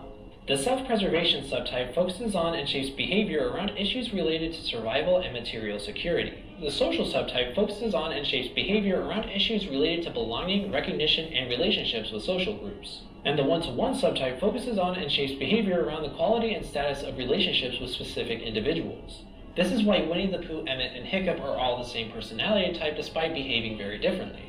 Pooh is a self-preservation 9 and seeks peace through physical comfort and security. That is a very fine-looking pot of honey you've got there. Emmett is a social 9 and seeks peace through merging and getting along with the group. Introducing the double-decker couch, so everyone can watch TV together and be buddies! And Hiccup is a one-to-one 9 and seeks peace through bonding with an individual. Please, you are my best friend, but... So, when you take all of this into account, The 9 types, the wings, the centers, the inner flow, and the 27 subtypes, you get what is, in my opinion, the most accurate and helpful personality typing system out there. Yes. It's not an either-or system like MBTI, where you're either an introvert or an extrovert, a feeler or a thinker. The Enneagram doesn't put you in a box, and instead shows you the box you put yourself in and the way out. The Enneagram is fluid and dynamic, which I think better suits us as the messy, complicated human beings we are. If you're curious and want to find out what type you are, I strongly recommend against taking an online test. For whatever dumb reason, the online tests are comically inaccurate. One told me I was a 4, another told me I was a 7, and then another one told me I was a 5, which was when I decided to just read up on all of them and discovered that I was actually a type 9 when its description hit way too close to home. This is a common occurrence for people when they first get into the Enneagram. There have been so many cases of people who go for years thinking that they're one type, only to discover that they're actually another once they learn more about it. This is why I'm a strong advocate for the idea that the only person who can type you is yourself. So in order to do that, I strongly recommend that you read the description for all 9 types. You'll know you found your type when the description makes you feel uncomfortable and embarrassed. It's really important to remember that you're typing the person you are instead of the person you wish you were. The Enneagram takes a lot of honesty and introspection, but I've found it to be incredibly valuable for my mental health last year. This series took me down some introspective paths I didn't expect to go down. Through learning about the Enneagram and analyzing all these characters, it's weird to say, but I've come to a deeper understanding of myself. I can honestly say that I've never felt more understood than when I read the description for the social 9 in the book, The Complete Enneagram. It put to words what I felt on a very personal level, and I cried a lot. But it allowed me to come to terms with some pain I was still holding on to, and for that, I'm extremely grateful for it. And while I can't say that it will undoubtedly do the same for you, I sincerely hope it helps. And if this stupid series somehow manages to inspire you to look more into the Enneagram, then all the work I put into this has been worth it. So I hope you enjoy it, and thanks for watching.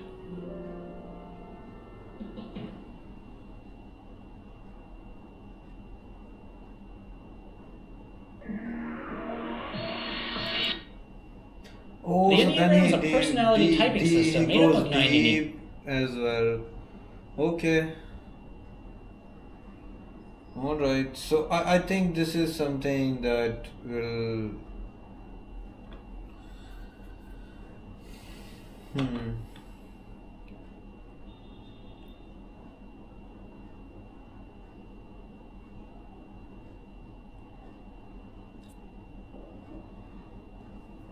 Okay.